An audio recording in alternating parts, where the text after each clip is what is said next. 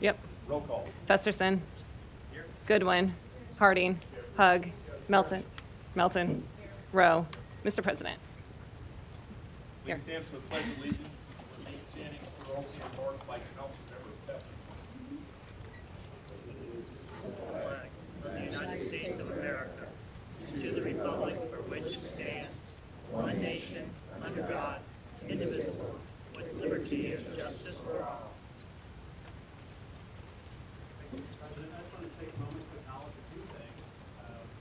In the week that this body has been appointed to office, we've seen a lot of change, a lot of consciousness, world level, national level, and also in our community. I do want to recognize some folks I know right here today.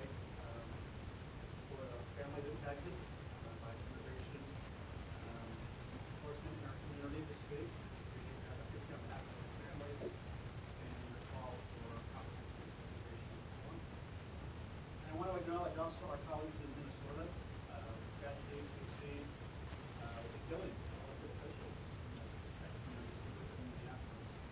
I want to repeat that political violence of any kind on anyone is unacceptable and should not be tolerated in our community.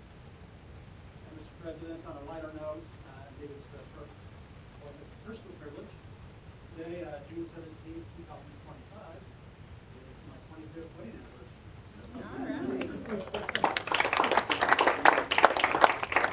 David's probably watching, so thank you for your love and support.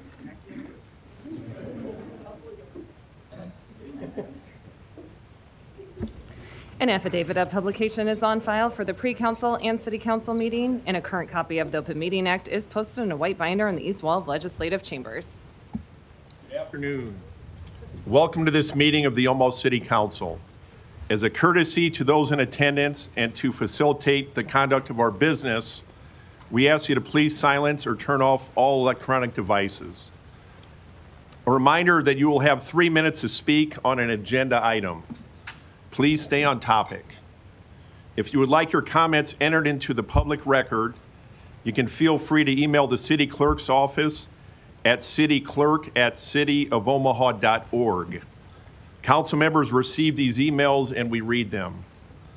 Finally, council members may ask members of the audience back up for clarifying questions, but not for extra time to speak. At this time, Councilmember Lavanya Goodwin will read a proclamation for Juneteenth.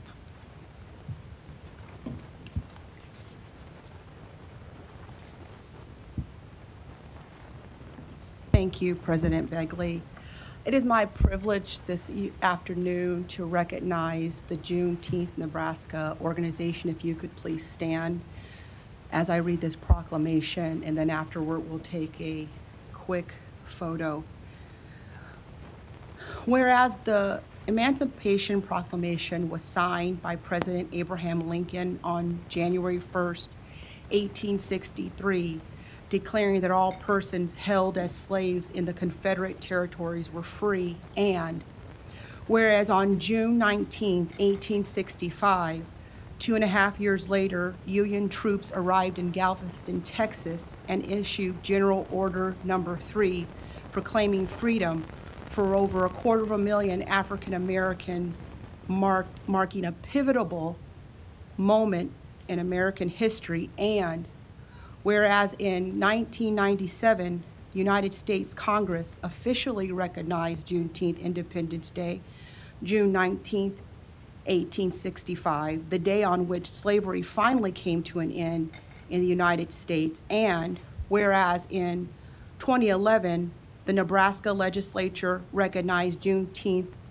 as Juneteenth National Freedom Day, and whereas in 2021, on June 17th, the Juneteenth National Independence Day Act was signed, recognizing Juneteenth as a federal holiday, and whereas the Omaha City Council recognizes the significance of this year's Juneteenth holiday, coinciding with the election of Omaha's first African-American mayor, John Ewing, as a sign of progress towards equality for all citizens. And now, therefore, be it resolved that the Omaha City Council joins with the community in acknowledging the Juneteenth holiday as a time for all Americans to reflect upon our democracy, civil rights, and human dignity for all in celebrating this important holiday on Thursday, June 19th, 2025, in witness whereof the Omaha City Council has caused the official seal of the City of Omaha to be affixed on this 17th day of June 2025. And if you could please come up, we'd like to.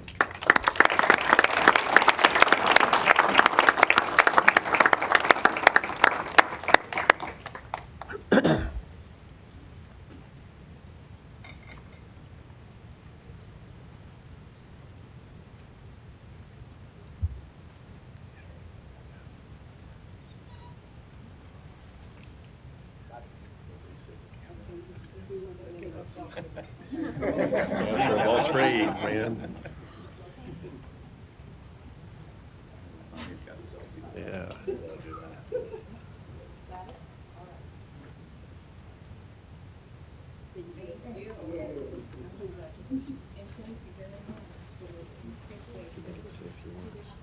Sure. Yes, please.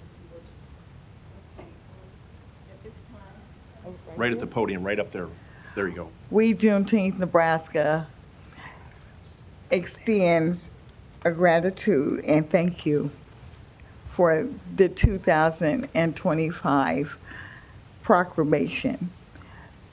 Me, Patsy, Yes. and Willie Williams, thank you on the behalf of Juneteenth, Nebraska. I just want to say, I want to thank you all. Thank you very much, Ms. Goodwin. And this has been a real special time. And we did get to spend time with the mayor before everything and then after everything. So I just say thank you very much, and I appreciate you all. Thank you. Thank you.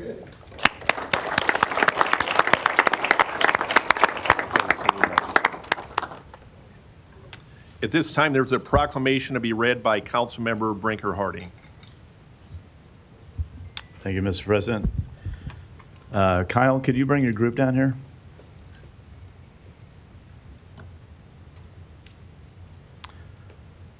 This is some of the cast and crew from ESPN who are in town for College World Series. Just come on up there. Actually, why don't you put Scott right in the middle? Do you know what's happening yet, Scott? No, I thought we were going to lunch. Scott was not let in on this surprise, so. Whereas Scott Johnson, a former baseball player at Ohio University, joined ESPN in 1990 and as director for Major League Baseball and College World Series telecasts. And whereas Scott Johnson directed his first College World Series in 1991 and has held that responsibility since, making this year's production his 35th. And whereas Scott Johnson's professional productions have helped America and the world witness the growth of college baseball from an 8-camera production within the cozy confines of Rosenblatt Stadium to the state-of-art facility, the state-of-art 30-plus camera production at Charles Schwab Field. And whereas Scott Johnson and his crews brought into our living rooms such memorable College World Series moments as when South Carolina walked off Rosenblatt Stadium and witnessed Paul Skeens and LSU take over Omaha. And whereas for the past 35 years, Omaha has become his adopted home during parts of June and July, and creating his greatest memories of working with his ESPN crew members, announcers, including Omaha's own Kyle Peterson, and its citizens who are the greatest baseball fans. Now, therefore, be it resolved that the City of Omaha recognizes and celebrates the retirement of Scott Johnson and his 35-year career as the director of ESPN's College World Series broadcast. We designate Tuesday, June 17th, 2025, as Scott Johnson Day in Omaha, Nebraska. In witness whereof, we set our hands and cause the official seal of the City of Omaha to be affixed on this 17th day of June, 2025. Thank you, Scott Johnson. Wow.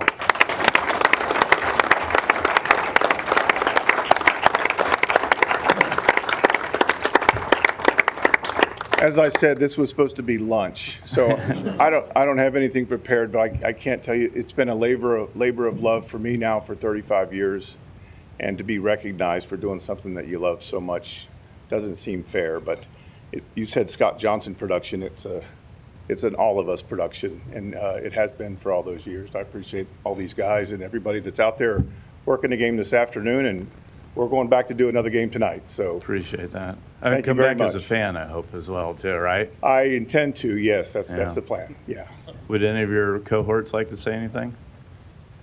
I'll get out of the way. No, just real quick. I mean, Scotty's he's the heart of what we do. So I appreciate all of you doing this. It's 2 weeks for everybody in Omaha.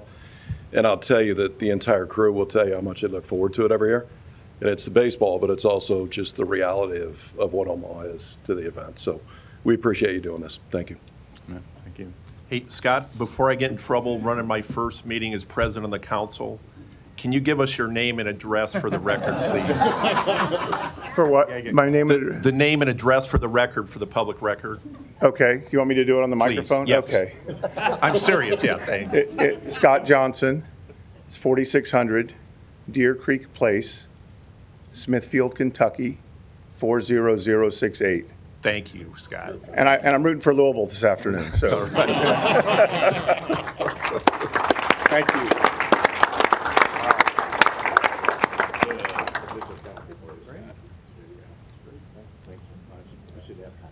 Do Eliza, do I go to others and I speak? On the, okay, right now. Congratulations, my friend. Okay. Councilmember Ron Hug, you're recognized. Hey, Scott, before you get too far,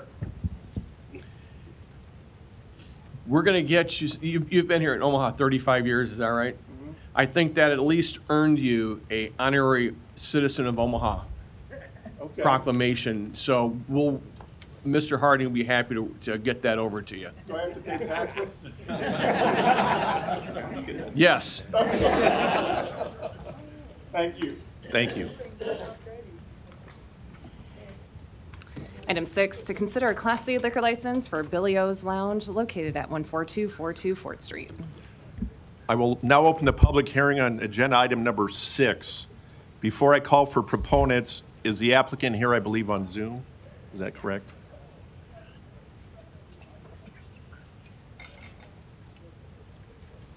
Hello? Ms. Hines? Yes, can you hear me? Yes, I can hear you. Can I get your name and address for the record, please? Yeah, my name is Nicole Hines. I live at 10218 South 232nd Street, Gretna, Nebraska, 68028. Thanks, and you're here to answer any questions? Yes. Thank you. Are there any other proponents here today?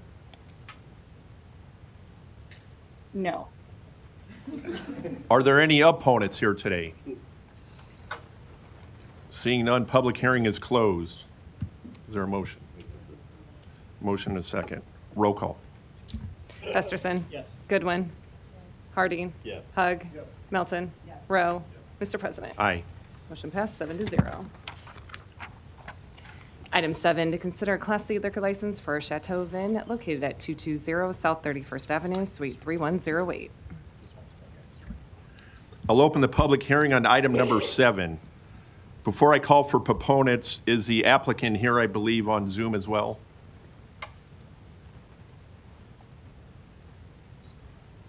Yes.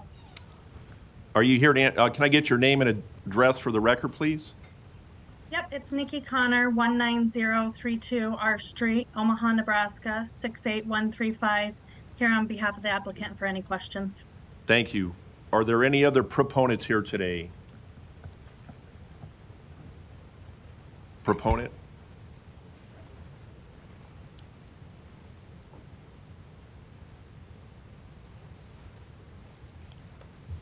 Hello, my name is William Bush. I'm for the record, when you say opponent, it's for something that's going on right in the streets, right?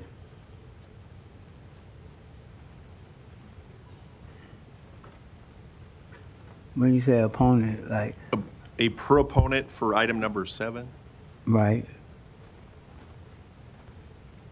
This item is in regards to a liquor license. They want to know, do you support it or oppose it? If this is not what you want, then this is not why you should be opposed. I got it. That's fine. For the liquor license. So it's this one right here, this one, so that we first have. All right.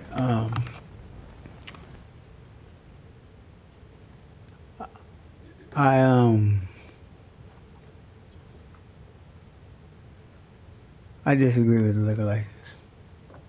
No, I'm sorry. I agree. I'm sorry. To get the liquor license, I agree. Can we get your name and address for the record, please? My name is William Eugene Bush. I'm homeless, so I don't have no address. Are you here in support of item number 7? Yes, Okay, that's one of the reasons. thank you. Thank you. Are there any other proponents here today for item number 7? Are there any opponents for item number 7 on the agenda today? Public hearing is closed. Got a motion, second. Roll call. Festerson. Yes. Goodwin. Harding. Yes. Hug. Melton. Rowe. Mr. President. Aye. Motion passed 7-0. Item 8, to consider a Class I liquor license for Lucy's 5110 located at 5060 South 108th Street, Suite D10. I will open the public hearing on item number 8. Before I call for proponents, is the applicant here? I am here. Good afternoon. Name and address for the record, Amanda please. Barron, 13815 First National Bank Parkway, Omaha, Nebraska, 68154. And I'm here on behalf of the applicant to answer any questions today. Thank you. Are there any other proponents here today? Seeing none, are there any opponents? Public hearing is closed. Got a motion and a second. Roll call. Festerson. Yes. Goodwin. Harding. Yes. Hug. Melton. Rowe. Mr. President. Aye. Motion passed 7-0. Item 9, to consider a Class I liquor license for Good Evans located at 2643 South 144th Street. I will now open the public hearing on agenda item number 9. Before I call for proponents, is the applicant here today? They are on Zoom, I believe. Yes, Mike Michaelis, 19252 Walnut Street, Omaha, 68130. Here to answer any questions? Yes. Thank you. Are there any other proponents here today? Are there any opponents? Seeing none, public hearing is closed. Motion and a second. Roll call. Festerson. Yes. Goodwin. Harding. Yes. Hug. Melton. Rowe. Mr. President. Aye. Motion passed 7-0. Thank you. Item 10, to consider a Class I liquor license for Urban Air Indoor Trampoline Park, Urban Air Adventure Park, located at 15364 Weir Street. I will now open the public hearing on agenda item number 10. Before I call for proponents, is the applicant here, I believe, also on Zoom? Yes, I'm here. Good afternoon. Name and address for the record, please. Emmett Beiser, 10027 Gary Street, La Vista, Nebraska, 68128. Thanks, Mr. Beiser. You're here to answer any questions? I am. Thank you. Are there any other proponents for this item?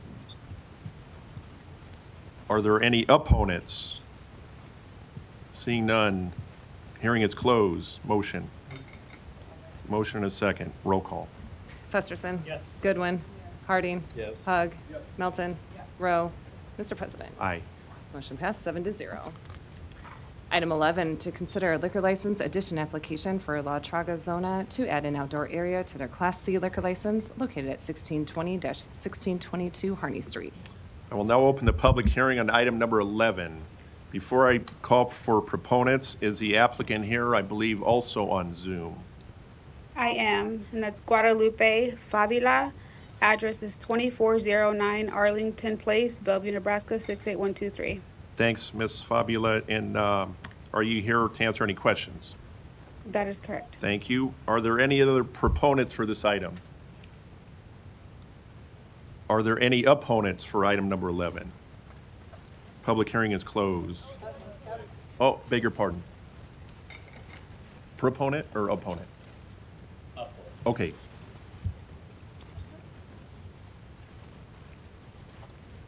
I turned too quick on you there.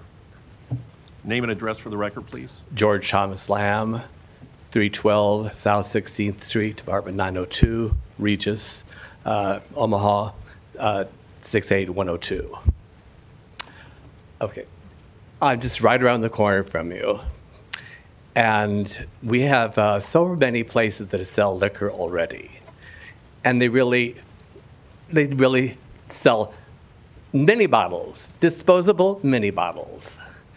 And glass, if they can afford glass, it breaks on the street and nobody picks it up.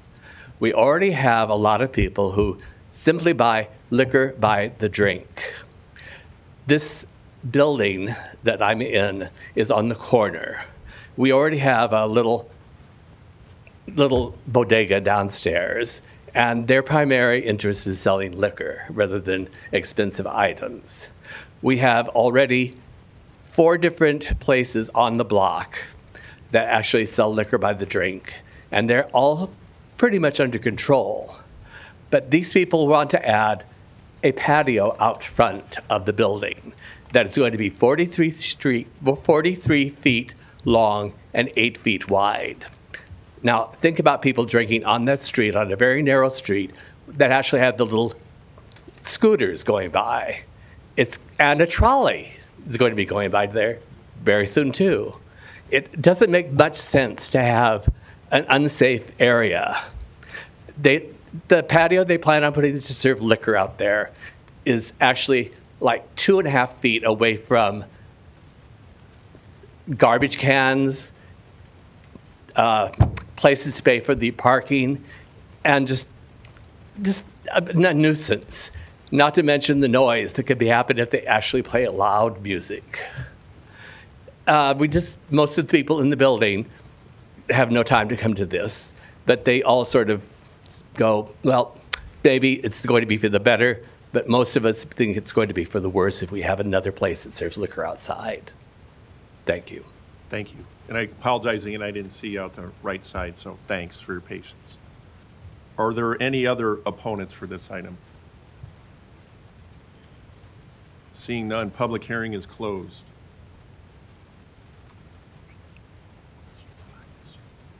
Ms. Goodwin, you're recognized. Thank you, Mr. President. Appreciate the words of the opponent, Ms. Fabilia. May I ask, have you reached out to the neighbors, and what type of feedback have you heard, if you have? So I know I've spoken with my landlord, and he owns the building, and he didn't voice any concern in regards to it. While my neighbors, I guess, in the building next to me are aware of it. They did just build a patio next door, which is the back line.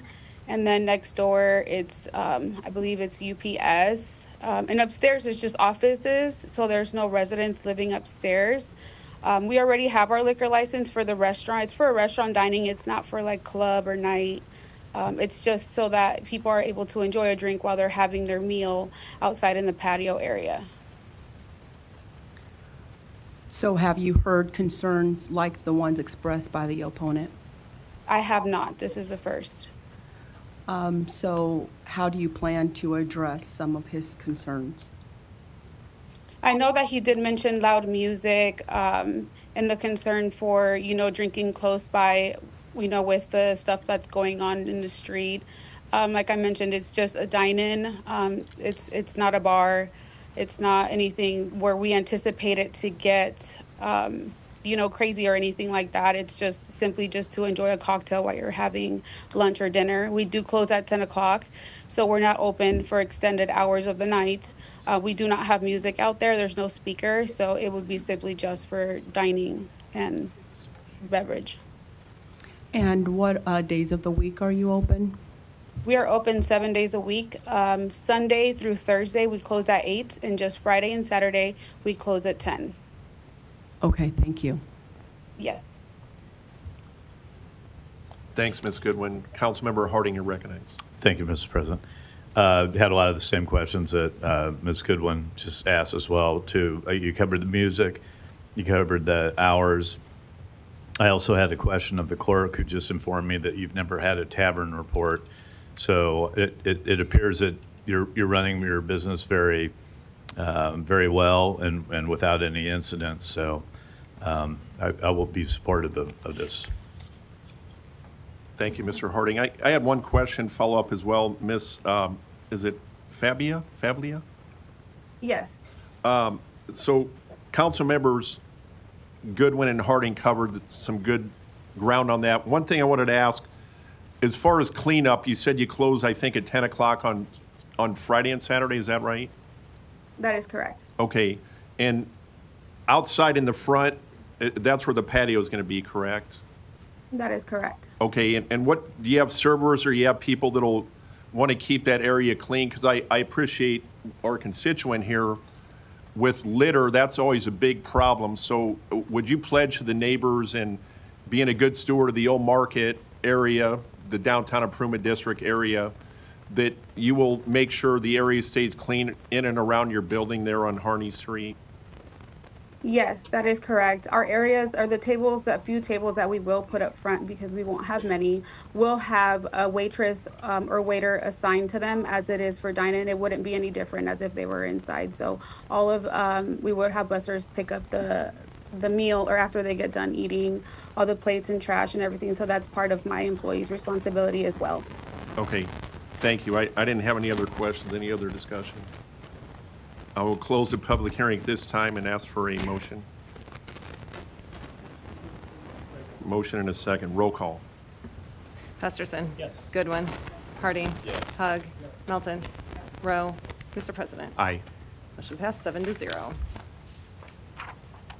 Item 12, to consider a special designated liquor license application for Perry's Place for an outdoor concert at 9652 Mockingbird Drive on July 12th from 6 p.m. to midnight with music ending at midnight.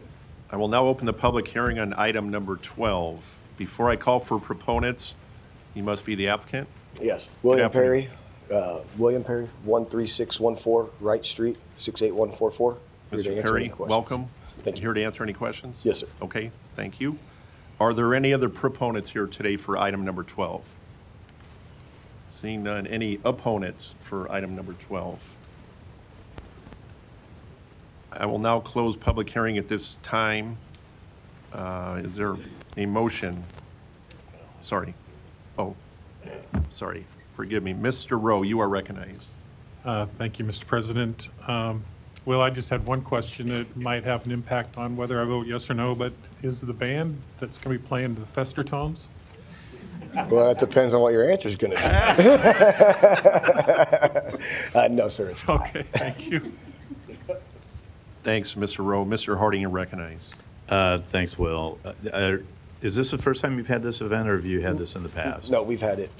Business will be open 15 years. We've had it 13 of the last 15 And years. then, and have we always had it that the music ends at midnight? We used to have it until 1, but we switched it back to midnight. All right, thank you. Thank you. Thanks, Mr. Harding. No more lights. A motion. We had a motion and a second. Roll call. Oh, we didn't? Okay, checking again. Thank you. Roll call. Festerson. Yes. Goodwin.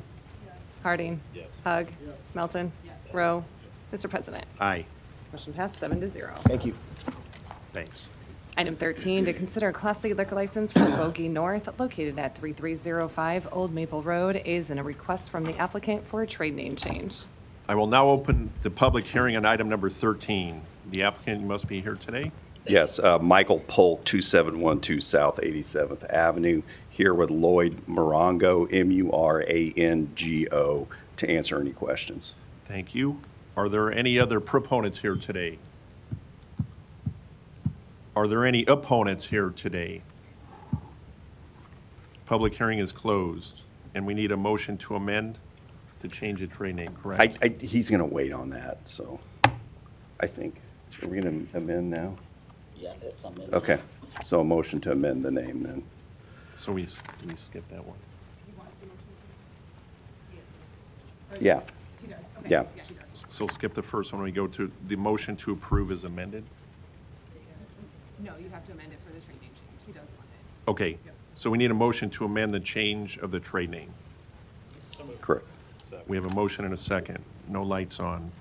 Roll call. Festerson. Yes. Goodwin. Harding. Yes. Hug. Melton. Rowe. Mr. President. Aye. Motion passed 7-0. And as amended.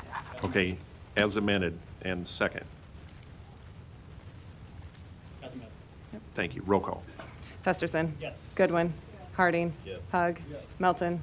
Rowe. Mr. President. Aye. Motion passed 7-0. Thank you. Thank you. Item 14, a resolution to approve the preliminary plat for MPS 210 Q Campus, Replat 1, located southwest of George B. Lake Parkway and West Q Road. Planning Board and Planning Department recommend approval. I will now open the public hearing on item number 14. Before I call for proponents, is the applicant here today? Good afternoon. Caleb Van Wilden with Lamper Nearson, 147110 West Dodge Road, here on behalf of the applicant and available to answer questions. Thank you. Are there any other proponents here today? Are there any opponents? Public hearing is closed. Got a motion and a second. Roll call. Festerson. Yes. Goodwin. Harding. Yes. Hug. Yes. Melton. Rowe. Mr. President. Aye. Motion passed 7-0. Thank you. Item 15, a resolution to approve the revised preliminary plat for Elkhorn Center located east of 204th and Shirley Streets. Planning Board and Planning Department recommend approval. I will now open the public hearing on item number 15. You must be the applicant here. Yes, good afternoon. Caleb Snyder with Lamper Nearson, 14710 West Dodge Road, Omaha, Nebraska, here on behalf of the applicant, Lanahaw Real Estate. I'm here to answer any questions you may have. Thank you. Are there any other proponents here today? Are there any opponents here today? Seeing none, public hearing is closed. Motion is second. Roll call. Festerson. Yes. Goodwin. Harding. Yes. Hug. Yes. Melton. Rowe. Mr. President. Aye. Motion passed 7-0. Item 16 and 17 can be considered together for Civic Corner located at 1804 Capitol Avenue. Planning Board and Planning Department recommend approval. Item 16, a resolution to approve the final plat. Item 17, a resolution to approve the subdivision agreement. I will now open the public hearings for items 16 and 17. Applicants, good afternoon. Good afternoon, Dan Dolezal with Earhart Griffin Associates, 3552 Farnham Street.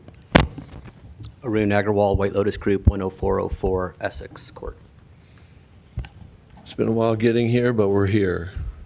This is, of course, the old Civic Auditorium site. It's a 9-acre site in the middle of the city, which is a little unusual to be able to develop something like that, especially with the access off the interstates. And it's primed for success with Creighton University around us. I've got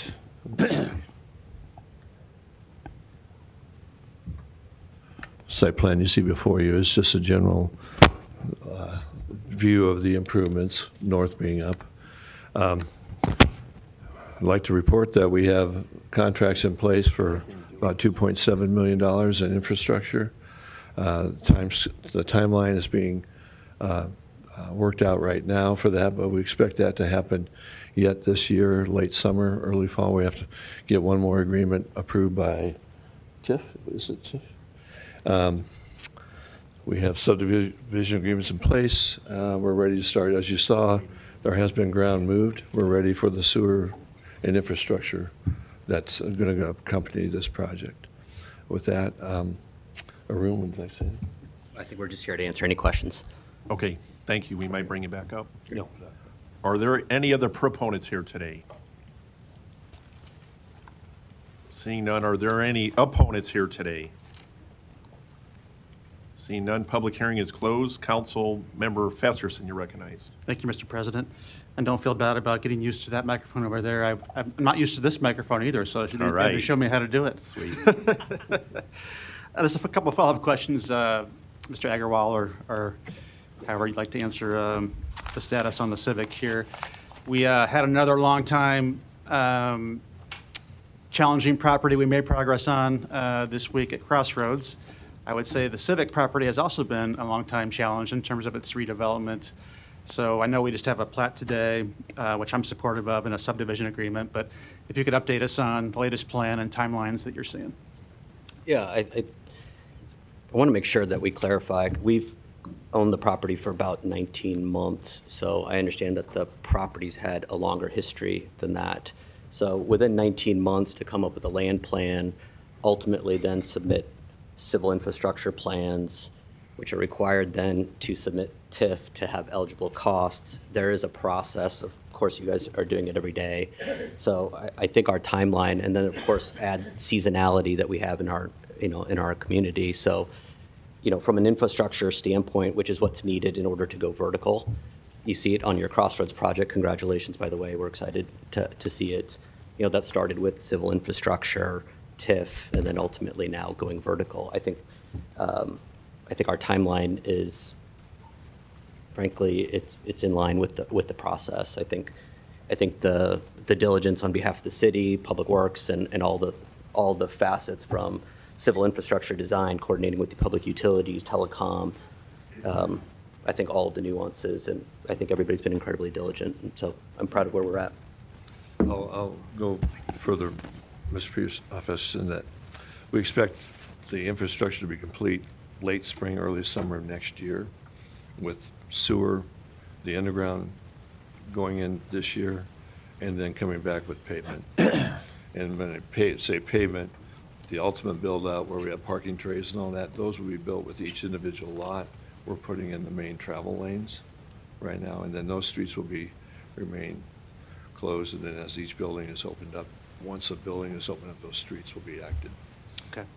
So you're hoping to have some, obviously, infrastructure work happening here this year and into the spring, confidence level with tenants and/or grocery? Hi. I think, we had a successful conference in Las Vegas, which is a prototypical real estate conference. We met with several parties that are interested. Of course, there's certain aspects. We are in vertical design, so I don't want you to feel that this is civil infrastructure. We fully expect to come out of the ground as soon as some civil infrastructure.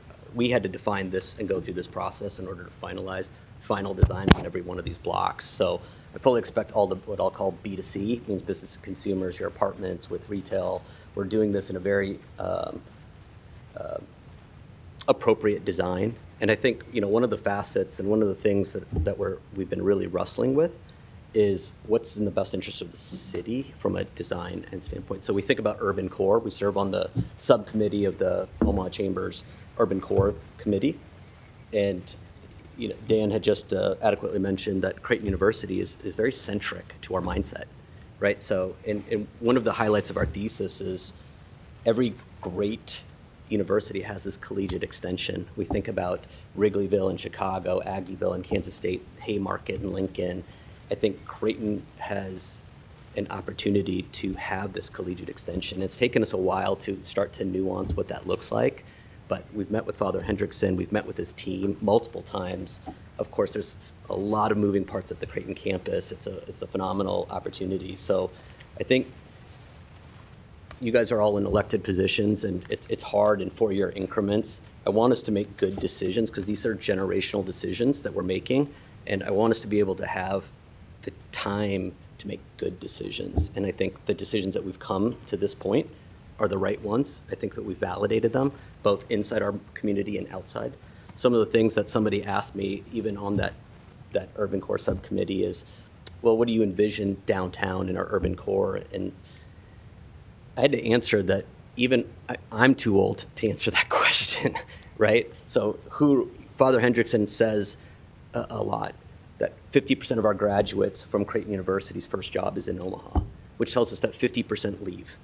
So I need to make sure that the Creighton campus, which is a very big attraction from people from out of our state and out of our city into our city. So making sure that we do this project right adds to that pitch of why Creighton University, now part of the Big East, you are all I can tell.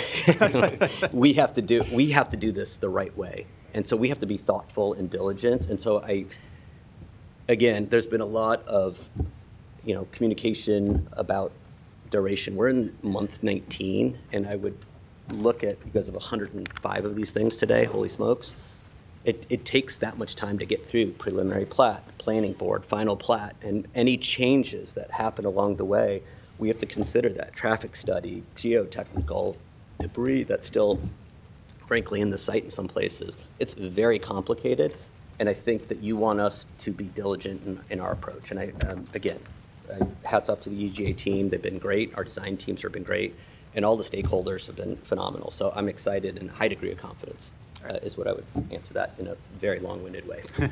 Thank you. Thanks, Mr. President. Thanks. Ms. Goodwin, you're recognized. Thank you. And I realize you've reached out to get in touch, and I'm now on my 8th day being installed as City Council District 2, so I appreciate your patience. So to be clear, you're saying that programming on that site is still is negotiable? Well, I think we have a program that we have a program. And Okay. so what we're doing now is the vertical design on that associated program.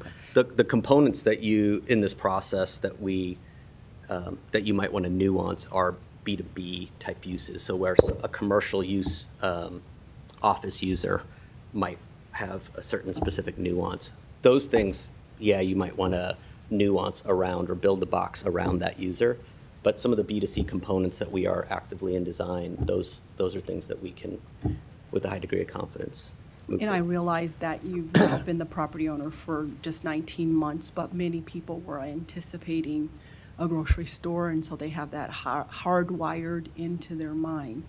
I'm an alum of Creighton, so I love Creighton. However, I do encourage you to reach out to the North Downtown folks, the Downtown Business Improvement District, because that space really does intersect several areas of the city, and get their engagement as well as you look to develop. So thank you. 100%. We have, but we will continue to do so, of course. Thank you. Thanks. If I could say one more thing, the city staff's been really phenomenal to work with. This has been difficult infrastructure. You can imagine what's going around this site and historic remains, that type of thing. And to work with us and understand the end purpose and the end use, truck movements, water tie-ins, sewer tie-ins, all of that. The city's been very, very, very responsive.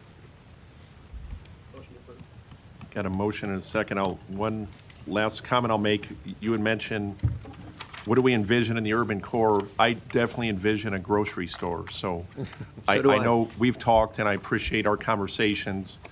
And that's Ms. Goodwin kind of touched on a little bit to kind of bridge those areas right for 18th and Capitol. We're looking forward to things getting vertical and good things out of 18th and Capitol. So we have a motion and a second. Roll call. Festerson. Yes. Goodwin. Harding. Hug. Melton. Rowe. Mr. President. Aye. Motion passed 7-0.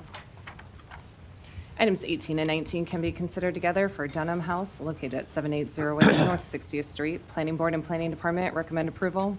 Item 18, a resolution to approve the final plat. Item 19, a resolution to approve the subdivision agreement. I'll open the public hearing on items 18 and 19. Applicant, are you the applicant? I'm representing the applicant. My name's John Taylor with Project Advocates, 1313 Cumming Street, Suite 202, Omaha, Nebraska, 68134. Thank you. Are there any other proponents here today? Are there any opponents here today? Seeing none, public hearing is closed. Councilmember Festerson. Thanks, Mr. President. Just supportive of this project. We've seen it before here at City Council. You've had a groundbreaking now. You're underway. Pleased to support some additional housing for wounded veterans and their families. So nice job, and continue to talk to the neighborhoods if you would, and look forward to the actual ribbon cutting. Very good. Thanks for your support. Motion to approve. Motion is second. Roll call. Festerson. Yes. Goodwin. Harding. Yes. Hug. Melton. Rowe. Mr. President. Aye. Motion passed 7-0. Items 20 and 21 can be considered together for Stargrass Acres located at 6820 Northern Hills Drive. Planning Board and Planning Department recommend approval. Item 20, a resolution to approve the final plat. Item 21, a resolution to approve the subdivision agreement. I will now open the public hearing on items 20 and 21. Are you the applicant today? Representing Keith Edquist, my name's Elizabeth Hunter, civil engineer and planner with Snyder and Associates at 11850 Nicholas, Suite 101. Thank you. Are there any other proponents here today? Are there any opponents here today?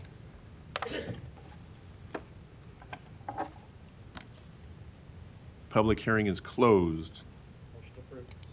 Motion and a second. Roll call. Festerson. Yes. Goodwin. Harding. Yes. Hug. Melton. Rowe. Mr. President. Aye. Motion passed 7-0. Items 22 through 26 can be considered together for Blondo Point, located northwest of 209th and Blondo Streets. Planning Board and Planning Department recommend approval. Items 22 and 23, ordinances to rezone this property from AG District to DR District and R4 District. Item 24, an ordinance to approve an amendment to the future land use element of the city's master plan from industrial to low-density residential for this property.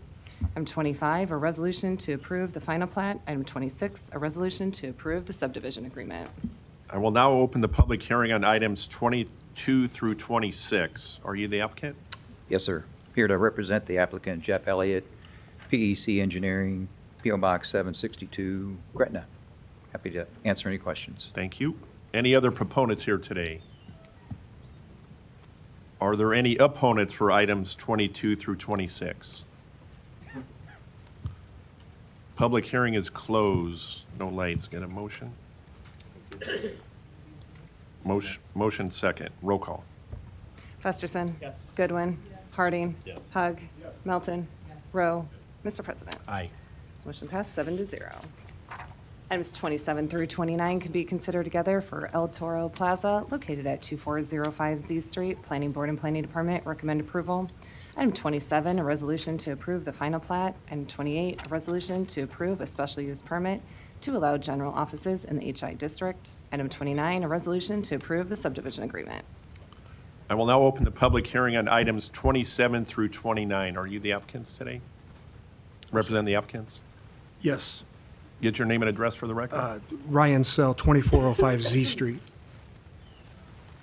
And Joe Dutlows, 10836 Old Mill Road. Thank you. Are there any other proponents here today? Are there any opponents for items 27 through 29?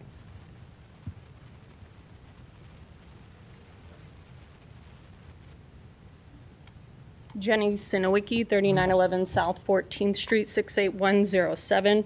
This is more of a request. I request Councilmember Ron Hugg to recuse himself from voting on these items.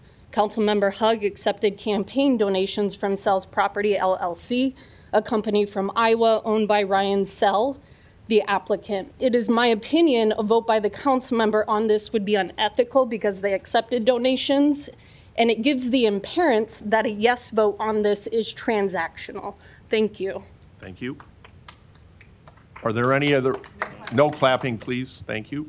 Are there any other opponents for this item? Public hearing is closed. Councilmember Hugg, I'm sorry, are you an opponent? I'm sorry, please.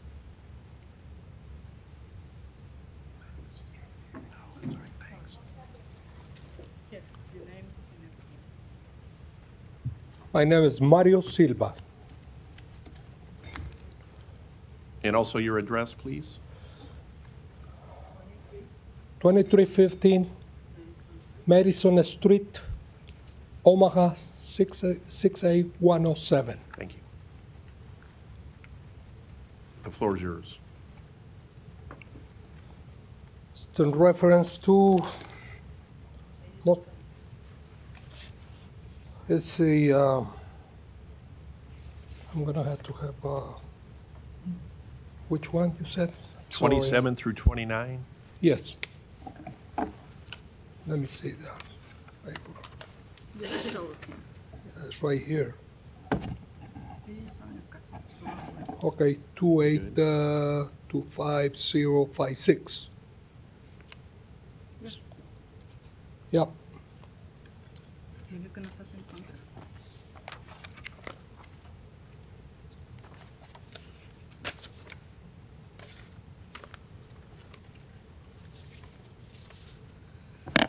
Okay, I'm gonna try to help him, okay? Okay. Okay. This is my property, 2315 Madison Street. That's what we have every day.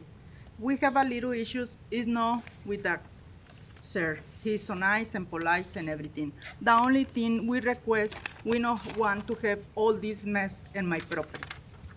When he start doing that construction, we have issues, and he know that. And we talk to him, and he let us know. So we have all the picture and everything. The request is that he can do whatever he want. That's okay for us. The only request, be safe wherever you do. Don't send this to my property, because it's a lot of, We're not opposed about the gentleman to go and do his business, but then here's the major problem. I mean, we've been there for a long time, and then when they came in, they start going through 20. The street is 20. 25th Street. They went with heavy equipment. They dump all the dirt, stones, you name it, into our property. And to make this short, I mean, he went and looked at it, and he knows what we have. And then he sent another guy to work on it, and it was even worse. And if we look at the property today, which is a beautiful place, there's a whole bunch of junk in there that comes from the new property these guys are working. He told me that he was gonna work, fix it up. He did a little touching here and there. And then all of a sudden, we have so much junk in there, tires, you name it. When it rains, the whole property is full of mud. And then I had spent $160. Sir, your 3 minutes has expired, so can I thank you for your comments and coming down? Ma'am, can you please give us your name and your address for the record, please? Yes, please. My name is Maria G. Silva. My address 2315 Madison Street, Omaha, Nebraska. Thank you. Thank you for that. Do you need a picture? No, I think you can submit them to the clerk. Okay. Yeah. Thank you. Thank you for coming down. Yep. Give him the pictures and everything. That's fine. Thank you. Thank you. At this time, I'll recognize Councilmember Hug. You're recognized. Mr. Sell? Yes. You're apparently aware of these residents' concerns. Do you want to speak to them? I'm aware of what? I'm sorry. Are you aware of the concerns these residents have expressed? Yes. So I think we got to take a step back, and we've been working. This site, as you're familiar with, is used to be the Lackawanna tanning plant, hide plant, meat packing, and sat vacant for many years. There was fires there. It was ran down. We raised that entire, demolished the entire meat packing area. It's on 5 acres right in the middle of South Omaha. During that process, there was another gentleman that had put some, this isn't the parcel that you're actually voting on today. We had purchased another parcel behind it. And we're currently working with the city on the end of that street because the water drains down the street all the way across. Since then, we've built a rock dam to slow that water down. It's something that will need to be addressed. We're going through this replat process. We've, Mr. and Mrs. Sylvia have been very polite to us. We've always got along good. We've been there. Water does run down that hill. We've removed all the trash, all the trees. There was shipping containers. There was an enormous amount of trash there that we've cleaned up from that site, including the packing plant. So we feel for them. We certainly have TD2 goes out and inspects every week for us on our runoff.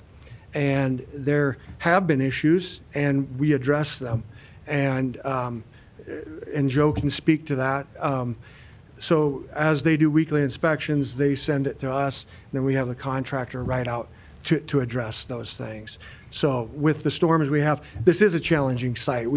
I think with the trash that was beside Mr. Sylvia's property, throughout the decades, the concrete trucks that had extra concrete, in their truck that they didn't use, they dumped it down this hill, right?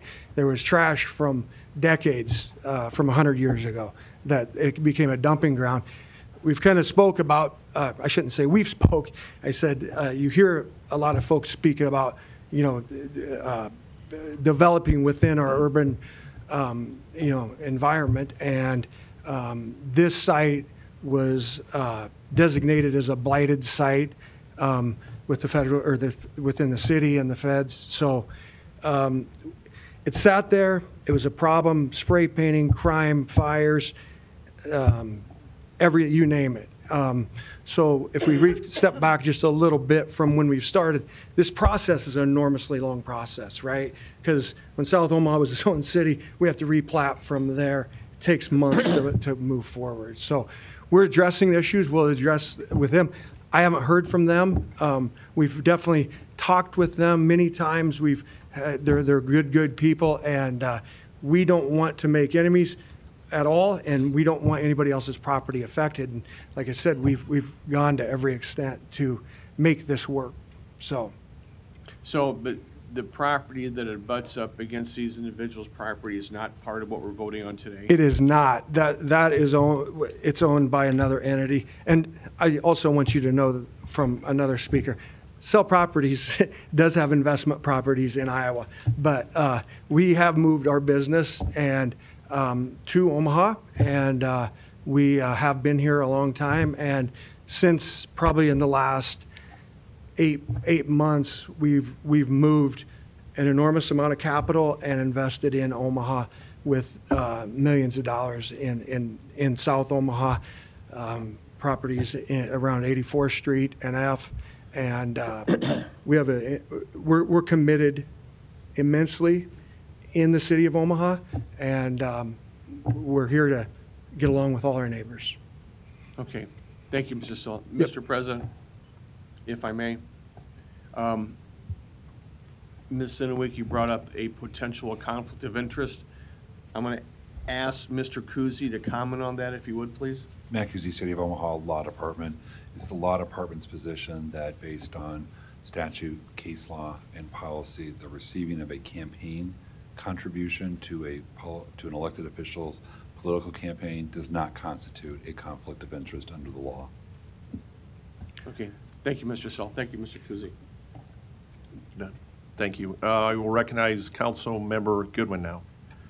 Yes, sir, if you could approach the stand again. So just to be clear, your property that we're voting on today does not abut the property owners who spoke today? Correct. So it's can I clarify real quick? Yeah. It's a different parcel. As we bought that, we wanted, it was a very blighted area, right? And where that was, but the property behind it was just as bad, and that's the property he's speaking of. The parcel behind it is a different parcel. And then we were able to buy 5 other lots behind there that's down the hill. Since then, we've cleaned it up we've cleaned it a lot. I mean, we're talking about hundreds of loads of trash, dumpsters out of the property. So yes, this is a problem. We want to move forward faster than anybody, but we have to go through this process, as you guys know, to move this forward. The site will have a site for small businesses, and we look forward to working with the people of South Omaha. So then is the property they're speaking of still in disrepair, full of junk? It was. It is not now. There is nothing. We have one small pile that's maybe one dump truck load that just came out of this hill as we fix it, because we're waiting on our retaining wall permits and stuff to get those put up. And so it was a dumping ground. There's hundreds of dumpsters that have been taken off of trash, trees, and so on. We have less than a dumpster pile of materials still laying there, and So, and obviously that'll be removed also. But we do have people that still dump on the property, so we usually wait till we have a full dumpster load. We appreciate your willingness to maintenance and mitigate those issues. Thank you. Thank you. Thanks. No more lights. Can we get a motion? Motion to approve. Motion and a second. Roll call. Festerson. Yes. Goodwin. Harding. Yes. Hug. Yes. Melton. Rowe. Mr. President. Aye. Motion passed 7-0. Item 30, an ordinance to rezone property located at 2009 South 7th Street from GC District to R7 District. Planning Board and Planning Department recommend approval. I will now open the public hearing on item number 30. Is the applicant here today? What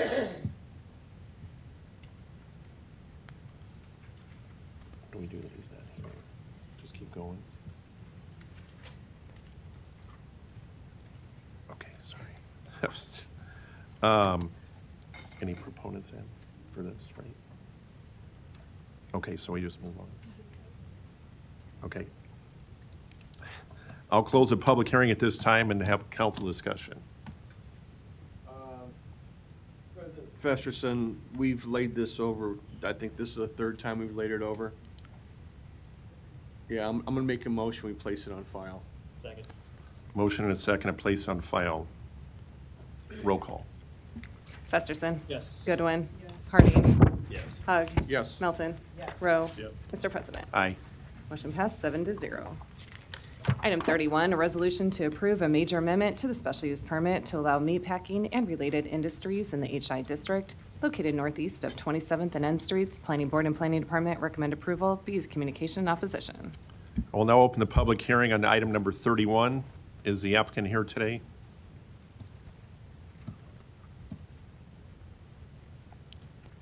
Are there any proponents? Are there any opponents here for item number 31? Public hearing is closed. Discussion. Motion and a second. Roll call. Festerson. Yes. Goodwin. Harding. Yes. Hug. Yes. Melton. Rowe. Mr. President. Aye. Motion passed 7-0. Item 32, a resolution to approve a major amendment to the special use permit to allow scrap and salvage services in the GI district located at 5940 South 60th Street. Planning Board and Planning Department recommend approval. B is communications and opposition. I will now open the public hearing on item number 32. Are you the applicant today? Applicant, yes. My name is Clancy Peterson, 14747 California Street. My name is Jason Alberico, 5703 South 60th Street. Sarah Vanderwheelen, 13892 Hot Springs Lane, Dallas, Texas, 75035. Joe Deltos, 10836 Old Mill Road. All right, you pull it. This is a major amendment to its current special use permit allowing scrap and salvage. This special use permit is to allow for the operation of a hammer mill or an auto shredder on the site. I have, in the application, we have pictures of the shredder. What they are looking to add is a 3-Tech Alpha 7400 hammer mill shredder. The primary purpose of this machine is to resize and reduce large scrap metal like cars, and so that the recyclable material can be further refined and then taken out. So the ferrous material there is pulled out through this primary machine. And then the secondary, another piece of this recycling operation, pulls out automobile shredder residue or in further material that can be recycled out of the cars, and the other primarily vehicles will be the feedstock for this.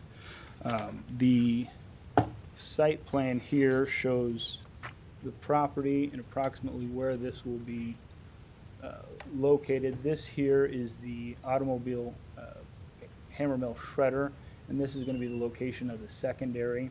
This is, as you can see, on the southern end of the part of the property. This is the railroad that goes along here, and then the Papio Creek is this way, and Horseman's Park is to the north.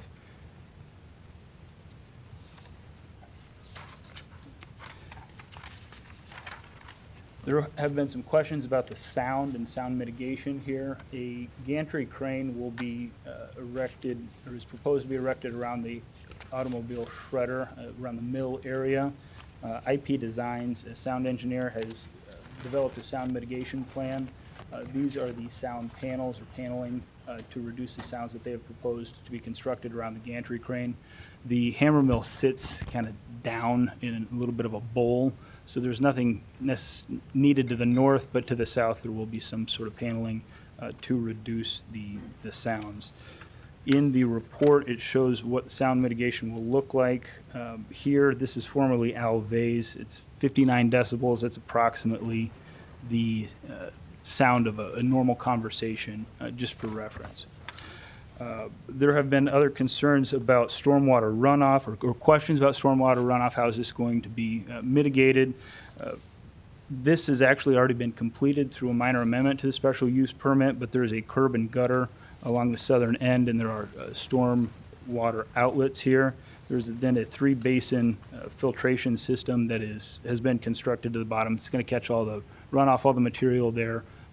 The debris is filtered out, and then that is cleaned then periodically. I believe Joe would be able to answer any questions that you'd have about that. We were also asked to reach out to the Nebraska Department of Environment and Energy and get an endorsement from them as to whether or not this project will affect the soil or groundwater. And the Nebraska DEE has provided that letter, and I believe that is in the attachment as well. There have been other questions about air emissions. The primary emitter out of this project is going to be the diesel engine that actually operates the hammer mill. The hammer mill itself is more or less negligible as far as the emissions that would come off of there. Sarah would be able to answer any questions that you have related to air emissions on the project. And with that, we'll be available for any questions that you guys have. Thank you.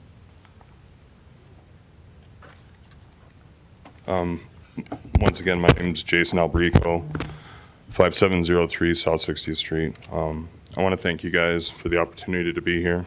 I want you to know that we are an Omaha First company. We've been here for going on 50 years in different capacities and roles, but primarily as a recycler of durable goods, heavy trucks, and automobiles. There's been a lot of claims that have been leveled against us. I'm going to say that there have been several missteps in this project. We've admitted to that, and we've participated fully in the process to make that right. We have a collaboration of some of the industry's most exceptional people. We love Omaha. We love our community. We do have physical plans and studies. Just briefly, you know, there's these things that are hurled out there that aren't based in fact. Destruction of the community, threats to safety, air, water, health damage. The project isn't fair. I have no doubt that there are several individuals who have legitimate concerns, and we've tried to alleviate them through reaching out in public processes. There is a remainder of them who I would question where the money and the finances are coming from for them to be here. With respect to air quality, once again, what we're really talking about is the diesel drive motor on this project. The piece that tears up the cars, which is called the hammer mill, is not of a concern. It is a non-emitter. The noise levels, we have IP Design Group who conducted a computer model of it. There's plans to attenuate the sound, and throughout this process, the machine itself, the best availables and controls are available for different feedstocks, for different situations. You address these things if you have an issue, and we look forward to participating in that process with the City of Omaha. Runoff, Clancy touched on that. You know, we have an ADS system in there. It is from industry leaders. They develop innovative solutions that promote environmental stewardship, and they keep the water clean free of debris. I just want to say that obviously, we want to be here. We want to participate with the growth of Omaha. We love being here, and we love our community. There's nothing more of our concern than to keep people safe and then participate in the recycling process. So I appreciate your time. Thank you. Thank you. Good afternoon. Again, my name is Sarah Vanderwelen. Scoot over this way a little. It's a little easier. There you go. My name is Sarah Vanderwalen. I was hired by UPullet. I work for a company named Atlas Technical Consultants. Atlas is a environmental and engineering firm nationwide. I helped UPullet put together the air application for this new shredder. As Mr. Peterson noted, we looked at 3 different air emitters, the shredder, the conveyors, and the diesel engine. The diesel engine is the main driver in the permit. It is the reason that they require a permit. The shredder and conveyors have negligible emission rates of particulate matter. And just of note, the particulate matter was generated using a rock crusher emission factors. So what that means is that US EPA has developed what they feel a rock crusher would emit. Unfortunately, US EPA has not developed emission factors for metal crushers, so the closest thing we have are rock crushers. So these emission rates vastly overestimate what would be coming off a metal shredder in comparison to what actually occurs with rock crushing. So I think there are other emitters in the area that are substantially higher. If you look at air emissions inventories, particularly large facilities within a couple miles of this.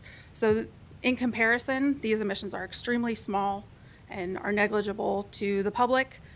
We've done air dispersion modeling that shows outside of 100 meters that you cannot even tell that dust is being generated by this facility. So, and I'm happy to answer any questions. I know it's very scientific, so. Thank you. Thanks. Are there any other proponents here today? We'll now take any opponents to this item today. Morning. Mr. White, good afternoon. Good morning, or afternoon, council. I am an opponent, and I'd like to explain why. Tom, can we get your name and address for the certainly. record? Thomas White, 3214 St. Mary's Avenue. My phone number is 402-346-5700. The reason I'm an opponent to this is recycling's critical, but there's a residue that wasn't discussed yet of this kind of recycling. It goes by the most benign name, fluff. In fact, fluff is so toxic, federal law requires it be specially bagged and buried in federally approved toxic landfills. It contains arsenic, carbon, you name it. It's got carcinogens, heavy metals. What nobody's talked about is this fluff's uncontained. And they call it fluff because it's fluffy. It will blow. And if it blows, it is in the land, it is in the water, and it's in the air. Now, Omaha has a very sad history with regard to toxic waste. We're still the largest lead landfill or EPA Superfund project in the country. And we owe it to ourselves at least to understand things like this industry are very necessary, but they have to be run responsibly. Now let's look at the studies. There is no Omaha study for sound. It's in Washington. There is no Omaha study really for air quality emissions. There's an estimate. Nobody has estimated how much fluff will blow on a windy day and what that will mean. And I want to tell you another thing is that you have to operate these facilities very responsibly. You have to make sure all the fluids are out of every car, because otherwise they'll end up in the dirt, in the land, oil, transmission fluid, radiator fluid. It will, if you don't pull them out right, and they can also cause explosions if they're not done properly. So we have no sound, and we have no traffic study. There is no traffic study. At the planning board, they said, well, we're not going to increase the amount of truck traffic. They're advertising all over the city to get more cars. They have to pay for a $10 million project. They have to have more volume. We have a lot of schools in this area. We have the Horseman's Park. We have a park. We have Warhorse Casino. We have Funplex, all in this area. And when fluff burns, and it burns explosively, this is in a Lincoln site. Now, this isn't fluff, but this is a Lincoln site run by UPollet this year. Would be, if it's fluff, that's a toxic plume going right over the neighborhood. Now, I have another serious concern. It is my understanding, and perhaps council will correct me if I'm wrong, but it's my understanding right now UPollet has a facility in Arizona that's closed for failure to comply with air quality standards. And the biggest problem I have is this. People who respect the law can be trusted to run their business properly in accordance with their promises. UPollet started building without a permit. They ignored a halt construction order from city planning. They kept building. They had another halt construction order, and they kept going. So when you're dealing with toxic substances, this individual, and you have that kind of history of contempt for the rules, contempt for the environment, you have to wonder whether or not this is the right place. And I would urge this council, given our history as a city, to please seriously consider having firm requirements for them to go forward. They didn't even share the courtesy of applying for a permit. We ought to have assurances they're going to do it right. That means... Tom, your time's up. Your time's up. Thanks. Thank you.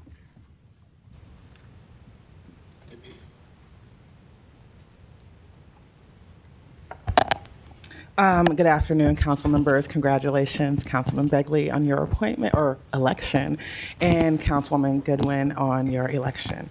My name is Kimara Snipes. I reside at 1729 South 12th Street in South Omaha, Nebraska, where I'm from. I am here representing myself today, and I set my own schedule, which is why I'm able to be here. And that comment is part of why I have been a neighborhood organizer for almost 20 years. I work very hard to build neighborhood power through leadership development, technical assistance, and authentic, empathetic, strategic public engagement. I'm here today to speak to how community expects processes like this to unfold in a way that centers residents' voice, community well-being, and transparency, especially in South Omaha. I recognize that special use permits are a normal part of city development, but when those permits involve environmental risk, floodplain complications, or uses like salvage operations, fluff like we just heard about, they deserve more than procedural approval. They deserve deep and equitable engagement with the people who live the closest to the site.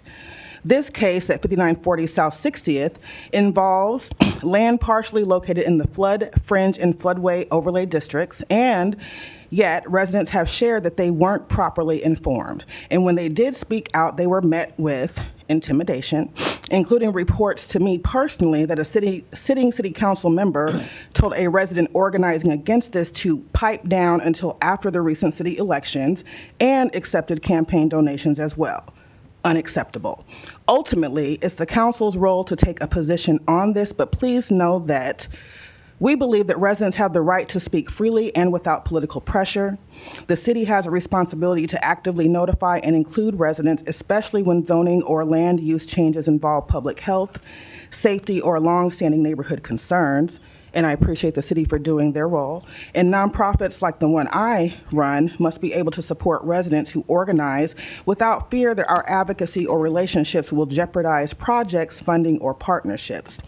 I urge the city to review and improve notification practices for vulnerable use permits, especially in South Omaha and other historically overburdened communities. Commit to strengthening neighborhood-led level engagement before these items reach the council agenda, and continue to respect that public comment and community advocacy are not disruptions, they are democracy in action. In moments like these, your decision isn't just about land use. It's about trust. It's about whether residents believe that our voices matter or whether outcomes are predetermined and power is out of reach. Thank you. Thank you. Well, now we have a list. There's a list of people. I apologize. Is Mr. Will Manhart here? You're recognized. It says Will Manhart. Will Manhart. My address has been waived. Okay, go ahead. Thanks, Will. Hello, my name is Will Manhart, and I am here in opposition to the car shredder. I go to school in South Omaha and participate in track, cross country, and soccer for my school. As a student athlete, I think the car shredder will be a huge threat to the health and safety of other athletes and my teams. The car shredder will cause air pollution that will hurt our lungs and make it harder to run and breathe.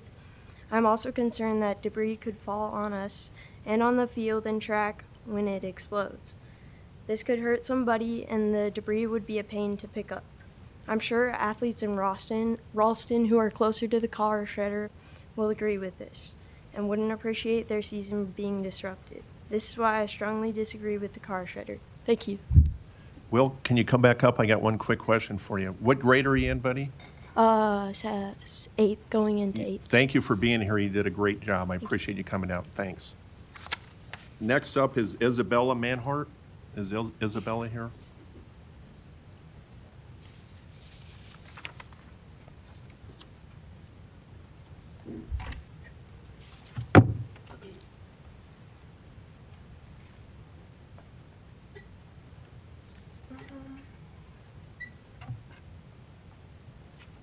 All right. I'd like to share this with you all. My name is Isabella Manhart. I am a constituent in District 4, and I'm speaking today in opposition to this project. I'm studying to be a teacher at UNO, and I have a contract with Omaha Public Schools. I'm speaking on my own behalf, but I work as a substitute teacher in many of the South Omaha schools, and I have a lot of concerns about this project, mainly because it's in the middle of a neighborhood.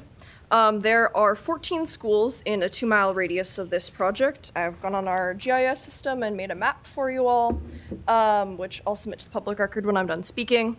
But it concerns me because there's studies that have shown that auto shredders create harmful pollution. They release metal particulates into the air that can cause serious health risks, and our area is surrounded by young families and retirees. The other thing that concerns me a lot is that in the past 5 years, U-Pullet has had 5 different fires. They have 4 locations in Des Moines and in Omaha, and every single one of their locations has had a fire in the past 5 years. So there was one at the location in South Omaha where the shredder is now being proposed, and customers were told to evacuate because of fear about chemicals in the area. There was a fire then at the North Omaha U-Pullet location in 2020 as well, and it took more than an hour to control. There was another fire at the North Omaha plant, or the North Omaha area U-Pullet location in 2023. And then there was a fire in their Des Moines location, which caused 1 person to be injured and taken to the hospital for first-degree burns and smoke inhalation. And then in Lincoln, just right before their permit went to City Council, there was a fire related to their car baler at their Lincoln location. And as you can see, these are really destructive. I'll share with you. This is the South Omaha location. It's just releasing a big plume of black smoke into the air. So I know that they're saying that there won't be any emissions, but when they have fires like this repeatedly at every location, again, every year for the past 5 years, or there's been 5 in the past 5 years, and that shows me that they are not taking proper care of our community. I went to Ron Hugg's town hall the other week, and U-Pullet said that they are not willing to pay for an air monitor or a sensor in the area to track air quality. They said that they're not willing to put any money aside to support the health of neighbors. And they've demonstrated that they're willing to break the rules by building their equipment without the proper permits, and they're unwilling to mess back in the health of our community. This track record of accidents shows me that U-Pullet is not prepared to keep our community safe, and it's an area, again, that has 14 schools. It has numerous childcare facilities and parks, and a lot of young people who want to play there. And I think that now is an important time to set a precedent that we're not going to let industries take advantage of our Omaha communities, and we're not going to prioritize their interests over the health of young people, over the wellness of our schools. We have one of the highest childhood asthma rates in the country in the city, which is frankly an embarrassment, and I would hate to see projects like this that, are run by a company that continually has... Ms. Manhart, your time's up. Thank you for coming down today. Thank you. The next speaker is Allison Yankee. I probably pronounced that wrong. I apologize. Is Allison here? Yes. Hi, Allison. Hi, I'm Allison Yonke, 12505 Ponca Road, Omaha, Nebraska, 68112, and I'm just here in opposition as well. We need to keep our communities safe. I've always been an advocate for environmental safety, and in an urban area, it's particularly important because we have so many people in such close quarters, and yeah, I stand in opposition. Thank you. Thank you. Thanks for coming down. Next speaker is Allie Hop. I'm probably getting that wrong too, but is Allie? Hi, Allie. Abby. Abby. Was I that's close? Right. Yeah, Hop. Yep, All right. you were close. Thanks. Welcome. My address is 14227 Francis Circle, Omaha, Nebraska 68144.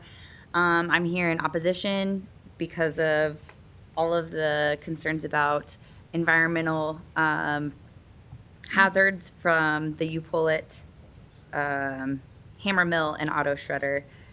I'm concerned about your constituents who live close and far away, because do we know about lasting effects of fluff and where it stops?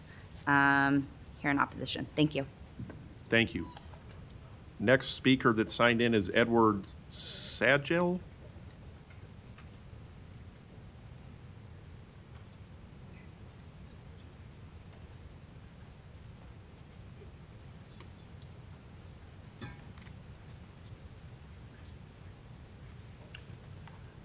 Good afternoon, City Council. My name is Edward Spiegel, 3926, the letter X Street in South Omaha. I'm a lifelong resident of the neighborhood.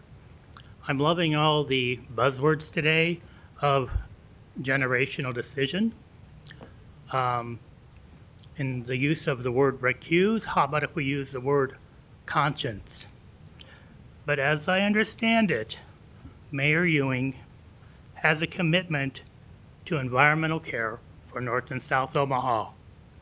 He likes to create jobs to ensure that residents can live, work, and play in their neighborhoods, which require a healthy environment. I'm going to ask you today, how does this provide a healthy environment? Thank you. Thank you for being here. Next up is Mary Royers. Is Mary here? Good afternoon, Mary. Good afternoon. My name is Mary Royers, and I have had my address requirement waived. I'm here as a concerned citizen speaking in opposition of the auto shredder, and I question whether the folks hired from out of state to assure of the safety of this shredder would be as supportive if the shredder were located in their city, in their neighborhood, and next to their elementary schools. I grew up in West Omaha. My soil was safe, my air was clean, and as a kid I was able to run around my yard and explore the fields nearby without my parents ever worrying for a moment about any dangerous residue, any fluff from nearby factories or businesses. My friends and I could run around the neighborhood chasing ice cream trucks, jumping on trampolines, without a care in the world about the land underneath us making us sick, because we had no reason to be concerned. When I moved to District 2 3 years ago, as mentioned before, our super site, I was shocked to learn about how protected I had been throughout my experiences in other parts of the city, about how people living in the same city have had completely different experiences with their environment, their air, their land, their water, than I have had the privilege of growing up. Upon moving in, we learned that our neighbors had children who were sick with lead poisoning, needing regular checkups, blood tests, and air filters to try to improve their symptoms. We also learned that the previous owners of the home had to file paperwork for remediation, completely removing the top 18 inches of our soil of our property and replacing it, because that's how deep the contamination ran. We need to be careful before opening our windows in the spring and fall, because the dust and dirt from non-remediated lots around us can make us sick. And the city provided us with a special vacuum with a HEPA filter to remove the harmful dust as much as possible. In 2025, our household is still paying for the city prioritizing business over the health of their community members over 100 years ago. We might be able to say that we didn't know better back then, but we certainly know better today. I know West Omaha, and I know this business in question would never be allowed to put neighbors at risk there. It would never even be considered. So why would we allow this to hurt our neighbors in South Omaha? We cannot jeopardize the health of Omaha residents for the sake of businesses, regardless of zip code, and I implore you to do what's right for Omaha residents and to do the decent thing. prevent more harm to members of our community. We all deserve to live on land that does not make us sick. Thank you for your time. Thank you. Next speaker that signed in is Stephanie Matthews. Stephanie, are you here?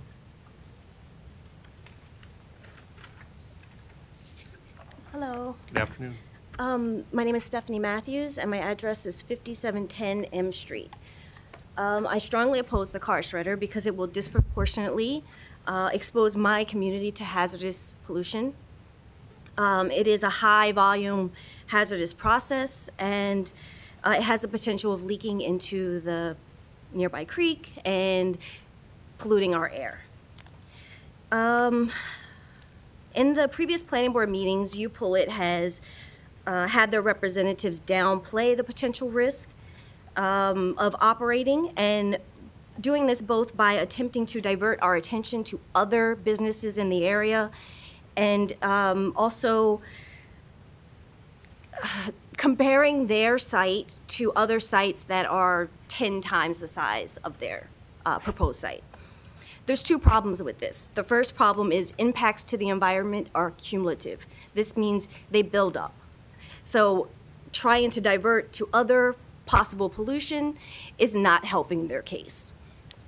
The second problem is that UPullet comparing it to a site that's 10 times its size when there are examples that are less than 2 times their size that have had issues with pollution and lawsuits over these issues.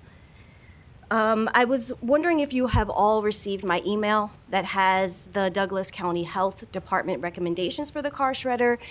It also includes the recommendations for monitoring from the South Omaha Environmental Task Force, and it has a EPA recommendation for car shredders that I've included. Have you all received that? Okay, so I won't go into all the details for that. So I've compiled a list of requests from the community. Like I said, I live very close to the car shredder, so I'm a part of the community, and I've just been out, knocking door to door, speaking to other residents in the area. So my first request is that all recommendations in the health department's letter are followed, and two that I'd like to point out is the first one, that Nebraska Department of Energy and Environment be engaged in the planning and, most important, the monitoring of this site once it moves forward, or if it moves forward. And the second final recommendation of that letter is that this company works with the surrounding neighborhoods to agree on practices, time of operation, noise limits, and just overall communication with us. The second request is that the car shredder is only opened Monday through Friday from 10 a.m. to 4 p.m. In the document that is linked on your agenda for today, it states that it would be open from 8 a.m. until 5 p.m. and during the summer from Ms. 8 Matthews, a.m. your time has expired, but thank you for coming down today. Thank you. Our next speaker who signed in is Wes Jensen. Wes, are you here? Welcome. Thank you, council members. Wes Jensen, 2323 Howard Street. I really wasn't planning to speak because I was hoping you all would delay and have more to talk about, and I would run down to the CWS for tonight's game, but here I am. And really, I just came here to stand in solidarity with our immigrant community, our South Omaha community, who has been traumatized, and I thank you for your support for them and our mayor's support and other members of our city. And so I hope they know we stand with them, we stand for them. But I speak today, it really troubled me when the project organizers, the business owner, spoke about where's their money coming from, those who oppose this. When you look at the individuals who came up and spoke so far, knowing many of them and not knowing all of them, I'm troubled by the fact of where's the money. We are community members who care about our community, the health and safety of our families. As an educator, I care about the health and safety of my students. As an educator in North Omaha, I know the damage that businesses have provided because of permits and environmental malpractice and pollution that asthma is a huge thing that many students of mine still worry about today. I have asthma as well, so I understand that health concern. And it just, again, it really troubles me that the question would be from the business owner, where is the money coming from those who oppose? I would love to know where I'm getting paid. So it's disheartening to hear that, and to hear that there are members of our community just last week who lost the opportunity of due process, where this business intentionally ignored the processes that our city government has laid out, and you all potentially could just excuse that. I really hope you take the ethical vote, because that's what it's about. It's about ethics. And you take the ethical vote and vote no. Thank you. Thank you. Joyce Nurton, is Joyce here? Good afternoon, Joyce. My name is Joyce Nurton. I'm at 5417 South 56th Street. I live right up in the neighborhood where this is proposed. I wasn't going to speak either. I have strong feelings of opposition on this, but I decided to represent that neighborhood that is pretty much right across the street from where this is going to happen. My concerns started out mainly about debris. Traveling along 60th Street corridor, as they call it, every day, going to my home, which in fact is probably one of the richer areas in District 2, I would surmise, because we do have one of the owners' homes there that they keep referencing, that they don't care about the noise and everything else. But that home is not fully occupied throughout the year and has had many complaints from the neighbors about the debris and the care of that home along the 60th Street corridor. And in fact, they said that there will be no additional increase in traffic. Our streets are already breaking down from the heavy traffic. Coming here, I passed a trailer full of cars, auto, big double-decker, taking the cars there. I have found bumpers, fenders, alternators, and other items which the person representing you, Pullet, says he never sees. In addition, they also say that there's other businesses along that corridor that emits more pollution or emits more air pollution. But my question is to everybody in this room, if that is true, why is our city not having oversight on that? So if that's not what we're having oversight on down at the recycling center, at Pink Grading, at Hanson's, then where is our assurance that there will be oversight? We're already saying that there's other pollutants coming from the 60th Street corridor, and there's nothing being done. So where is our confidence as our neighborhood that this is going to have the proper oversight? We already learned it started out without the proper permits. I walked on the trail. It's not just my neighborhood. People use that trail. I walk that trail every day, and I have a sound bite of what appeared to be the hammer operating and the sound coming from it. So there's other people using that trail, and if they're talking about fluff, that concerns me. I live in that neighborhood. I was not told about, well, I could see the fire. I was not evacuated. I was not told about it. I was not told about this hammer. So I guess that's my concern, is mainly our neighborhood. Our values go up for taxes, but our home ownership market goes down because we're allowing these industries to include graders. Joyce, thank you for coming down. Thank you. Next speaker is Kyra Britt.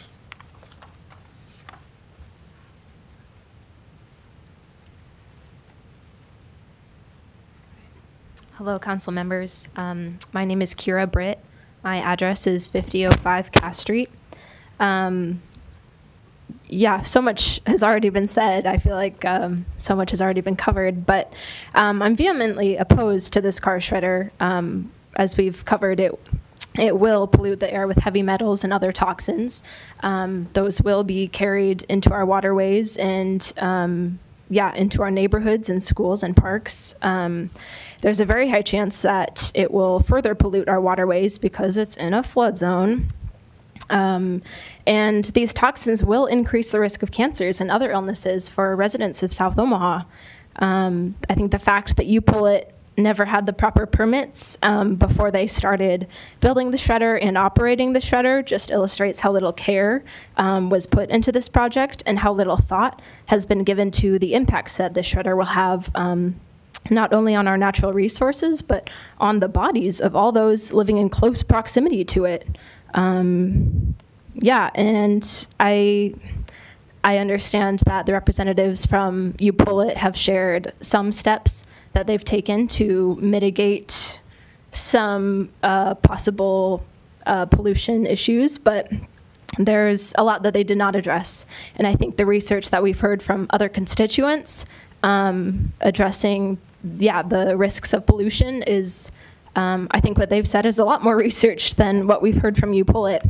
I would also like to address Councilman Hugg. I've also heard that UPullet donated thousands of dollars to your campaign, so I just want to say I sure hope that it doesn't impact your vote on this issue.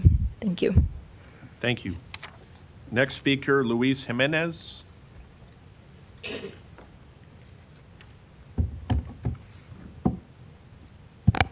Luis Jimenez, 2709 Dewey Avenue, speaking to oppose the normalization of noncompliance and the role of the council as enablers. You've been selected or re-elected. The public does not directly vote on equipment. They voted for you. They do vote on judgment, fairness, and character. This body is developing a pattern, a documented, accessible pattern of approving projects after those projects are progressing unpermitted or outside of zoning regulations. The UPullet shredder might be another case. The council should remember the concrete crusher, which operated and emitted harmful dust into residential areas, in which was rehabilitated and forwarding the project rather than penalizing it. So businesses have learned, build first, apply later. It's better to ask for forgiveness than permission in Omaha, because once a machine is in place, once jobs are promised and capital is committed, this council says yes. When polluters see that enforcement is soft and approvals are guaranteed after the fact, they seek your support. This is what I call the carrier of noncompliance. It's a behavior passed from one bad project to the next because it faces no effective resistance in Omaha's regulatory environment. And the cost is borne by the people like South Omaha who carry the burden of environmental injustice. Some might say the council's hands are tied once it's already built. I say you are sitting on them. But that argument reflects the same logic we see in judicial systems that issue rulings without enforcement. If your decision can't stop harm, then what is the purpose of the decision? This body has the authority to say no, because your leadership means putting rules and people ahead of shortcuts and profit. If you approve this shredder in due course after it began to be assembled without permission, delivery of the machinery into the property began in May of last year, then you're not regulating industry, you are endorsing misconduct. I'll leave you with this. May I remind you that by voting to approve TIF for the streetcar, our community both sanctioned the charter's grant of fiscal tools and affirmed, albeit hesitantly, Nebraska's broader economic development framework. Yet today, the same framework is being tested by after-the-fact approvals that neither voters nor statutes intended. Thank you. Thank you. Next speaker is Gab Rima. Gab?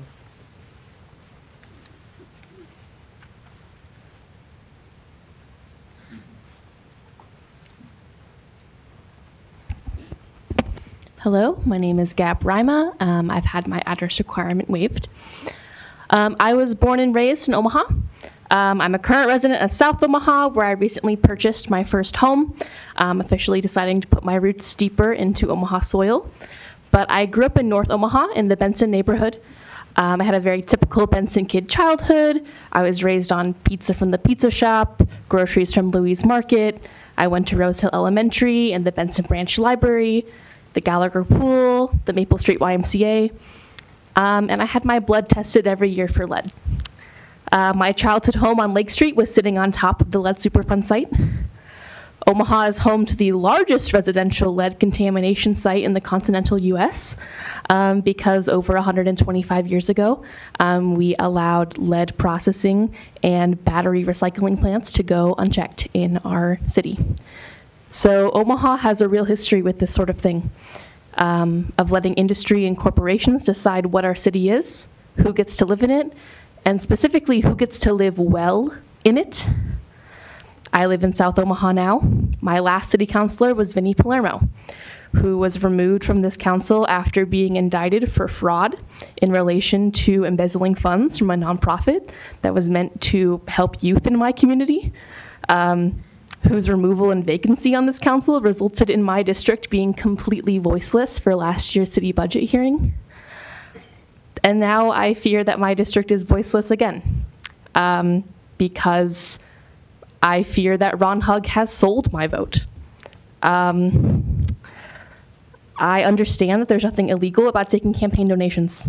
I'm not naive, I get it. But given the broken trust between South Omaha and this city, I unfortunately feel like I have to hold Councilman Hugg to a higher standard, because I would hope that the city would want to build better trust with South Omaha and repair that broken trust. But instead, he breaks it, and this corporation breaks it by refusing to follow the proper processes.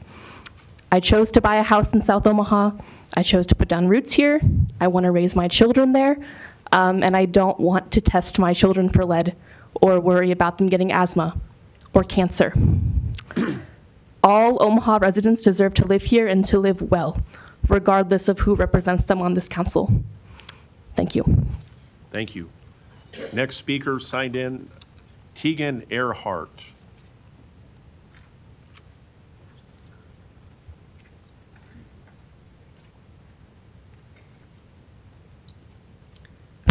Hello, council members. My name is Tegan Earhart. I live at 4521 South 20th Street, and I'm sure you've already been listening and heard and will continue to hear in the comments today. There are health and safety concerns for the people living in South Omaha related to the operation of this car shredder. And as a resident myself, I'm strongly urging you as city council members to consider whether or not enough is known to assure South O that operating this car shredder will not cause harm to my neighbors and their families. I think it would speak volumes to not give out this permit lightly. I hope you are considering if there are sufficient safety plans in place to address fire hazards, worker safety, and possible pollutants in our air, water, and soil. Our community is hurting. A vote against this permit would be a strong statement in favor of the people living life in South Omaha. Thank you.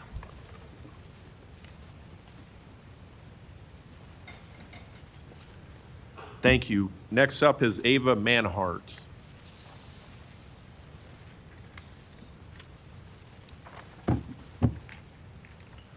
Hi, I'm Ava Manhart, and I've had my address requirement waived. My sibling and I worked really hard to get an address waiver for this meeting today because of eminent safety concerns for our family. I'm a minor, and I should not have to share my address with strangers on the public record. After resubmitting our forms, we were able to get them approved, but it took us a long time, and it was far more complicated than it should have been. And unfortunately, we are not the ones most at risk right now. Our neighbors are being threatened by immigration and customs enforcement raids throughout our community. People are scared for their safety and for their families, regardless of their legal status. People are scared to go to work, go out in public, and even Ms. buy Manhart, groceries. I would ask that you stay with the agenda item, please. I'm getting to that. Thank you. Thank you. Thank you. Many voices are not here today. Many families who live near the proposed shredder because they cannot afford to appear on the public record for fear of their safety.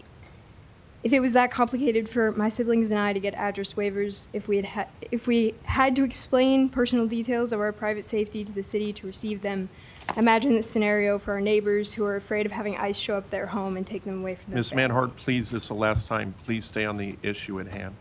Thank you. You guys have heard all of the concerns from everyone here, the environmental concerns and everything, and I guarantee that, when Ron Hugg asks questions, he's going to throw softballs at these people, and they're going to answer them in whatever way it takes to get their permit.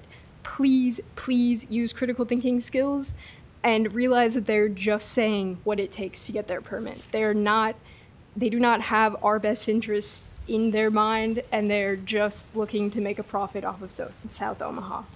Thank you so much for your time. Thank you, and thanks for pivoting back. I just want to make sure our time is spent on the issue at hand, and I appreciate your passion, and thank you for coming down today.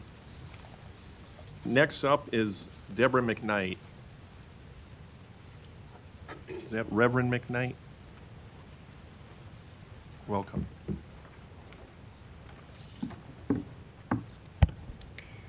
I'm speaking to you as a resident of Omaha and a person who drives down that road on 60th Street all the time to pick up my daughter from her grandparents. I'm very concerned about the environmental impact, the possibility of fire and explosion, and the history of this. I'm also concerned because of all the schools, parks, soccer fields, and other amenities around us. I would urge that there be a city environmental impact study, or at least a delay until folks in this South Omaha district are less in crisis given the ice raids before this is a finalized project. As a United Methodist pastor, I want to give voice to this critical space as a person of faith, not because I believe that this church and state should not be separated, but because they have important roles of caring for community in each of their own ways. The United Methodist Book of Discipline that transcends our community and into the global church names explicitly a call for less environmental destruction, for greater environmental stewardship, for seeing all the earth as sacred and valuable and not as something consumable.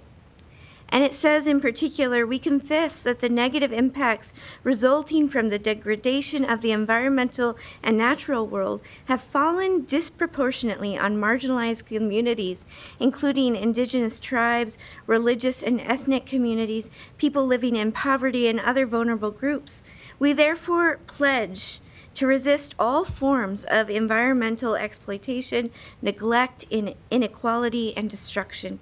These practices condemned impoverished communities and all of us to bear the brunt of a hazardous environment, industrial pollutants, toxic waste dumps, and urban decay.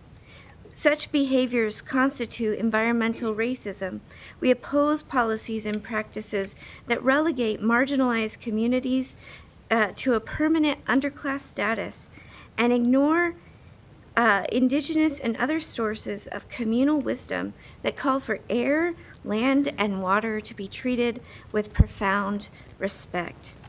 All creation is a manifestation of love and connectedness. And so we urge, as people of faith, care for the environment, care for our community, and a responsibility for a future that we can hand down to our children and grandchildren with pride. Thank you. Thank you. Next speaker is Anna Hernandez. Anna.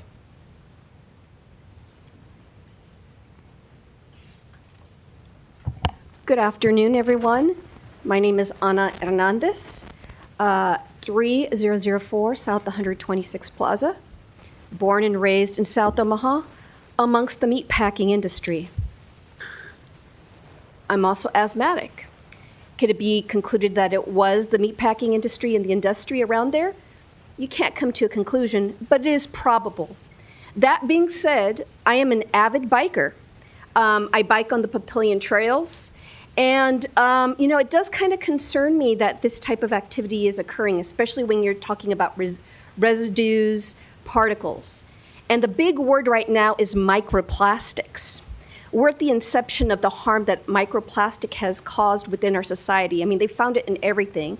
And these are small, negligible particles that in the past they didn't think caused anything. Now they're discovering it up in our frontal lobe. They're discovering it everywhere. I highly recommend that you do some simple research. I'm not a scientist, but I'm an avid reader.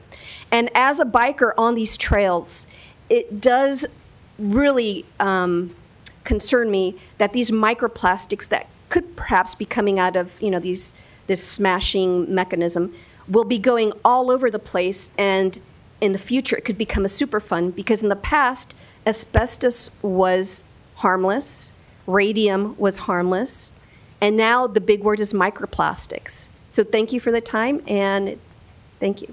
Thank you. Next speaker is Lilla Ramsey.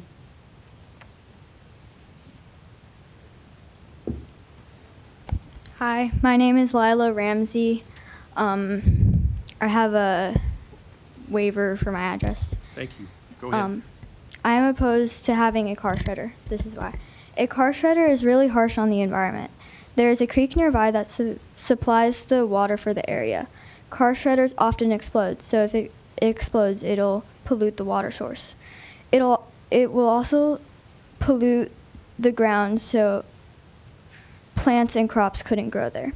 That's not all. Many people live there. If people breathe that in, that would result to health problems. My grandma and grandpa live there. I don't want them to have health problems. Also, sometimes I bike with them on the trail. Additionally, there is a park nearby and soccer fields nearby. If people breathe in the pollution, that would result in lung problems. In conclusion, a car shredder would be terrible for the environment, the people, and everything around it. Please do not allow for this car shredder to exist. Thank you for coming down. Next speaker, sign in, is Austin Hampshire.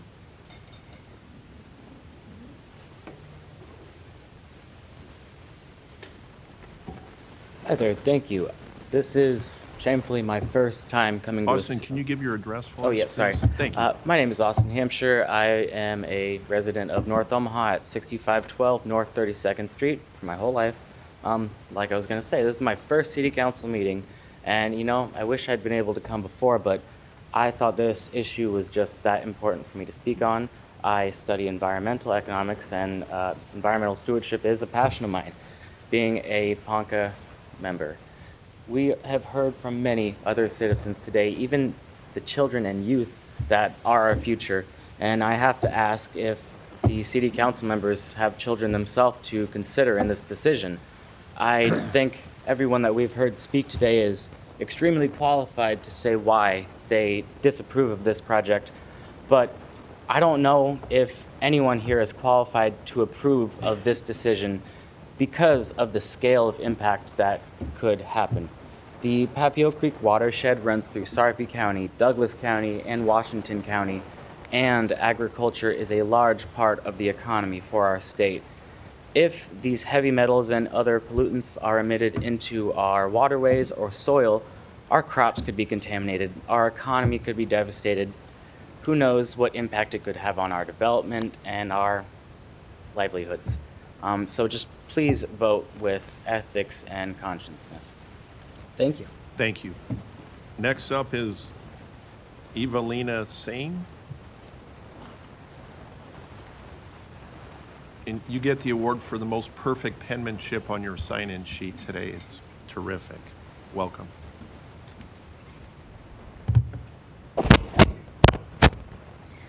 My name is Evelina Sane, and I reside at 109 South 51st Avenue. I'm speaking today on behalf of Students for Sustainability in opposition to the U-Pullet shredder. During the Juneteenth proclamation at the beginning of this meeting, Councilmember Goodwin remarked that the election of Mayor John Ewing, who I love, symbolizes a progressing city. However, it's difficult to characterize our city as progressive when striving for equality, when our most vulnerable communities continue to be exploited by projects like the U-Pullet car shredder. These shredders are known to release auto fluff, which has been mentioned formerly, a mix of aerosolized heavy metals and glass. The World Health Organization has linked exposure to this type of pollution to an increased risk of pulmonary cancer, stroke, heart disease, and asthma. Health issues that plagued North Omaha before OPPD finally recognized the need to decommission the coal plants contributing to these harms. This shredder project is the antithesis of progress. Industrial pollution disproportionately harms vulnerable populations in Omaha, a city shaped by a legacy of segregation. In the early 20th century, Omaha politicians actively restricted black settlement through redlining, a practice that systematically denied minorities access to government services based on geography. Industries exploited this system, building hazardous facilities in already disadvantaged neighborhoods. This pattern persists to this day, both locally and nationally. According to the NAACP, race is the most significant predictor of where toxic facilities are located in the U.S. The North Omaha Coal Power Plant, which SFS, my organization, spent years advocating to decommission, exemplifies this injustice. But now the U-Pullet auto shredder is planned for South Omaha, a largely Hispanic community. This shredder will harm the surrounding neighborhood and raise serious environmental justice concerns. According to the EPA, meatpacking plants across the Midwest have been cited for multiple types of pollution over the past 2 decades. Yet water pollution has faced the least regulatory enforcement, one of the exact concerns posed by the shredder. The trend is clear. Industrial facilities continue to be cited in underprivileged communities. This project fits that pattern exactly. The undeniable truth is that the shredder would never be proposed in an affluent West Omaha neighborhood. This is environmental racism, perhaps not intentional, but no less real. It isn't enough for the city to return to this issue 10 years from now with some sort of revitalization plan, not after the Platte Creek River has been contaminated, and not after residents have suffered the consequences. Thank you. Thank you. Next speaker signed in is Sarah Smolin. Is Sarah here? Hi, Sarah.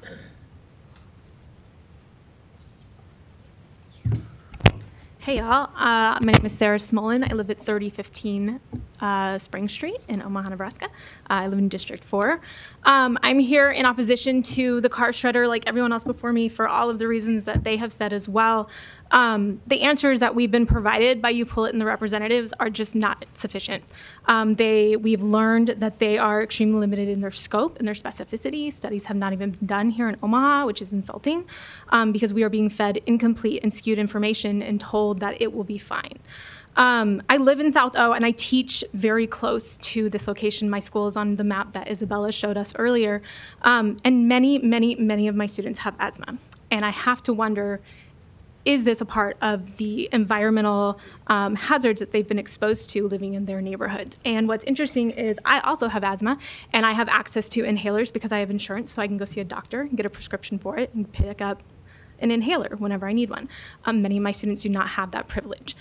So you are asking them not only to get asthma, but also have to deal with it without proper medical care. As previously mentioned, I know Ms. Sinowecki said that Ron Hug has accepted campaign donations from UPullet, which is true. I looked on the Nebraska Accountability and Disclosure Commission just before this to confirm.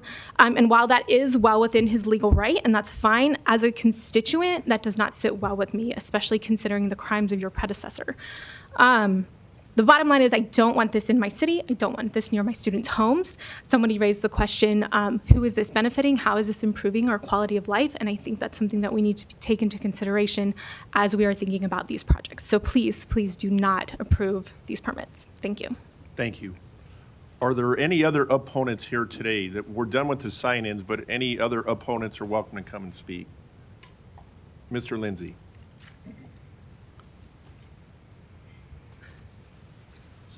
Go airborne here. You're looking good, John. Thank you. John Lindsay, 1537 Skylark Drive, Omaha, Nebraska. I'm following up a little bit on on what Tom White talked about. And first, I commend Danny Begley, the first time I've ever seen somebody shut Tom up, and you did it well. I am appearing on behalf of Nebraska Future Fund, and I can answer a couple of questions that have been raised. One from the applicants have talked about who's paying for the opposition, who's doing all of that kind of stuff. And I will tell you, Nebraska Future Fund, which is a 501 Nebraska corporation, 501c4, that is has an interest in economic justice. And I think the last testifier pretty much said what the goal was, which is let's not treat South Omaha neighborhoods or North Omaha neighborhoods or Central Omaha neighborhoods any different than any other neighborhood. And that's what we do. Is we did spend money on a text campaign to let many of the neighbors know, and had a website to keep them informed.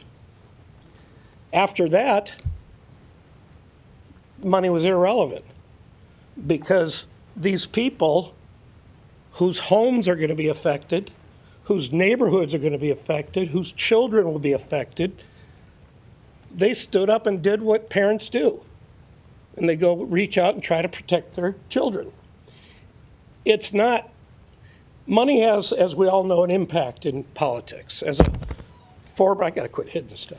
as a former elected official, I know what you all know, which is none of you up there like raising money.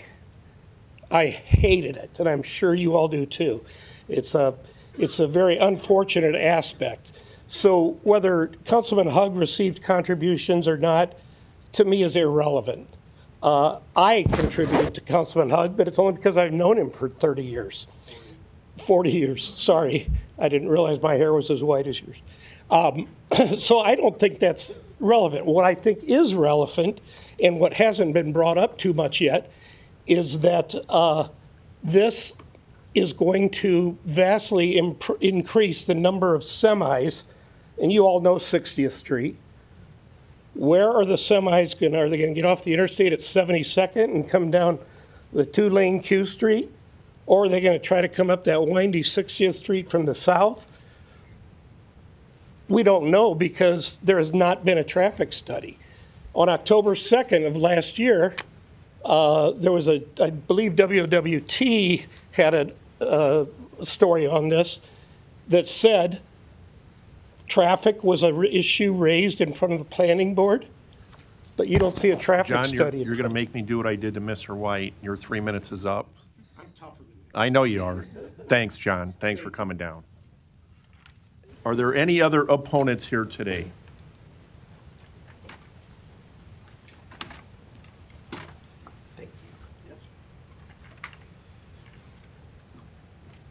Hi, my name is William Manhart. I live in District 4. I've had my address waived. I am not paid to be here. I'm here on my own accord. I encourage the City Council to vote no on this auto shredder. I have two main concerns. First, you've probably heard all the concerns about the environmental impact and what it will do to the community in South Omaha.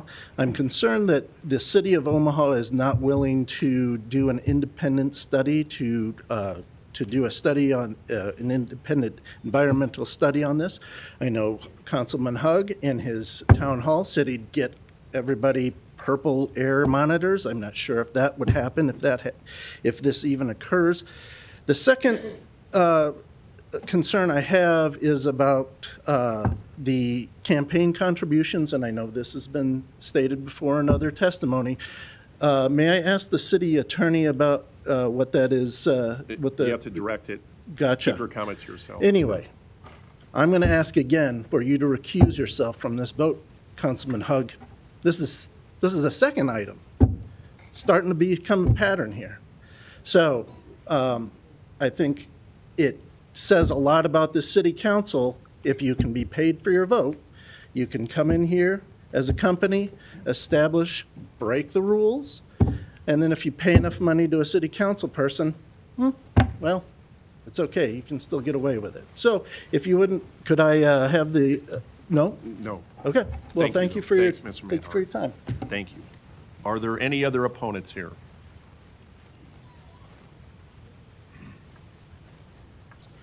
Yes, my name is William Eugene Bush. I'm homeless. I have no address. I oppose of the project too because I feel like that it is a lot of kids and things like that that have. This is a cancer state, like I think that we really, if a person can't hold down what they supposed to be holding down, as I see with you pull it, then I think that it don't need to go on. I'm a resident of the city my whole life too, and I say let's get it together. Yes, I oppose to that. Thank you.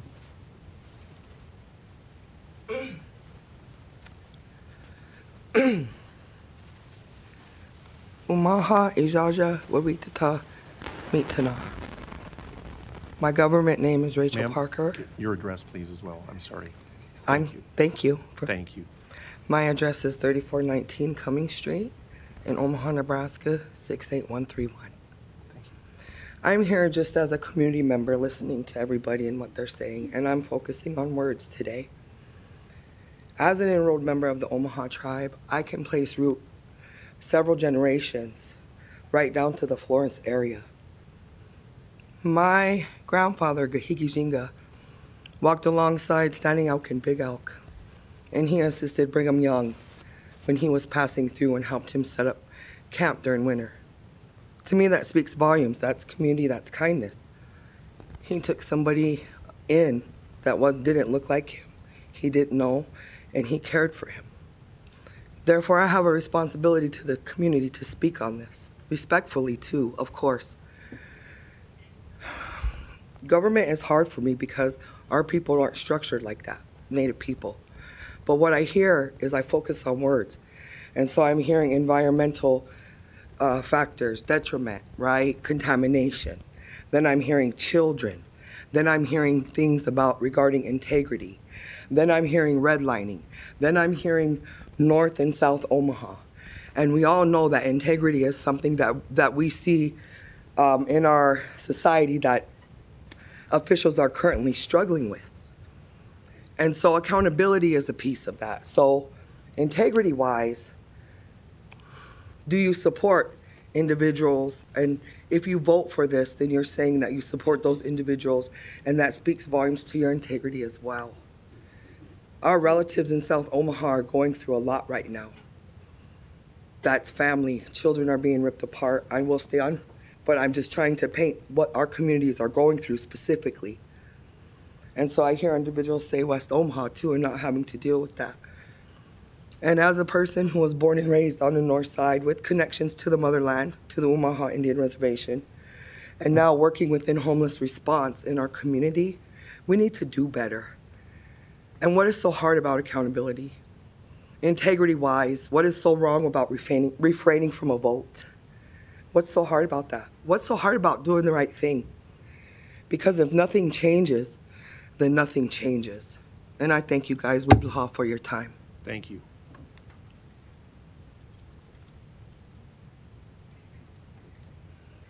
Jenny Sinowicki, 3911 South 14th Street, 68107. It is my opinion Councilmember Ron Hugg should recuse himself from this vote. He accepted $5,000 plus in campaign donations from this company and/or the company owners seeking the permit. It is my opinion this is an ethical issue and gives the appearance that a vote for this is transactional. Second, I think there's already been talk about the issues with U-Pull-It. What happened with U-Pull-It seems to be a consistent pattern in South Omaha. This is not an isolated incident. And the concrete crusher was brought up, so I'm going to talk about that a little bit because that was right next to my parents' neighborhood in South Omaha. So a concrete company crushing it operated for months illegally without a permit near my parents' neighborhood in South Omaha and sent a bunch of concrete dust into the nearby neighborhoods. So there were no mitigation factors going on at that time. This was in 2024, and I want to note the company was from Gretna. There was minimal action by the city. Only when the residents found out the company was operating illegally through a public records request, took us to do a public records request, did the city put it to a stop because residents spoke up. Are there any consequences for operating without a permit related, especially when it comes to big industrial operations? Related to that question, the replat and/or permit vote for the concrete operation came before the city council just this past March. And the council was aware they were operating illegally because residents told you that. The city council approved the permit for that concrete operation that was operating illegally, despite it operating illegally. I also sent paperwork to the city requesting an investigation to be done to see how much concrete dust went into the neighborhoods. What sort of health impacts are we looking at? No one responded, not even my council member, Ron Hugg. No investigation. I also want to note, because this seems to be a pattern, Councilmember Ron Hugg accepted a campaign donation from the owner of the concrete company prior to his vote on it, and he voted for its passage. Again, in my opinion, this is unethical. Ron Hugg should have recused himself. I have a feeling that this is potentially going to pass The odds of something not passing seems to be minimal amongst this body. I don't know if it's going to change. So my recommendation is this. I recommend the City Council put forth an ordinance or resolution that requires the City Planning Department to track the number of stop orders given to industrial operations and permit violations, include name of company, location, number of stop orders, and what the violation entailed. Then, what has been tracked should be compiled in a report. That report then should analyze potential health impacts. Ms. Sinowicki, your 3 minutes is up. Thank you. People are aware, and that needs to be Thank you for coming down. annually, put out annually. Thank you. Next opponent, is there any more opponents?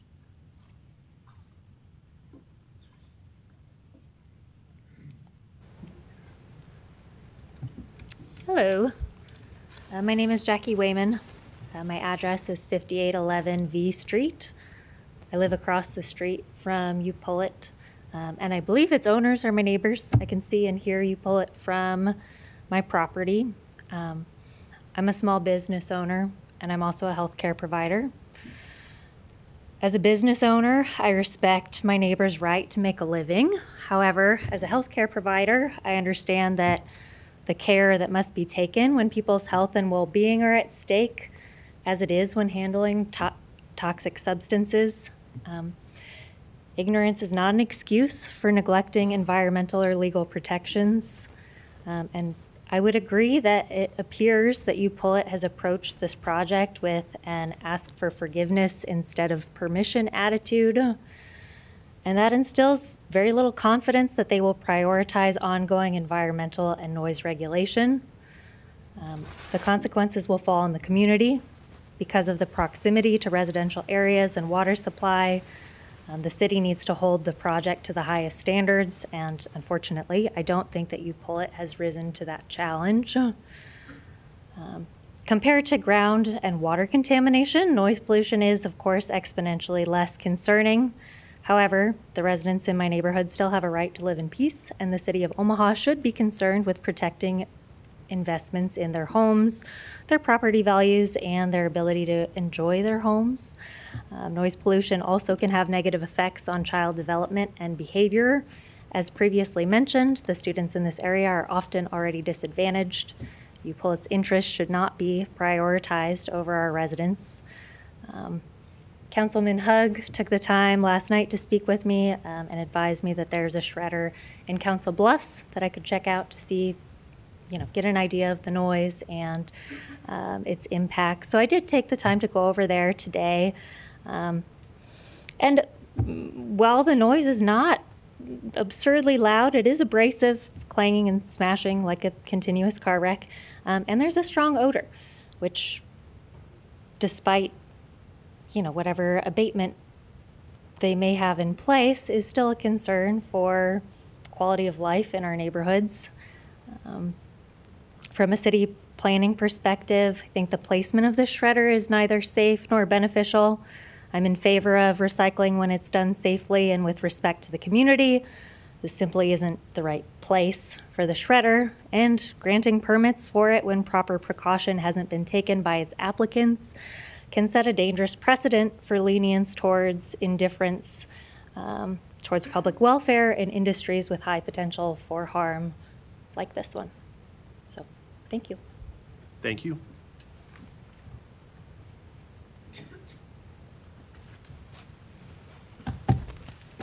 Yes, new councilmen and council ladies, Donnie R. Johnson, the Johnson Equestrian Foundation, and North Omaha Concerned Citizen Foundation.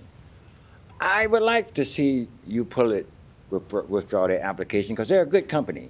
You just imagine all the people who in this city don't have money. They go out to UPullet, pay $5, and get the parts for their car to fix. So it's a good company. And you also take in consideration that fossil fuel is going away. They're going to have to do something with all these extra cars. Maybe there's another site, because these folks are right as well. They have to protect their health. But I've been to UPullet, you pay $5, you go in and get the part for your car, trying to raise 8 kids. You need to save money somewhere. So they've done a good job. I can't take that from them. But in the meantime, we know with next 10, 15 years, fossil fuel is gone. And at the same time, we've been trying to send all these extra cars to the West Africa because they need cars as well. They'll be using fossil fuels for a long time. But I think it's a good company, so maybe they withdraw their application till they work all these problems out. Thank you. Thank you.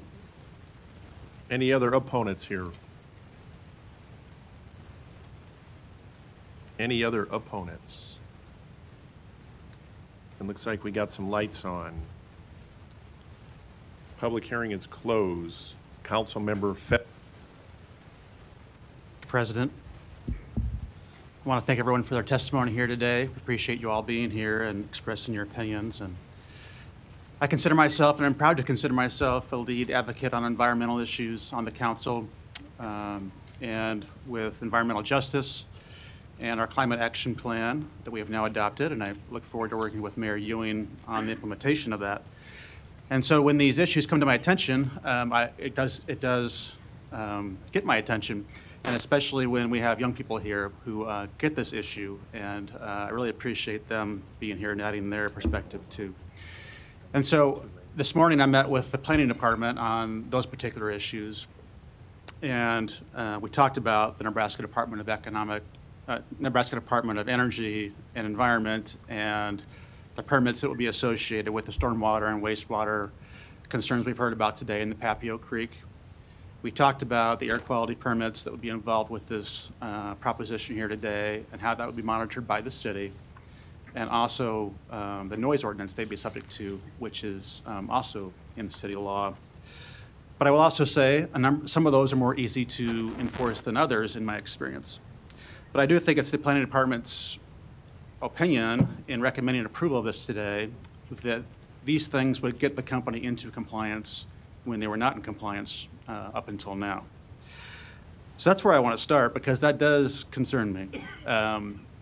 It's evident the company was not in compliance and has not been in compliance up until now. That's why we are now seeking a major amendment to this special use permit. I believe the proponent or the applicant acknowledged that and acknowledged some missteps maybe along the way in working with the city. But Mr. Fanslaw, I want to engage you a little bit in that conversation about how we got to this point. I believe it's been 6 months, maybe longer, maybe a year to get to this point of trying to get them into compliance. And I don't think that went smoothly, which is what concerns me, or one of the things that concerns me here today. So could you please give us a little background from your perspective? Yeah, Dave Fansla, excuse me, Dave Fansla, City Planning. We became aware sometime last summer that UPollet had installed some concrete without the benefit of a permit. When we tried to find out information on that, it was told us that they were going to, their plan was to install this auto shredder. So yeah, we found out that they had done some construction without permits. They were given 3 notices to stop that work and to come in and seek a major amendment. And after the 3rd notice, they engaged us on what it would take to seek a major amendment to their existing special use permit. I believe they applied in August to go to the planning board. It went in front of the planning board in November of last year, 2024, was laid over, and then eventually this year, just a few months ago, was approved by the planning board. And so that period of time, trying to contact them and trying to get them to be responsive has been about a year. Yeah, a little less than a year. That's correct. To me, that's quite concerning in the context of a very sensitive operation we're talking about here, and that it is highly regulated and should be highly regulated. One follow-up question I would have maybe for council.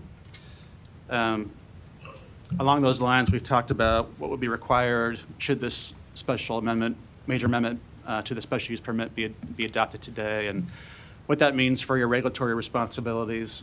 But there is also another city ordinance I want to make sure you're in compliance with too. Do you know, and are you familiar with the Leads Online ordinance that's a requirement upon and salvage companies? They must register with the city and be involved with Leads Online when they're accepting things like precious metals and catalytic converters and things of that nature. Do you know if you're in compliance with that one? I'm not aware of that. I was brought in, it was about July of last year to help with this application specifically, so I don't have the breadth of history to maybe be able to speak to that. I will say that one of the things that held us up in this application for that year was the application for the air permit.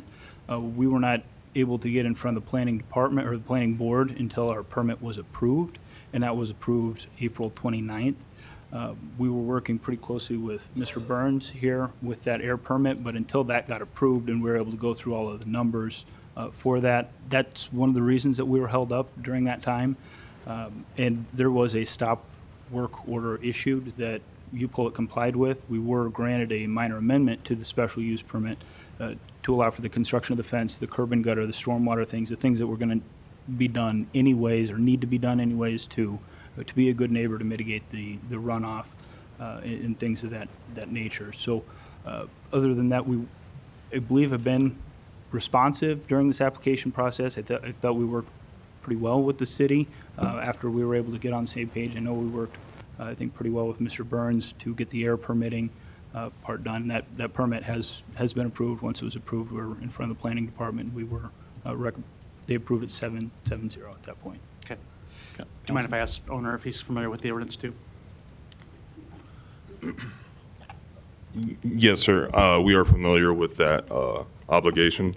UPullet does not buy precious metals, and the catalytic converters that are sourced from UPullet are either attached to the vehicle or with the vehicle from the owner. So if somebody comes in off the street, we do purchase scrap metal, but that's at a significantly lower denomination. Catalytic converters, it's just not a business that we get in purchasing them from the public because it's a shady business, to be honest. Okay, so you're not involved in copper, precious metals, or catalytic converters? At this point in time, the only grades that we have that we purchase are complete automobiles, and then would be less than complete automobiles, which is, just considered a scrap metal per ton. Okay, thank you. Yes, sir. I want to make sure you are aware of that should you get into that business as a result of what could happen here today, because that's been an important ordinance for our police department and preventing theft and returning stolen property to rightful owners. So it's very important we have the participation of pawn and salvage companies in that effort. One last question. I see there's some additional lights on. I'm still quite concerned about the history here and why it took a year to get into compliance, on top of the environmental issues we're hearing about today that I care a lot about. Mr. Fanslau, one more question for you from me at the moment. Should this major amendment be denied today, that means they could not proceed with the shredder operation, but they could still operate as they currently have operated for, I think the applicant said 50 years, right? Yeah, Dave Fanslau, City Plan. Yeah, in my opinion, they're here because of the auto shredder. And if this is denied today, they still have a applicable use permit that's been in place for a number of years, and they can continue to operate as they have, except for the car shredder. Okay, thank you. Yep. That's where my mind is right now, and I think that's my position today. Thank you, Mr. President. Thank you. Councilmember Goodwin, you're recognized. I just want to thank everyone who came out from the neighborhoods and expressed their concern. I'm sitting here because I was on the other side of the fence just several months ago, if not weeks ago, and I understand there can be times when you have a position that feels as if it's not being heard. I think accountability is a word that surfaced several times, and there are citizens here who spent their time because they want to hold not only this body accountable, but their neighbors, and in this case it being UPullet, to operate with integrity, but also operate with their neighbors and the environment in mind, not just for present day, but also for future generations. I relate not only because I'm from South Omaha, but I actually currently live in the Superfund site. And I have some plants on my porch that I'd like to just throw in a garden bed right in front of my house, but I consider the fact that I can't remember quite if the soil's been tested.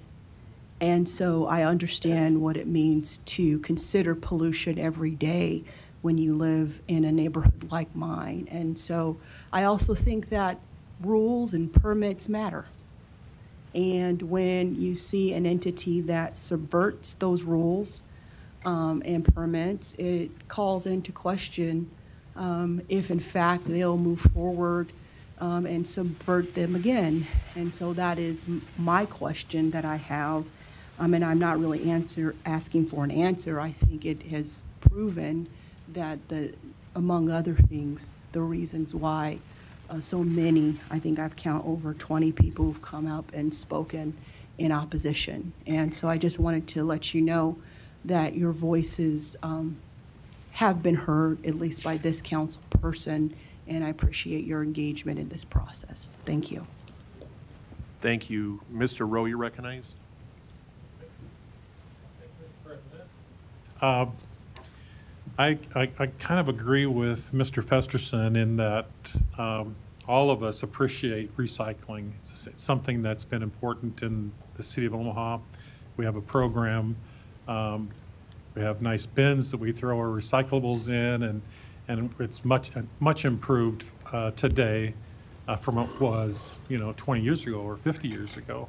But it's a messy business. And I can tell you that First Star Fiber is in District 5. It is in my district. It's at 103rd and I Street, and it's not always pretty. There's a lot of times there's litter that blows out of those trucks that gets into the neighborhoods, and we have to deal with that. And we do deal with it. And we have an operator out there that tries hard to be a good operator. I think my issue today is the trust level that I have with this operator that's working at UPullet. I appreciate the work that they're trying to get done. When I was a kid and Donnie Johnson was a kid, you would drive out into the country and you'd see field after field after field full of old cars just stacked up out in the field. And that's not the way we wanted to live. That's not the way I wanted to drive through the county or take a vacation to the Sand Hills. And so we've developed technology to be able to progress to where they're just smashing the cars and trucks and they're bailing them up and they're taking up landfill space. That didn't really work. And so now I appreciate the work that the technology here to shred the cars. But, for me, it's about accountability. It's about the trust level of the operator, and are they going to do the right thing when things do go south. And so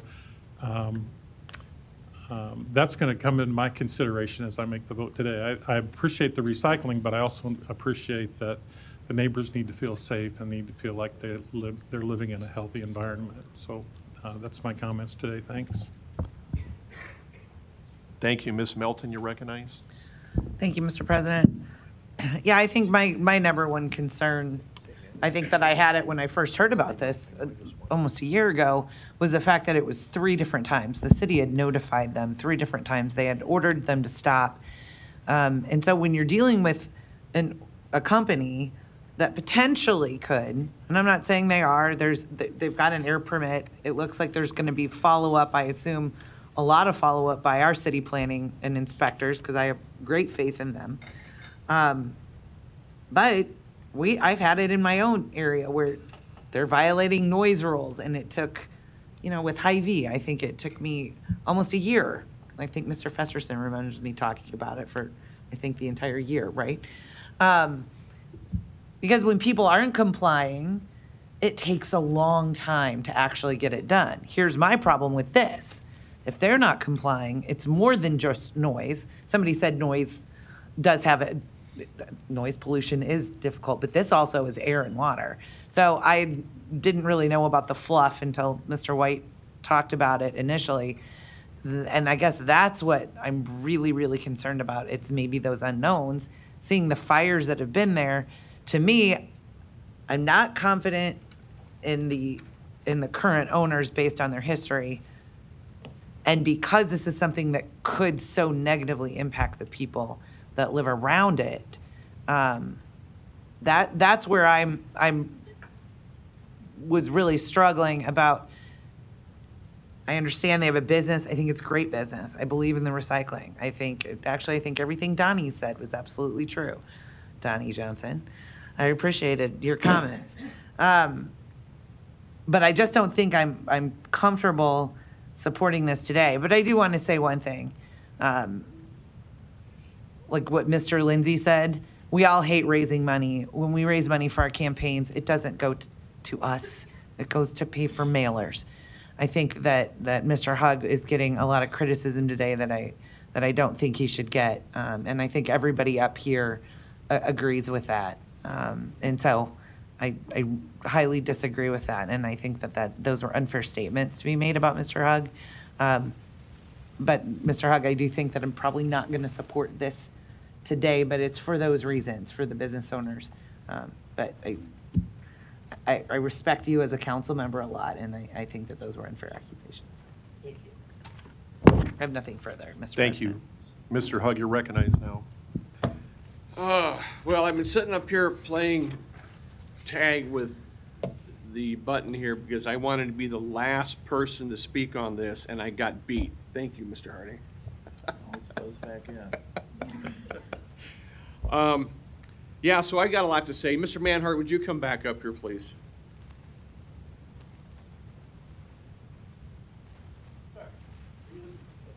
Yeah, I'm senior, I guess. I apologize. Okay, so since I have the floor, I have a little more ability to get you and answer your question. And yeah, the past few days, actually the past week, I've had a lot of conversations with a lot of different people about, do I have a conflict of interest or not? And after consulting with the president of the council and legal counsel, I do not have the ability to abstain. It's legal counsel's opinion, correct me if I'm wrong, that I do not have a conflict of interest. But I do want to point out, like my friend of 40 years, John Lindsay, mentioned, not only did he make a campaign, his former partner made a campaign donation. They threw a fundraiser in their office for me. The amount of money that they raised and they donated was far greater than what You Pull It donated to me. And so as much as I would love to just abstain, I don't have the ability to do that. So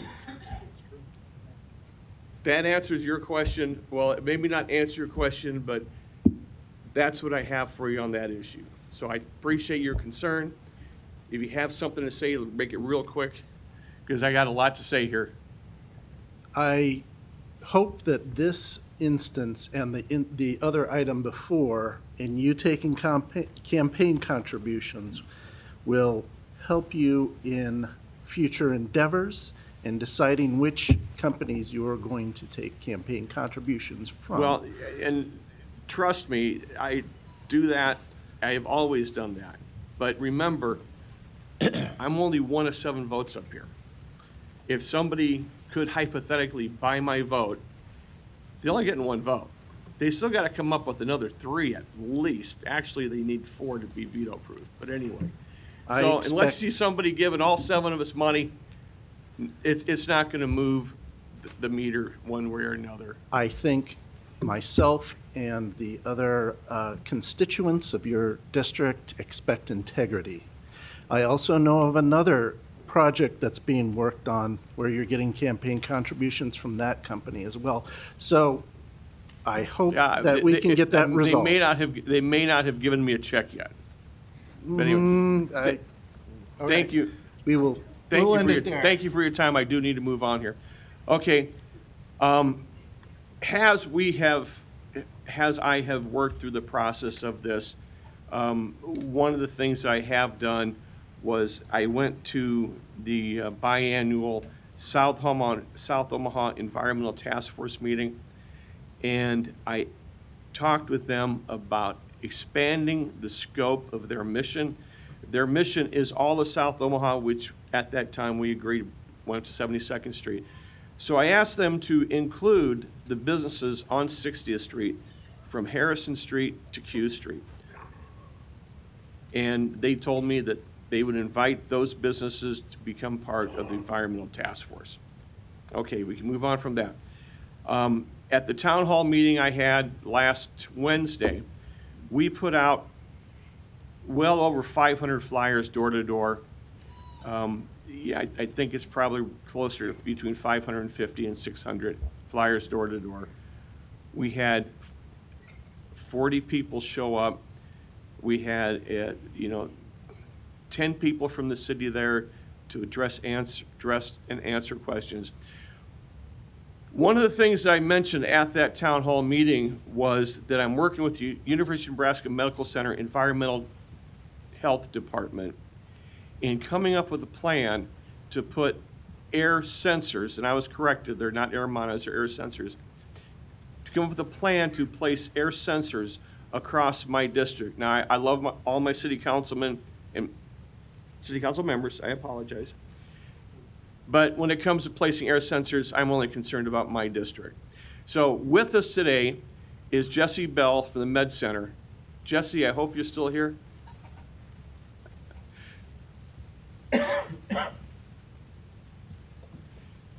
Jesse and I have talked and emailed, and we've never met. So, Jesse, nice to meet you. Very nice to meet you as well. So, it's your ball game right now. Sure.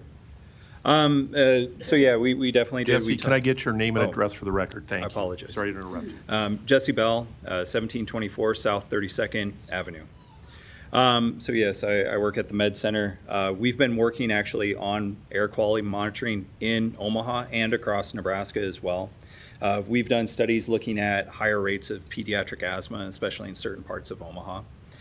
We've also been working across the state of Nebraska to install air quality sensors to monitor changes in air quality across the state, because we do have a limited number of sensors across the state of Nebraska as well. And with that, when talking with Councilmember Ron Hugg, one of the things that he addressed was concern about his district. And we, with some of the work that we've been doing with putting some of these air sensors out, we are willing to help put in sensors within that district. Actually, we're even interested in expanding it across the Omaha for better monitoring as well. And working with the Douglas County Health Department, which we haven't talked to yet, but we have, I think they were the ones that actually pointed you in our direction, if I'm not mistaken, to help with location of those sensors to make sure that we have good air quality monitoring in this region as well. These sensors will measure particulate matter 2.5, so it's a smaller particulate matter. It's one that's of higher concern because it can get into the lungs a little bit more embedded and lead to potentially adverse human health outcomes. And then also on top of it, one of the other things that we want to try to do is use satellite data. So this is using observations from space to be able to better monitor air quality throughout the Omaha region as well, so that we can have a better estimates of air quality change over time. So that is our work, and hopefully we'll be continuing to do this work as we move forward as well.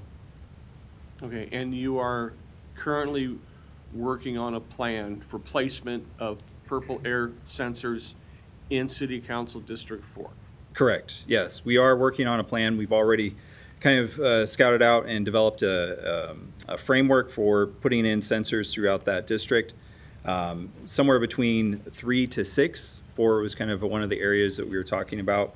And trying to strategically put those up in locations that have Wi-Fi and power, so that we can make sure that we're doing a good job of monitoring it and being able to provide that for the citizens as well. Ideally, these would be located in places that have one of areas of concern, but also two, on top of it, can help serve the needs of the community. And so one of the things that we've talked about was potentially placing them at places like schools within that district as well, to help with their monitoring. So just to clarify, we actually have two conversations going on. Yeah. You and I. Yeah. We have one with placement and proximities within the proximity of the 60th and Q Street area. Yeah. And then another plan to put sensors in the entire district. Correct. And in talking about the placement of air sensors in the 60th and Q Street area, we're talking 3 to 6. Yeah, ideally probably at least 4 placed around the facility. if we wanted to look at particulate matter and the potential transportation of particulate matter from that facility. But in the we'd be able greater to monitor it. district, there would be more than 6. Ideally, yes. Yeah. And especially being strategically placed to make sure that we capture areas that are of highest concern, and also to be able to help inform populations such as schools on the potential threats that they're facing within those areas. And then you mentioned another benefit of placing these at schools. Can you Yeah, schools, there's multiple different benefits about placing these at schools. The first benefit is a lot of times these are susceptible populations. We have high rates of pediatric asthma in Omaha, especially in certain regions, South and North Omaha in particular. Also on top of it, so that can be a resource for those schools to help with educating and informing their populations and their school, the children that are in that school as well. And then also on top of it, it can be an educational tool because sometimes these can be turned into lessons so that the kids can actually do this in the classroom, understand how this instrument is working, and be able to understand and monitor air quality within their region, within their area. Okay. Thank you for coming. It was a pleasure meeting you. I look forward to working with you and the Med Center as we implement the greater plan for the district and the local area around 60th and Q Street. So thank you for coming. I appreciate it. Okay, so magic money. Each city council member each year gets a $50,000 allocation. Now, my allocation that I allocated last year is still kind of floating around out there. In my first meeting with Mayor Ewing, I asked for some clarity on the status of that $50,000, and I told them that we need to make a decision on that. I told them if they cannot allocate it as requested, that I want to redirect those monies to the Purple Air Monitor program that I'm working with Mr. Bell on. We could do that more sooner. If that doesn't happen in September when we finalize our budget and every city council member allocates their $50,000, I will appropriate enough money to the placement of those air sensors in my city council district. So that's how that's going to work out. Okay, Jason, I need to put you on the spot. Yes, sir. I'm getting brain dead here. Okay, so February of 2024, I believe, I sent a letter to the 3 principals at UPullet. That's correct. As a result of that, that's when you and I first sat down and met, and we talked about the proposed plan. Yes, sir. I have never discussed my meetings with anybody in particular regarding the situation, but yes, we were talking about the project, where it was at, what the scope of work was, well before the arrival of the machinery. That is correct. And you're getting criticized for stop orders 1, 2, 3, and 4. There's no excuse that can be given for disobeying those orders. Looking at the orders, I have them on me. You know, the second one was a week after the first. That probably sounds.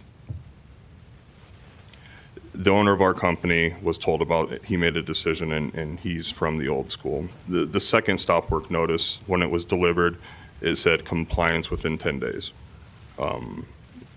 In 9 days, the city was back. All work stopped on the site. I intend and have striven to show that, you know, in business, you manage to the rule, not the exceptions. And the exception or the outlier being the incidents where we were not in compliance for something that was truly meaningful, other than, you know, like a fence being damaged or something that, you know, is a cosmetic type of thing that would be viewed otherwise. We really are not a company that operates in bad faith. In your presentation, you did not mention fluff. Do you want to talk about fluff now? Are you prepared to talk about fluff? I mean, is there any unanswered questions? So we do have plans to cover what is called ASR or fluff. Now, what that means, when you're running the material through a piece of equipment that reduces the size, you have two cuts at that point.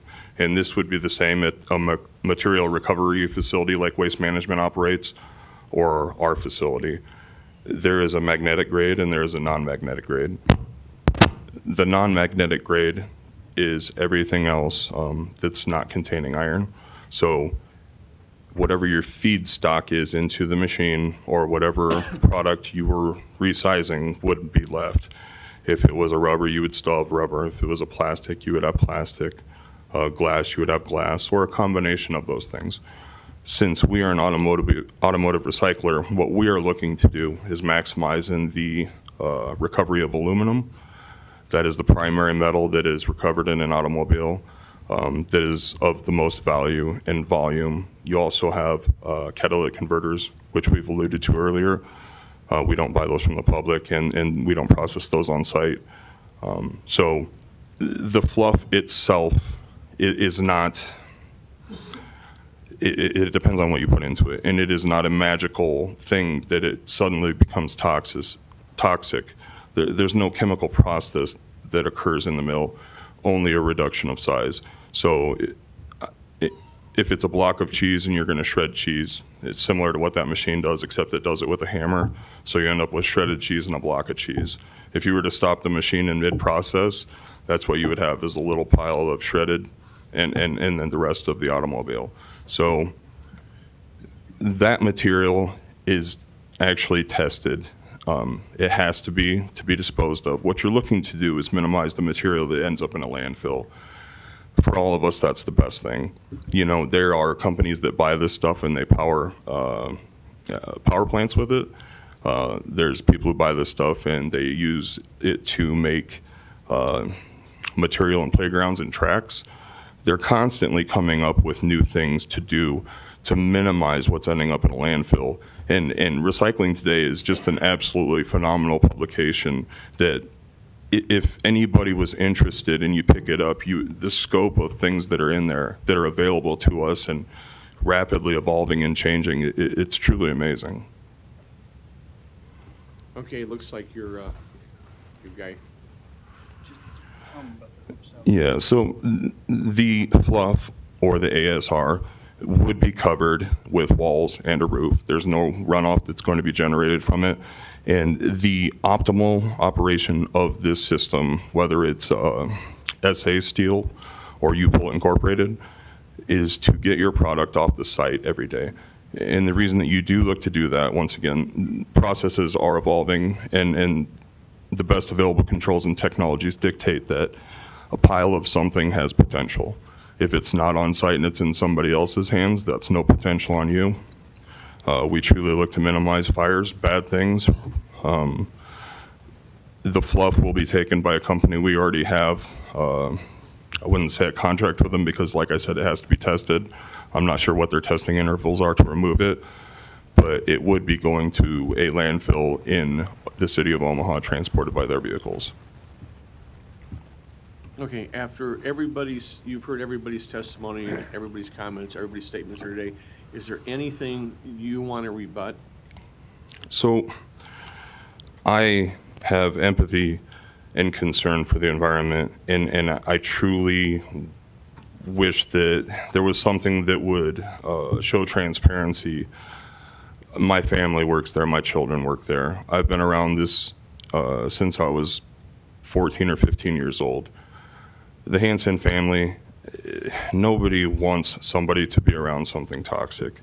And unfortunately what's happened is, if you say something over and over, like it's got to be true, right? Well, it's simply not, because the individuals that we have who've looked at this, whether it's the air, they're beyond reproach. They work for the federal government and they work for us. It would be like going to the doctor and saying the test that you just had, that he told you had cancer, is not a valid test because you paid for it. Their integrity is beyond reproach. What they're here to do is to help make sure that the process you're going to engage in is in compliance. Tim Burns, he takes the data, he works with his engineers. His integrity is beyond reproach. And I think that that's one of the things that really hasn't been illustrated. The individuals who've worked on the environmental specificities are beyond reproach.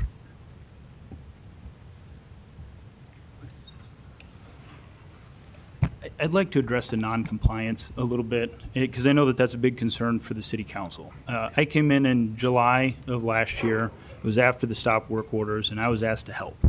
And one of the things that I noticed was the communication amongst the professionals was not good enough. I think permits it's a big word. It carries a lot of weight. It's a small word that carries a lot of weight. And so when the stop work orders are coming and you're forwarding it to your professionals, there was just a loss of communication amongst the principals with UPullet and the professionals that are in there. I think after we were able to get everybody on the same page, we were able to remain compliant with the city. We got everything up to date as far as the code. We checked every box that the planning department set out for us. One of the big time constraints that we had was we didn't apply for the air permit until November. It wasn't approved until April, but there wasn't a lot going on there. It's not that there was a persistent non-compliance there. Everything on that concrete pad had shut down, because that's what we were asked to do. We were asked to shut everything down, and nothing happened. They unplugged it. It wasn't able to work at all during that time. And what I've noticed from my perspective is that after the communication improved, it's been a lot easier to comply with stuff and get this application finally finished, all of the boxes checked. And I've been told, and I know Jason has said, that it's helped a lot having an attorney involved in the process. And so as you're considering whether or not they will be able to be compliant in the future, I'd ask you to look at the air permit and the continuous reporting and record keeping that's required there, because any deficiency in that, the air permit gets pulled in the whole operation. That same effect that you asked for Mr. Fanslau is, if this air permit goes away, are they pulled? Yeah, at that point it is pulled. We know exactly what's at stake with the air permit, and if there is non-compliance with that very regular reporting and record keeping, this opportunity, we know that this isn't, it's a right, it's a privilege. It's a privilege to be able to work in South Omaha and recycle. This is recycling in South Omaha. It can be taken away.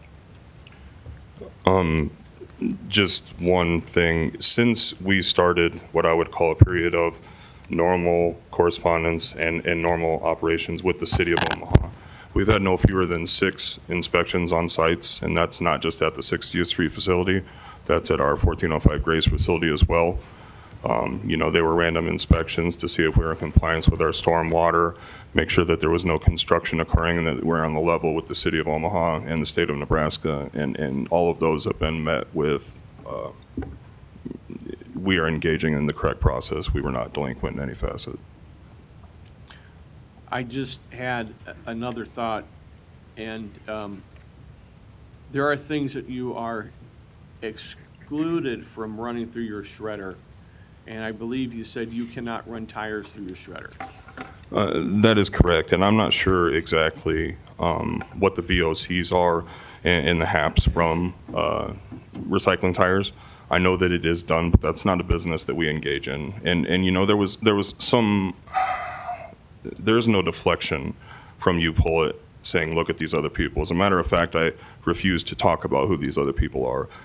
I'm simply saying that the concerns that are being brought up are not us as an operator. These are other operators, if those individuals seek to look and see if they have their credentials or what they're doing meets the guidance of air professionals, of water professionals, that's up to them. But I'm not going to send somebody looking for another business. That's simply not something we do. So it is not deflection, just simply saying that that's not us as an operator.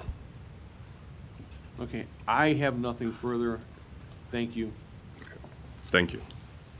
Thank you. Councilmember Harding, you're recognized. Thank you, Mr. President. Maybe Jason and Mr. Peterson, I'm not sure. You can. I know we've talked we've talked about this, but I want to make sure that we have it on the record correctly. First of all, the pictures that you handed out earlier today in the packet, those are from what location? This location. This location? Yes. Okay. And so the notice of violation, I think the first one, and Mr. Fanslow, please feel free to jump in if I have the order incorrect or the dates incorrect, but I think the first notice of violation was on 5/22/24. Correct. I believe that's correct. And what was that notice of violation? That was a stop work order given for the, it says concrete being there. And then there was a couple other notes on it, and it was to do with equipment being installed on the site. And that equipment was? That equipment at that point in time would have been conveyors and parts of machinery. Related to the shredder? Yes, sir. Everything down there on that pad is related to either the primary process or the secondary process. Okay. And then there was no response to that notice of violation? So we were in correspondence continually, as discussed earlier, since the beginning or the end of the prior year about this.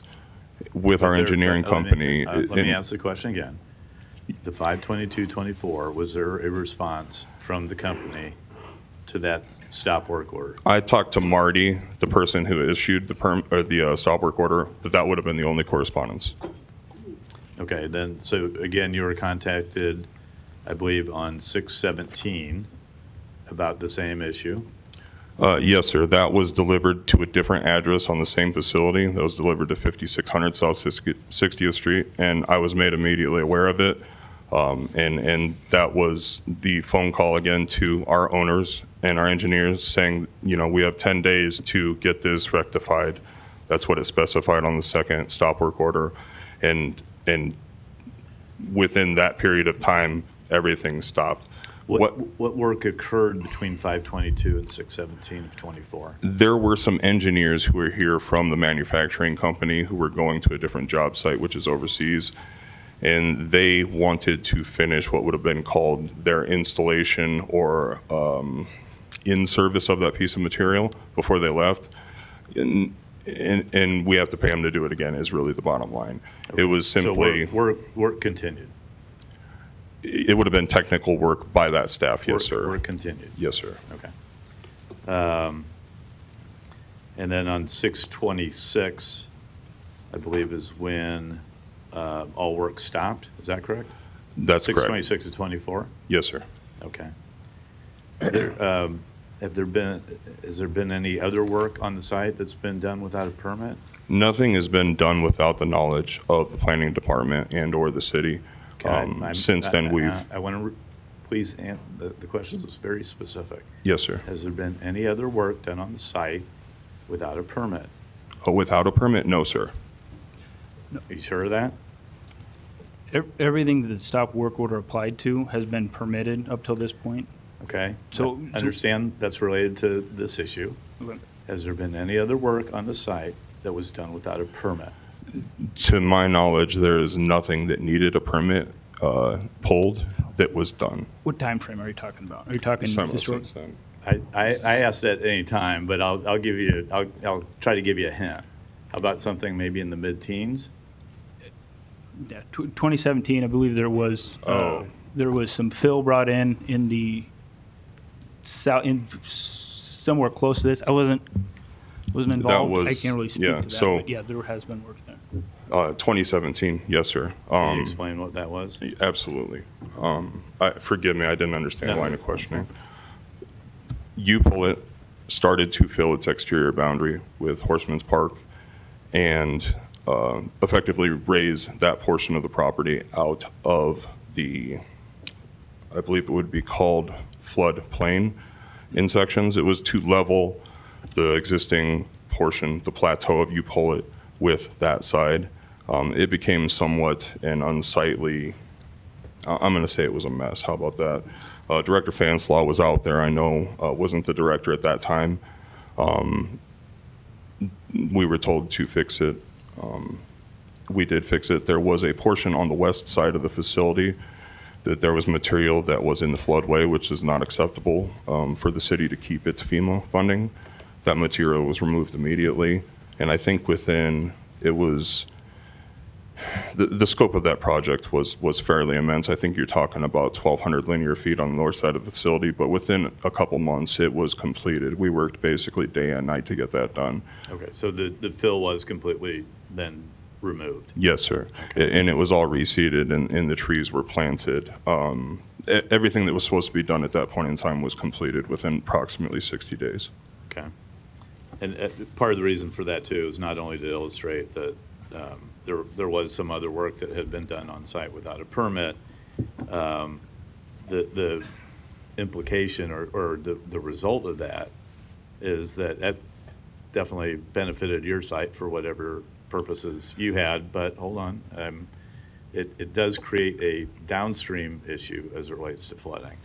And that's why we have FEMA look at some of these things, and that's why we don't allow those activities to happen without going through a process to know whether or not it's appropriate or legal to do so. So I bring that up because I'm very, very concerned about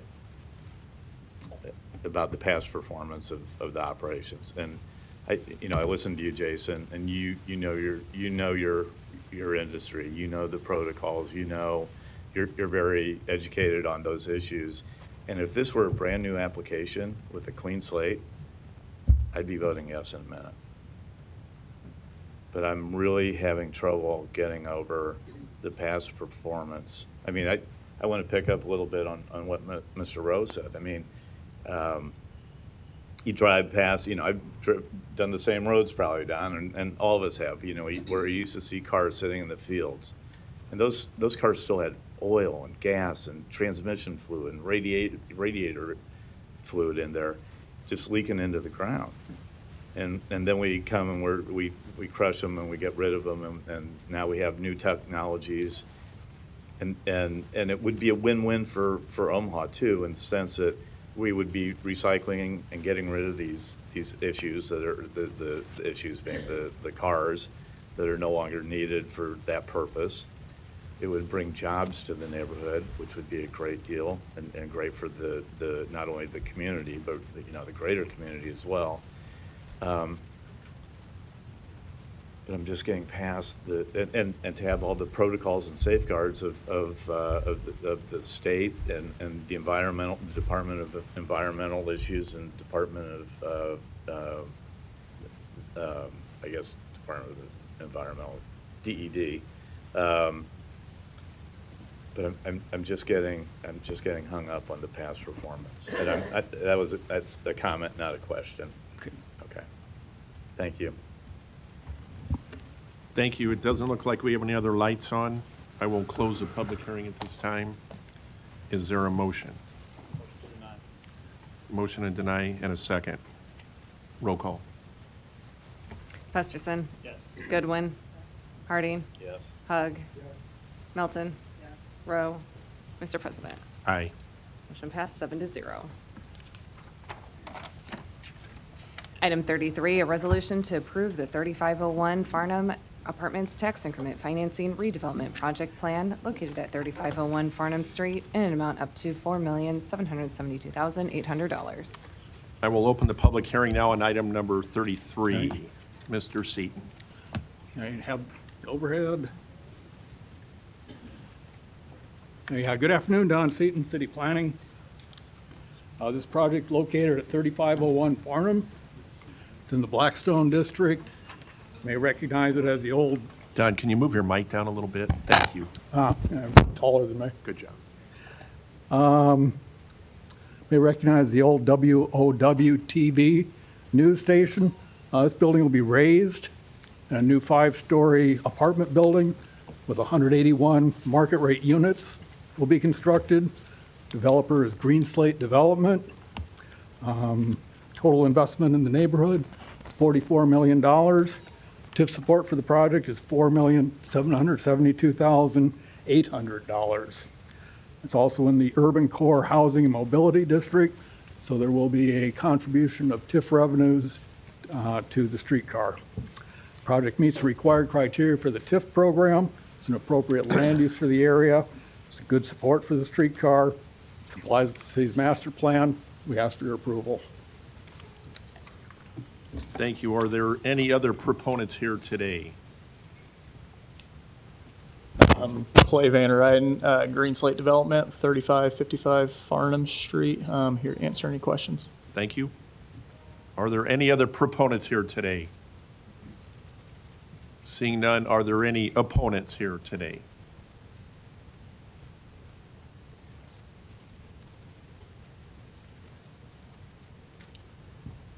Larry Storr, 5015 Lafayette Avenue, Omaha 68132.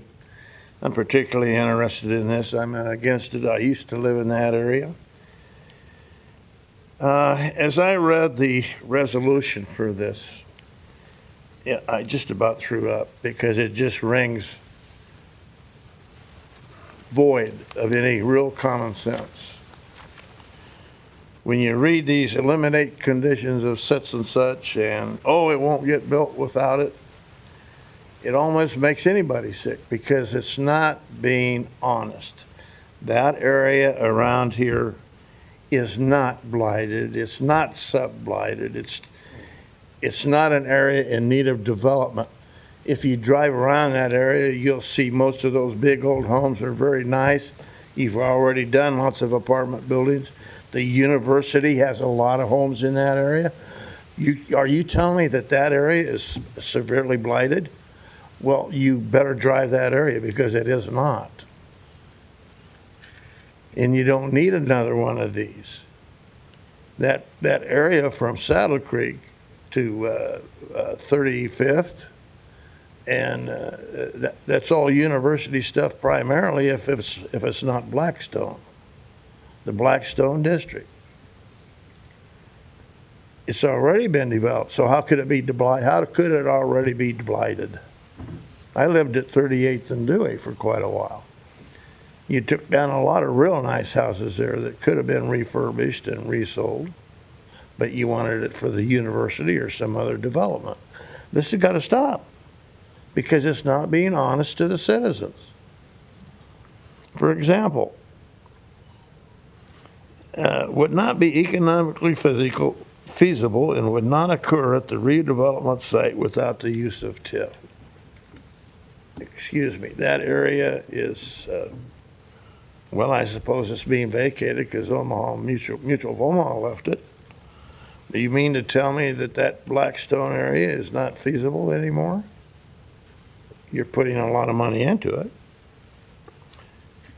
It really does not meet the definition of blight and substandard. So the community development law and the city father's dream of the everlasting city, it's not really real. You're trying to pull the wool over people's eyes and give more benefits to people that are developers, but they're also real estate companies. They're also realtors. They're making a profit on it at my expense. And you're driving the price of housing for us citizens. We're a community, us citizens, us retired citizens, we're a community.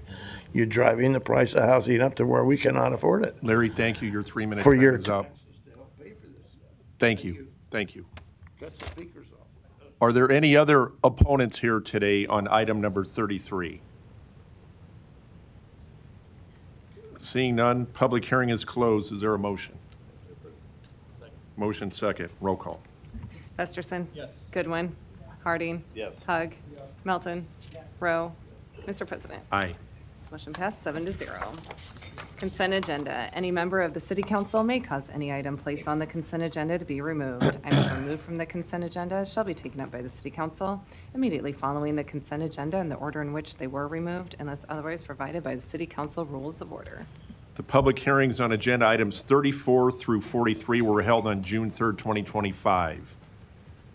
Any discussion? Motion to approve items 34 through 43. Motion and a second. Roll call. Festerson. Yes. Goodwin. Harding. Yes. Hug. Yes. Melton. Yes. Rowe. Mr. President. Aye. Motion passed 7-0. I'm up again. Okay. Item 56 is removed from the consent agenda. The public hearings on agenda items 44 through 55 and 57 through 60 are today. If you wish to address the city council regarding these items, please come to the microphone, indicate the agenda item number you wish to address, identify yourself with your name, address, and who you represent, and if you are a proponent or opponent. I will now open the public hearing. Are there any proponents here today?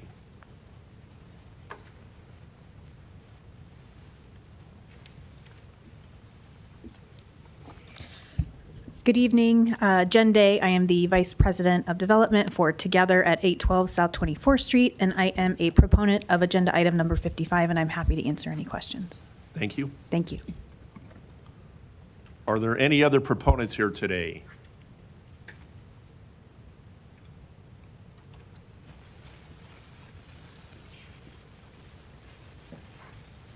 Good afternoon. My name is Chris Knopf. I'm the CEO of Stevens Center, located at 2723 Q Street in Omaha, Nebraska, and I am a proponent for agenda item number 55 as well. Thank you. I'm here for any questions. Thank you. Are there any other proponents here?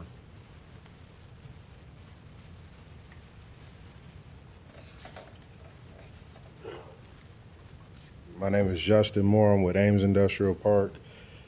We are developing 3828 Ames AIP Phase 3, and I'm a proponent, and I'm here for any questions. Thank you.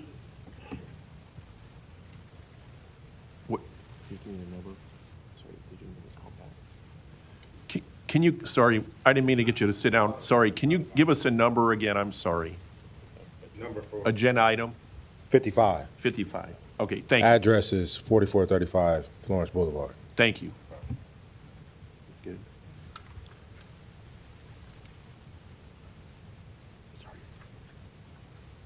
Okay. Would you please come back up? Councilmember Goodwin had a question for you. Sorry, we're getting your steps in.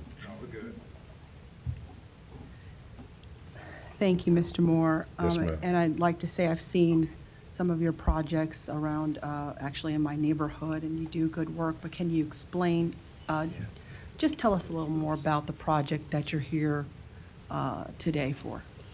We are developing 3828 Ames. It's about 3,600 square feet. Our goal is to create more of like a service station for our company vehicles and for vehicles for the public. And we'll also have affordable lease space for small businesses.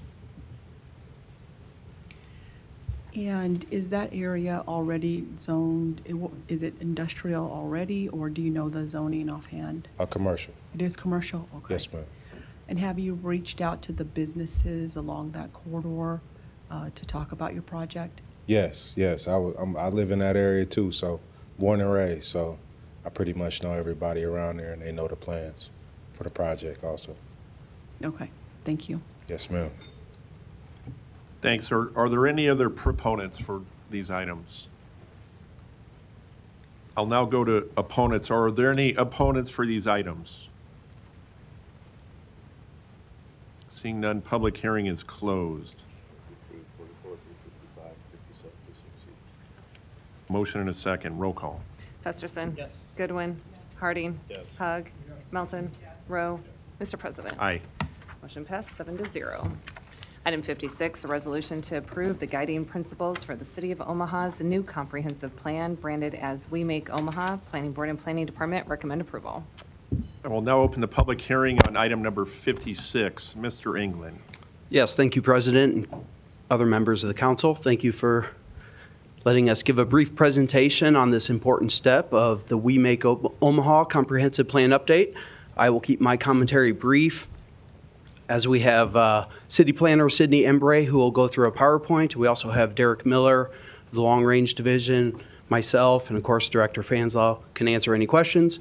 There is an amendment to the whole. I can briefly touch on that. There was just a few words in our guiding principle statements that we revised after receiving public feedback and open commentary period. Sorry, my voice is a little dry here. We had this on the planning board June 6th. We had advertised for it to be on June 17th, so there wasn't a lot of time, and our public comment period ended. So I can get into those if you do have specific questions, but otherwise I will pass it over to Sydney or Derek. Thanks, Eric. Just pulling up the PowerPoint here.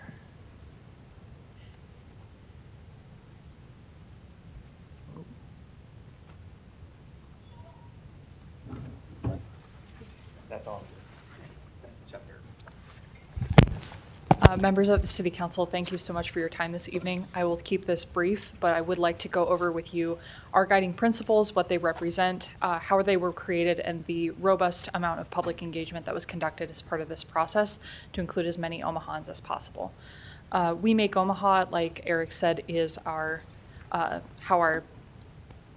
gosh, this is not working. There we go. We Make Omaha is how our comprehensive plan update is styled. It is a vision for the city's next 20 years of growth and development.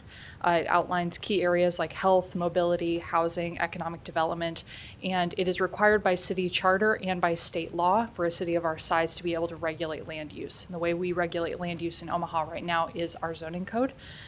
One of the ways that one of the impacts that this plan will have is that it will support a zoning code update in 2028. So that is one of the outcomes of this planning process. Overall, however, it provides a large, high-level guidance about our city's vision for our priorities, the way we grow, how we grow, as we face the next 20 years of development. It defines our community's shared vision for the future. It outlines steps to making that shared vision a reality. It provides guidance and continuity for other plans, and it supports that land use regulation. Right now, where we are in this process is that we have moved from our visioning and values process into our goal and strategy setting piece. So this is where we take the vision that the community has developed, which is what we are here to ask for you to adopt today, and we move into our goal and strategy setting. And I will talk a little bit about those opportunities for the public to give input in a little bit. The first phase of our community engagement we called listening and learning.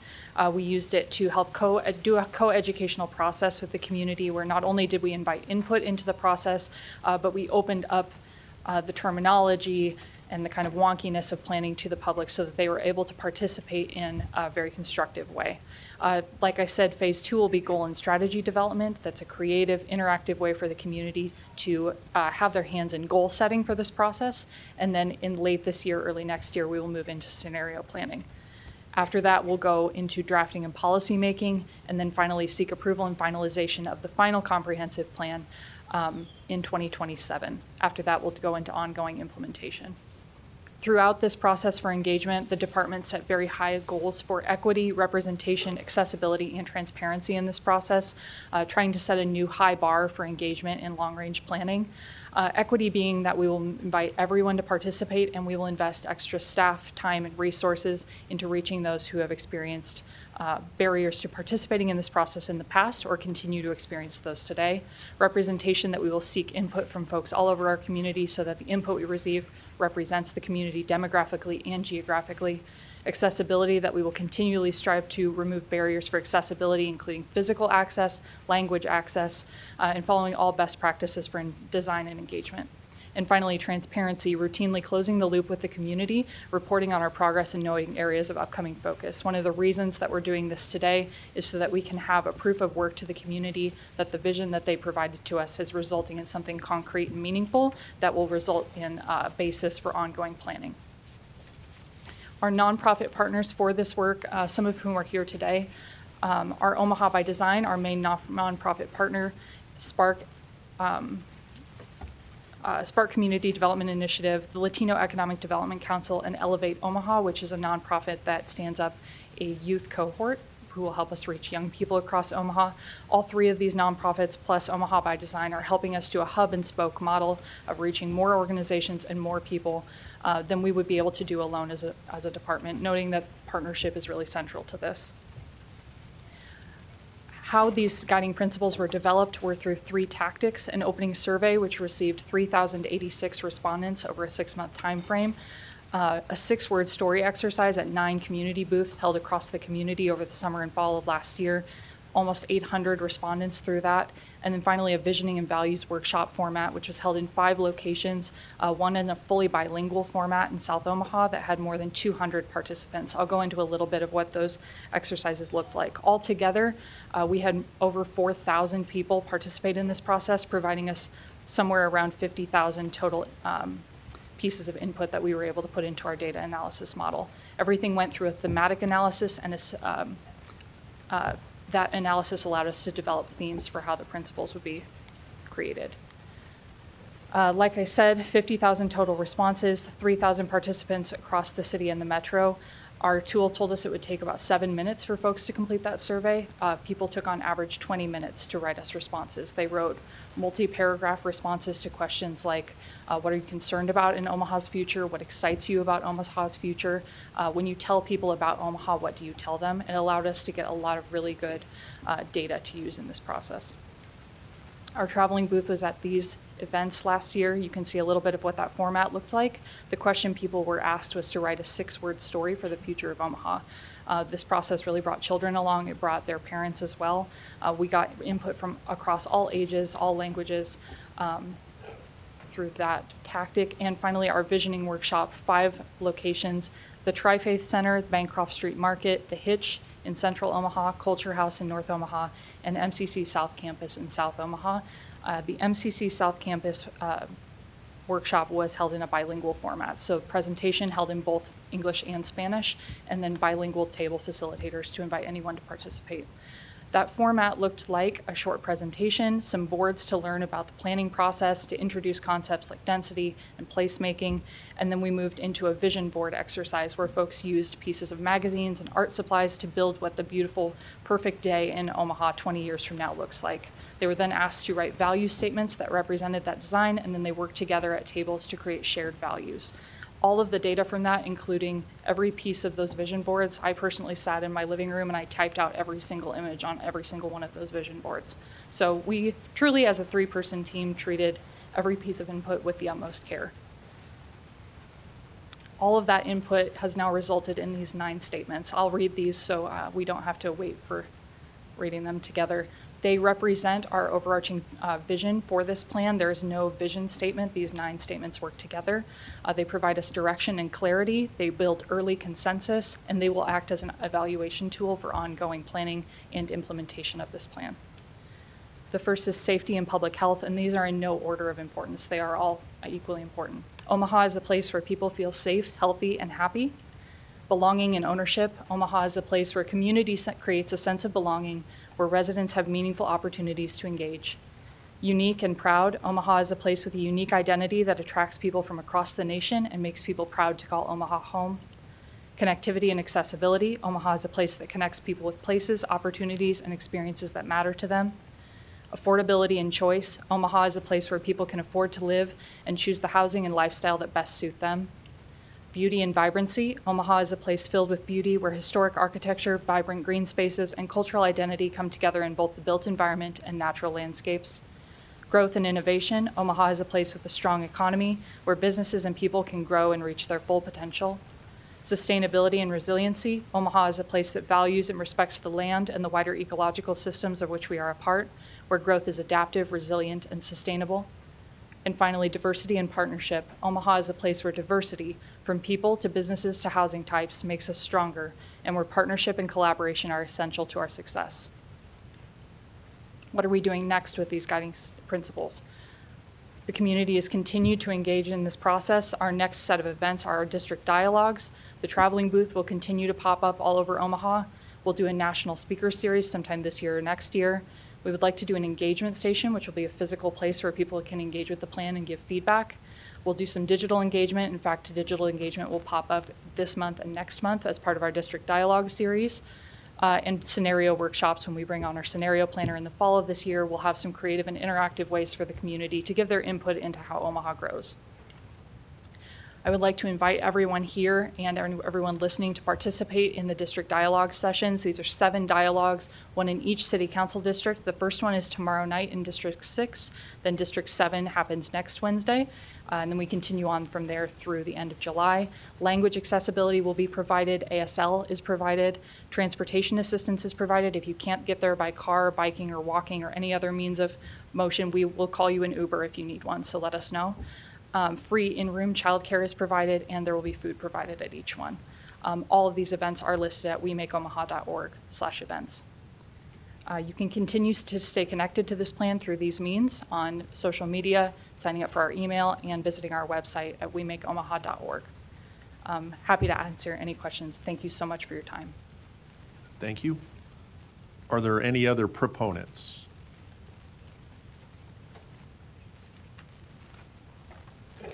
Hi, my name is Ryan Zimmermas, and I'm here on behalf of Spark, 1111 North 13th Street. And Spark is a proponent of agenda item number 56, a resolution to adopt the guiding principles of We Make Omaha. Spark is a nonprofit community development intermediary serving disinvested communities primarily in East Omaha. Spark's mission is to help profoundly transform disinvested neighborhoods into thriving and prosperous communities. Spark champions holistic community development, supporting real estate development while considering all the foundational assets a neighborhood needs to thrive and prosper: social, political, economic, and physical. As a member of the We Make Omaha team, Spark has had a front row seat as community engagement for Omaha's next comprehensive plan has unfolded over the past year. Spark participated in the Visioning and Values workshops, which drew over 200 participants, and hosted the We Make Omaha booth at multiple events in North Omaha, which drew over 750 participants. Collectively, over 50,000 data points went into the development of the 9 guiding principles that the City Council is considering adopting. Spark supports the resolution to adopting these guiding principles because we're confident that the guiding principles represent the community's vision for our future.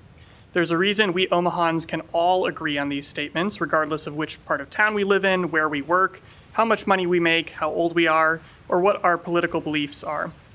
The reason is that, true to brand, we created these guiding principles. The We Make Omaha team has gone to great lengths to ensure that everybody had an opportunity to participate, whether they showed up for a workshop, stopped by a booth, or filled out a survey. But they didn't just stop at opportunity. Not only has the We Make Omaha team ensured that people from all walks of life have had ample opportunity, they tailored engagement strategies and systematically analyzed responses to make sure that the responses resulted in a variety of voices, from Elmwood Park to Elkhorn, from Florence to F Street, and everywhere in between.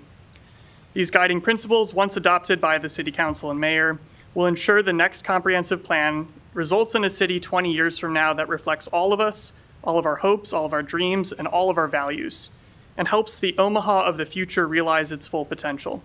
This vision is something we are proud to support at Spark, but even more importantly, something we're proud to support as fellow Omahans who want to see our city thrive. Thank you. Thanks, Ryan. Any other proponents?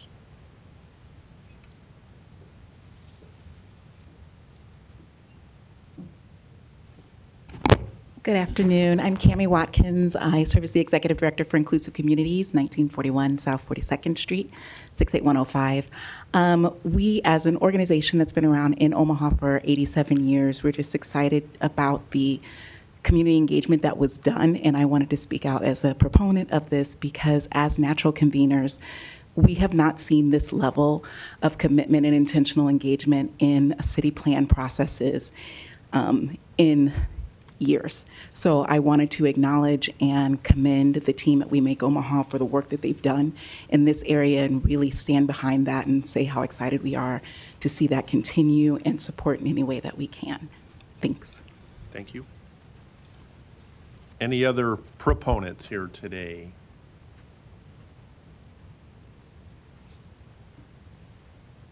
Luis Jimenez, 2709 Dewey Avenue.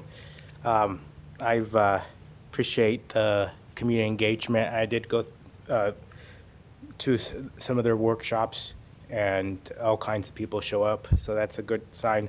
I want to test, though, the community engagement today. I'm going to give my contact to see if I can get this presentation to these folks, because it's good information. As an email. You can email the clerk, Luis, and we can get that to you. Thank you. Any other proponents here today?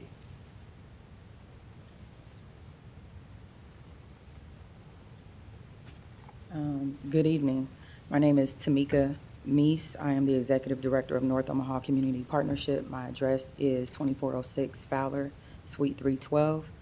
I am a proponent of this, but I would also like to add that I would like to see more grassroots organizations and those organizations in the community that specifically work with residents of inter-communities and also families. I think we would get more of a diverse inclusion if we do that, to utilize those that are already in the community doing the work to bring those folks in that typically fall through the cracks. And I'm speaking of organizations such as North Omaha Community Partnership and One Omaha. Thank you. Thank you. Any other proponents here today? Are there any, oh, sorry. Kimara Snipes, I'm Executive Director of One Omaha, 3902 Davenport Street. I did not have anything prepared today. I'm very familiar with We Make Omaha, very familiar with the comprehensive plan, but haven't really been involved in any of the, support for that. Definitely in support of it and willing to offer up any of the engagement expertise that we do have within One Omaha to be supportive. Thank you. Thank you. Any other proponents here to speak? Are there any opponents here to speak on item 56?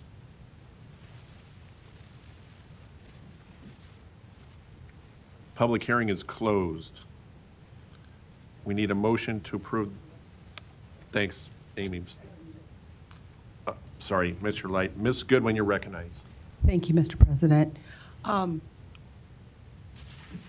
I wanted to first thank the Planning Department for their presentation to me today.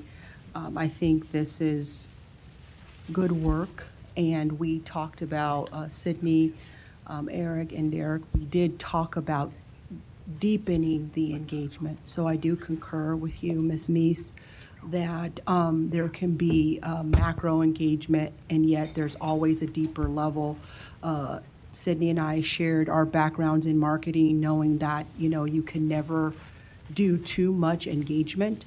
And so I've committed to partnering, at least on a level of sharing the engagement activities on my Facebook page and forwarding them to some key stakeholders that I know have a further reach.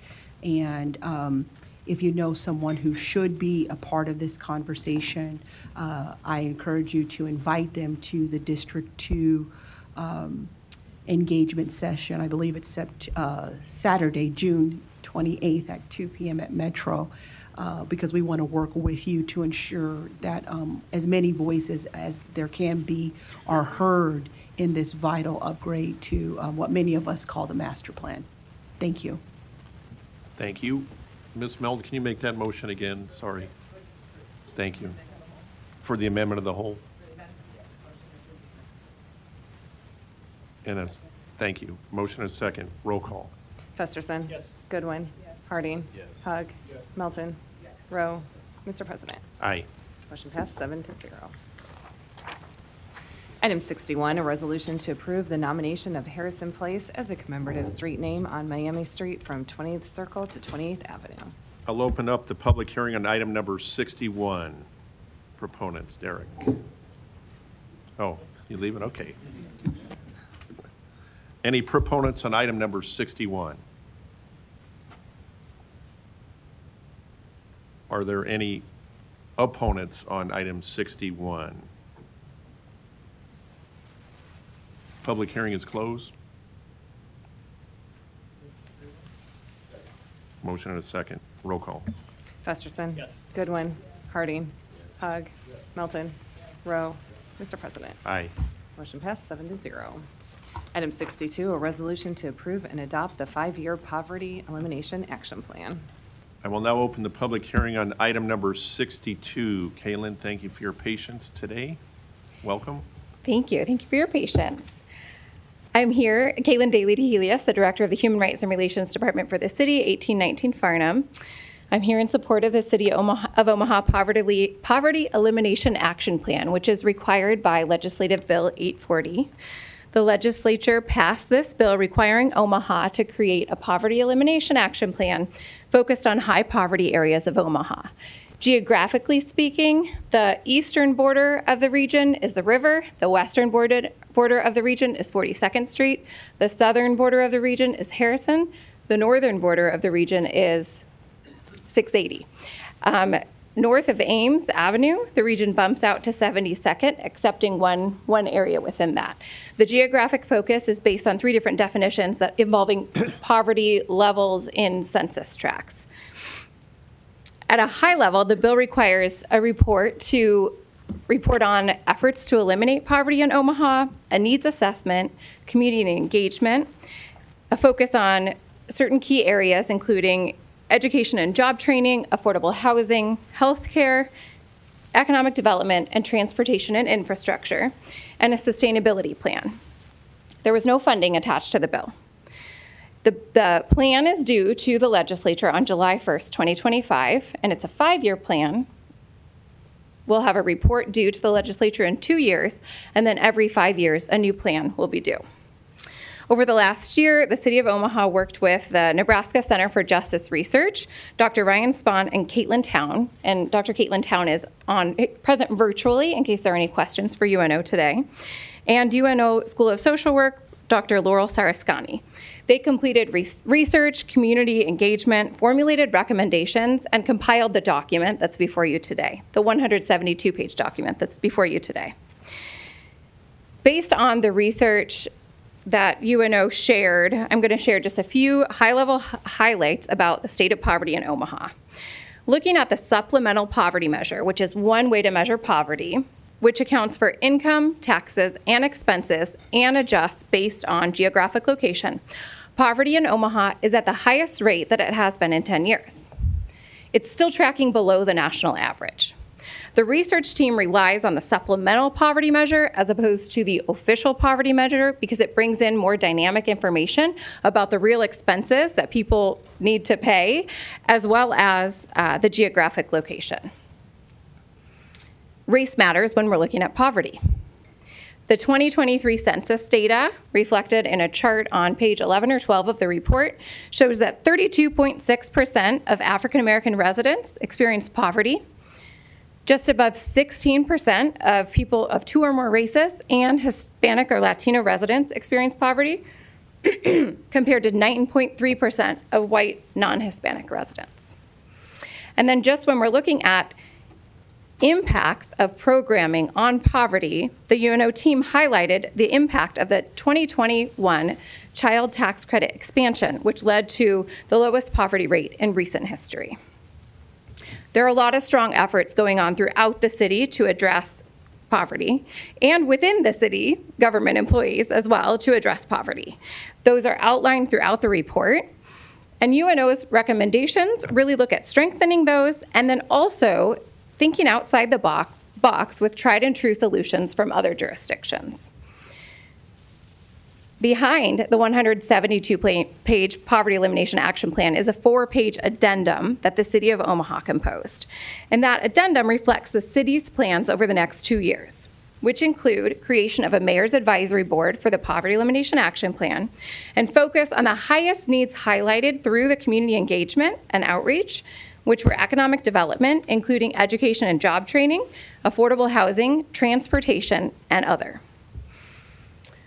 Once approved by City Council and Mayor Ewing, we will file this document with the legislature, we'll post it to the Human Rights and Relations website, and share information with the community about how to apply for the Mayor's Advisory Board for the Poverty Elimination Action Plan.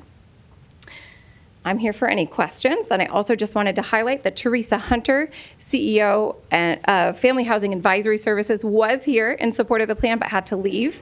The Family Housing Advisory Services has been around since 1968 and working on alleviating poverty since that time. And she just wanted to thank you in advance for considering this tool and for approving this tool to work towards eliminating poverty in Omaha. Thank you. Thank you. Are there any other proponents here today?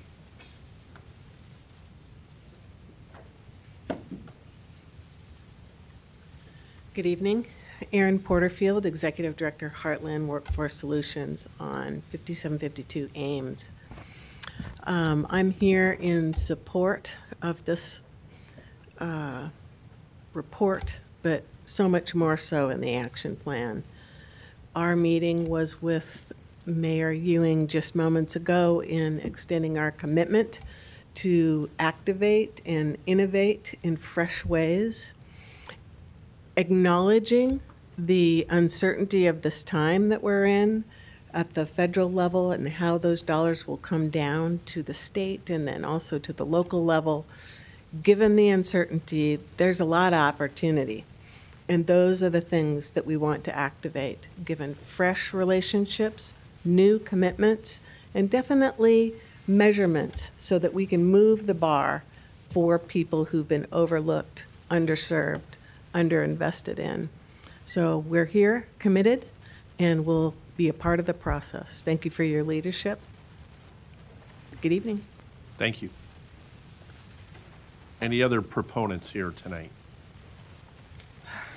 Get my steps in.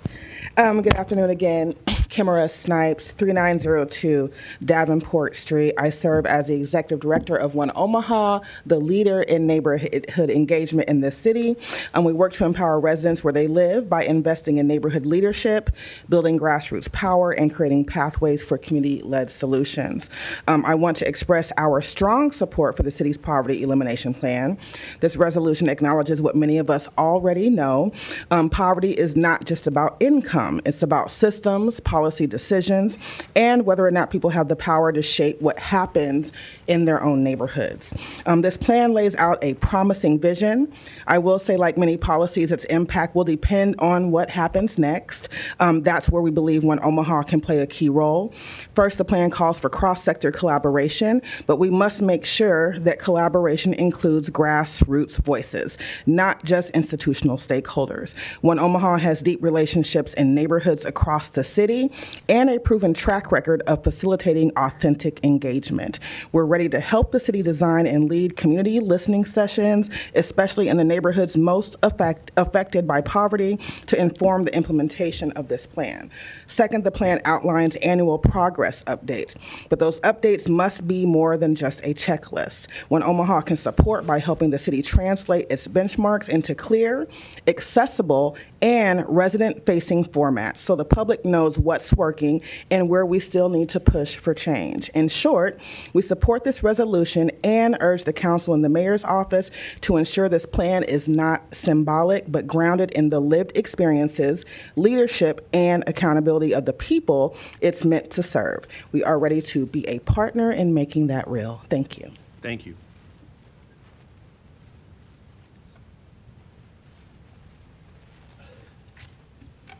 Council members, good evening again. My name is Tamika Meese. I am the Executive Director of North Omaha Community Partnership, located at 2406 Fowler Suite 312. I have prepared a statement. I'm here today to express our strong support for LB 840, the Poverty Elimination Action Plan Act, which is a bill that directly reflects and reinforces the work that we've committed ourselves to every day at NOCP. At NOCP, our mission is to dismantle barriers caused by poverty, violence, and systemic inequities by providing families with the support, resources, and opportunities they need to thrive. We primarily serve Black and Brown communities within North and South Omaha who have been historically impacted by disinvestment, economic exclusion, and a lack of equitable access to resources. Through programs like our Blueprint Juvenile program, we deliver wraparound services, connecting youth and families to financial coaching, rental assistance, workforce development, behavioral health services, and community mentorship. We don't just meet people where they are, we walk with them towards stability and long-term success. We know that poverty is not just a lack of income, it is the result of layered systemic obstacles that require coordinated, community-rooted solutions. This is why LB 40 is so important. By requiring cities like Omaha to develop a 5-year poverty elimination action plan, one that centers workforce development, education, and affordable housing, this bill acknowledges that poverty is not incidental. It is the product of policy, and it must be addressed through intentional, sustained, and measurable strategies. But to be successful, this plan must not be developed in isolation. I urge the council and the mayor to ensure that Omaha's plan includes direct voices of community members, especially those with lived experiences and partnerships with organizations like NOCP that are already doing the work. We don't need to reinvent the wheel. We need to resource and scale what's working. LB 840 offers Omaha an opportunity to move beyond temporary fixes and towards systemic change. Let's commit to a plan that is rooted in equity, driven by data, and accountable to the people most impacted. Thank you. Thank you. Are there any other proponents here today?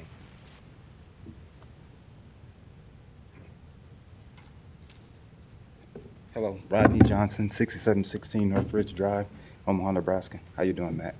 I'm a proponent. I'm very excited about this plan. I'm happy that the director decided to stay around and answer some questions. I had one specific question. I'd seen that the SEB program was referenced about 9 or 10 times in this plan, and I've struggled over the last few years, mainly January of 2024, when I asked the question of what does priority means. So I'd like to pose that question again, seeing that item number 75 resulted how it did. Excuse me, we got to stick to item number 62 right now. Yeah, that's what we're talking about. The denial of the answer in January of 2024 resulted in item number 75. We're on item 62 right now. So I'm back asking the question again. You can come up on 75 when it comes up. I don't have any interest in 75.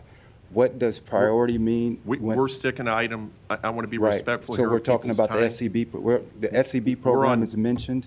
Poverty Elimination Action Plan. Yes, the SEB program is mentioned more than 9 times as a tool in the poverty prevention plan. I don't know if you briefed it yet or if you had a chance to read it. And there has to be an understanding from this body of what they're going to do and what that means in the plan. So if you're just going to window dress it and say that we're talking about economic inclusion, we're talking about building small business, we're talking about workforce development, we need to understand what the SEB program's role is going to be in that poverty prevention plan. Thank you so very much. Thank you. Any other proponents here today? Any proponents? Okay, we'll go now to opponents of item number 62. Any opponents?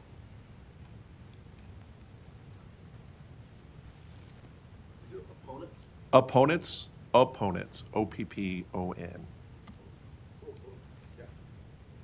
Item number 62, Pierce. Yes. My name is Pierce Carpenter. I live at 4832 Farnham. I had a couple objections. I don't like the idea that taxes are being used to fund this. That's item 1.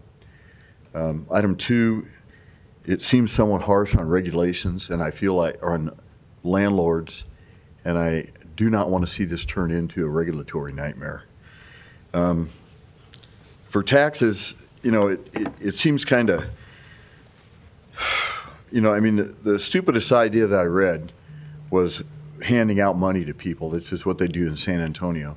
Now, that seems stupid off the bat, but the reality is Milton Friedman did a study in the 60s, and his conclusion, the poverty level, 14% of the population was in it. And if you took all the money that they allocated toward helping those people and just paid it to them, it would move them up to the 80% bracket of the poverty. They were spending more money implementing the poverty elimination processes than they would have been able to eliminate just by handing the money out to them. So, I'm really suspect about all these people involved in these groups and organizations and meetings. I mean, really, is good going to come out of it? Isn't there a better way to hand the money out? The second thing is, they talk about inspections with landlords, Section 8 code, more documentation and stuff like that. I mean, I doubt if any of you have any idea what you have to go through to rent an apartment, but I'm going to spend a few seconds on that. Is that okay? Just make sure you stick to the issue at hand, the Poverty Elimination Action Plan. Okay, so I do an application. Then I do a whole apartment agreement. You got to have that, because if you don't have papers signed with money accept, they can just demand their money back. Then you go through the house rules. You walk through an inspection thing.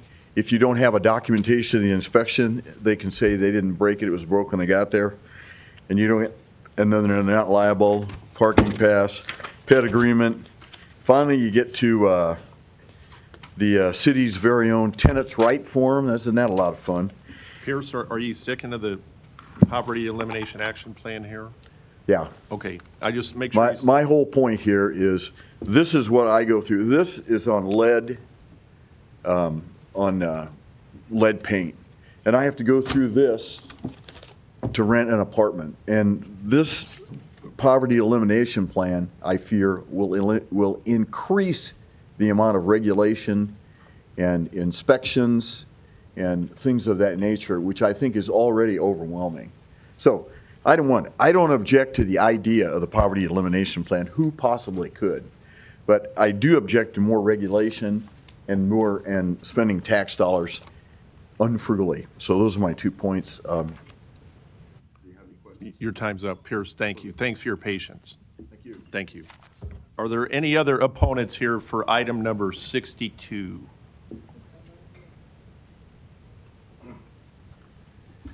Larry Storer, 5015 Lafayette Avenue, Omaha 68132. I'm against this because this is against everything that our country was founded on. We just can't give everything away. We can't solve every problem, so we got to stop trying to put it on the taxpayers. You can't do anything like that without taking money from somebody to give it to somebody else, and that is a Marxist program. Our country is a republic. It is not a democracy, no matter how many times you call it a democracy. And we're not here to solve everybody's problems on my pocketbook. We got to stop it. The theory is good, but it used to be that these problems were solved in the community and through the school system and the churches and neighbors, not through your representative that you elected. We did not elect you to take us into the stages of destruction, which number one is democracy. All democracies failed because what? It turned into mayhem. Everybody wanted something, but nobody could get anything, so they went to war. And they failed. We formed a unique constitutional republic, not a democracy. Read the Founding Fathers as to why, and stop giving away the last few dollars that you might have that won't get taken away from by the government with clawback. You won't be able to do it if they want your money back that you're using. Grant programs, you won't be able to do those anymore. Don't give away what you don't have. Thank you. Are there any other opponents to item number 62 here tonight? Public hearing is closed. Looks like we have some lights on. Mr. Fesserson, you're recognized. Thank you, Mr. President, and thanks everyone for staying this late to add testimony on this important item. I'll be brief as well, given the hour, but I am very supportive of this plan and will vote to adopt today. I'm hopeful it will get us focused on issues of poverty. I do think the economic disparities we have in our community, in particular in North and South Omaha, that we know we have, are some of the most important things we can be working on as a city and as a body in the next 4 years. This is a substantive document. It's 122 pages, lots of recommendations. So my only observation today, maybe two observations today, is implementation is going to be very important as we go forward with this. And I am concerned at this juncture that we have a lot of good plans that are awaiting implementation. Well, it'll be this poverty elimination plan. We have a Vision Zero plan. We have a climate action plan. We have an affordable housing plan. We have a pedestrian and bike safety plan. And we also are working on a comprehensive plan that we talked about here today. All of which I think have been good and have been well done and have substantive policies to proceed with. But that's a lot to do in the next 4 years, and I really think we need to think through that and be mindful about it and prioritize these things to make a difference so they aren't just sitting on the shelves. I did say and promise some partners that were going to stay today but couldn't, that wanted to speak in support of the plan. Metro Community College, for one, Omaha Public Schools, and the trades. They would definitely need to be partners in this work going forward, particularly around all the observations around workforce development and education that are involved and recommended in this plan. And then the last thing I just observed is I am concerned there's going to be some substantial headwinds going forward on virtually all the recommendations this plan is making that we should work on, given the discussions at the federal level right now around Medicaid cuts and SNAP and food stamp cuts. The days of rental assistance, I think, are over. There's discussion about cutting CDBG funds that we talked about earlier in the meeting today. Discussion of cutting early childhood and Head Start funding. These are all very important recommendations in this plan that I think we need to focus on and be mindful of. And I am hopeful we can prevent those things from happening at the federal level, but if we can't, we're going to have a big job to do here. Thank you. Thank you. Council Member Rowe, you are recognized. Thank you. I seem to be following Mr. Festerson this afternoon, and I think I agree with all of his comments, but I'm going to come probably to a different conclusion. I view this as an unfunded mandate from the state, LB 840. Who wouldn't be for eliminating poverty? I mean, everybody in the room would raise their hand and say, I'm for eliminating poverty. I would be the first one to say that I am. But when I read through the plan, I think I agree with Mr. Johnson a little bit. There's 122 pages of material here, and I had a briefing this morning, thankfully, from our director of HR&R, and she helped clarify a lot of things for me. And there's an addendum to the plan that I think I could fully agree with.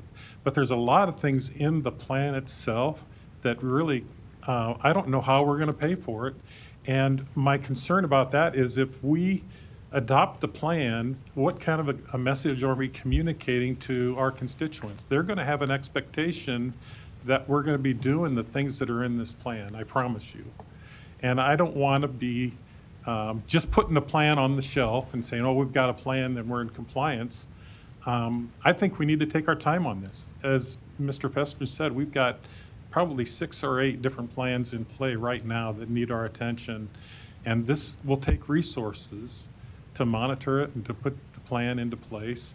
And I'm not comfortable voting for it. I'm comfortable with eliminating poverty. I would 100% be in agreement with that, knowing that that's probably not a goal that we're going to ever achieve. I mean, just look at history. I mean, we've had poverty that we've lived with since creation, and but that doesn't mean we shouldn't have goals to try to eliminate it. I'm for that as well, but I don't want to set a bet or an expectation out there that people think that this is going to happen right away. I think it's something that we can work on, but I'm not really comfortable in adopting this 122-page report. I'm having only about a week to read through it and really study it. There's a lot to this plan that's in this plan. The folks over at UNO did a lot of work to put the plan together. I'll give them credit for that. but I think a lot of the conclusions that are drawn are some things that we're going to have a hard time paying for. And I haven't had one person, I'm positive, I can promise you, I've not had one person send me an email hoping that we would have a tax increase to pay for some of these unfunded mandates. And so I'll probably, I'll vote no, but if it passes, I'll certainly support and try to come up with answers. I think we all want that. So thank you, Mr. President. Thank you. Ms. Melton, you're recognized. Thank you. Yeah, you know, I'm with Don and everybody here. Of course, we want to eliminate poverty. I just disagree with a lot of the recommendations in here, and maybe they should have added an economist to help create the plan as well, because we need to pay for it. It was, here's a great plan, and we even admit, by the way, there's no funding for it. We don't even have recommendations on how to fund it, but there's a mandate in this plan that actually states that we must provide a detailed implementation matrix with actionable steps to execute each recommendation. So we're passing this and we're mandating on ourselves that we have to pass each and every one of these recommendations. And I can tell you, expanding early childhood access, absolutely fabulous. We need to do that. Microtransit, working with small businesses, providing support, working with front porch investment for housing, education, workforce solutions, getting job training, getting Metro Community College, UNO, all of those are extremely important. But they're putting a mandate on here that somehow the taxpayers of Omaha are gonna have to pay for each one of these. Or we have to work with somebody to pay for it, and we're mandated to provide it. And I think what I was very concerned with is a couple of the things that said guaranteed income initiative, and make sure that there's a city fund for paid leave for low-income workers that maybe need to take additional days off, and also a local earned income tax credit. City of Omaha doesn't collect taxes other than property taxes. We don't collect income taxes. So I don't know how the city of Omaha can do an earned income tax credit, I guess unless the legislature would pass that as well and give us another mandate. The only way we could do any kind of earned income tax credit would be increasing our property taxes. And what I'm very, very concerned with is on page 6. So I did go through this whole plan, by the way. I tried, and there's tons of good stuff in here. Absolutely tons of good stuff in here. And things that, by the way, the legislature needs to do. On page 23, I think I put good, and good. There's all kinds of things that need to be done at the state level, but I find it funny that the state mandated that the cities do it. I think they need to take this up and they need to figure out how we're gonna pay for it. We can work together, but I don't think they should put the mandate on that. But what I have to say is that what really got me concerned was this plan states that we need to move more to the Nordic model and away from the current model, which we have. It says that our current American model prioritizes lower taxes and individual responsibility over systemic protection. We need to move more to the Nordic model's universal social protections, which include guaranteed health care, robust unemployment benefits, and comprehensive pension systems funded by higher taxation. So I want all of those things, but not at a higher taxation. And I think when we just had our property tax assessments go out, and I have heard from small businesses or little restaurants that they may have to close down because of their property tax assessment because they can't afford their property taxes. You know, so we have businesses going out of business in the city. And yes, there's a whole lot of good stuff. Working with the nonprofits that I'm looking at now, absolutely. And that's what we do, and we need to continue to do that. But the language that's used in this plan, which literally mandates it and says we have to meet and tell the people of Omaha why we haven't implemented local earned income tax credits. It notes rent control.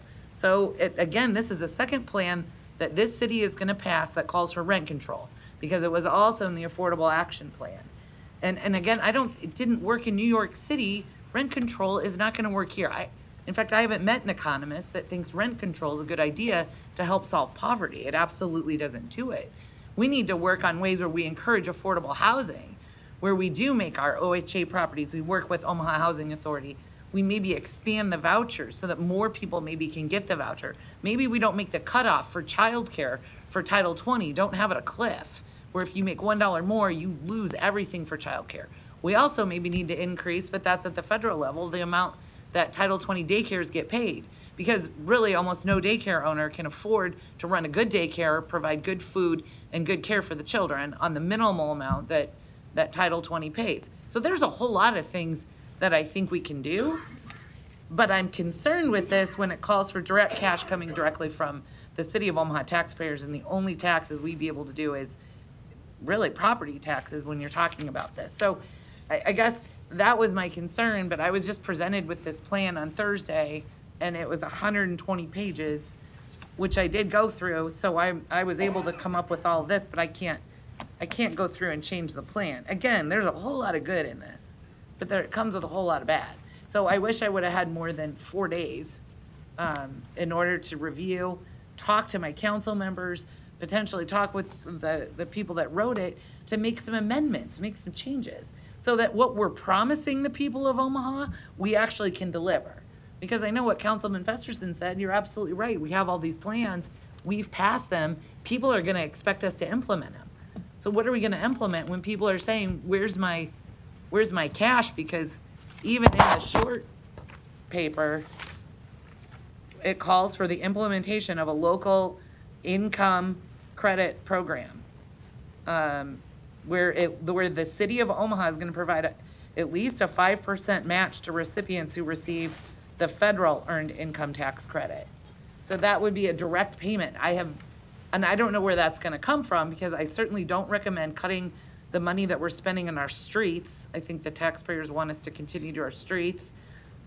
I don't want to cut parks. I don't see anybody back there wanting to cut parks. We're in the middle of implementing planning.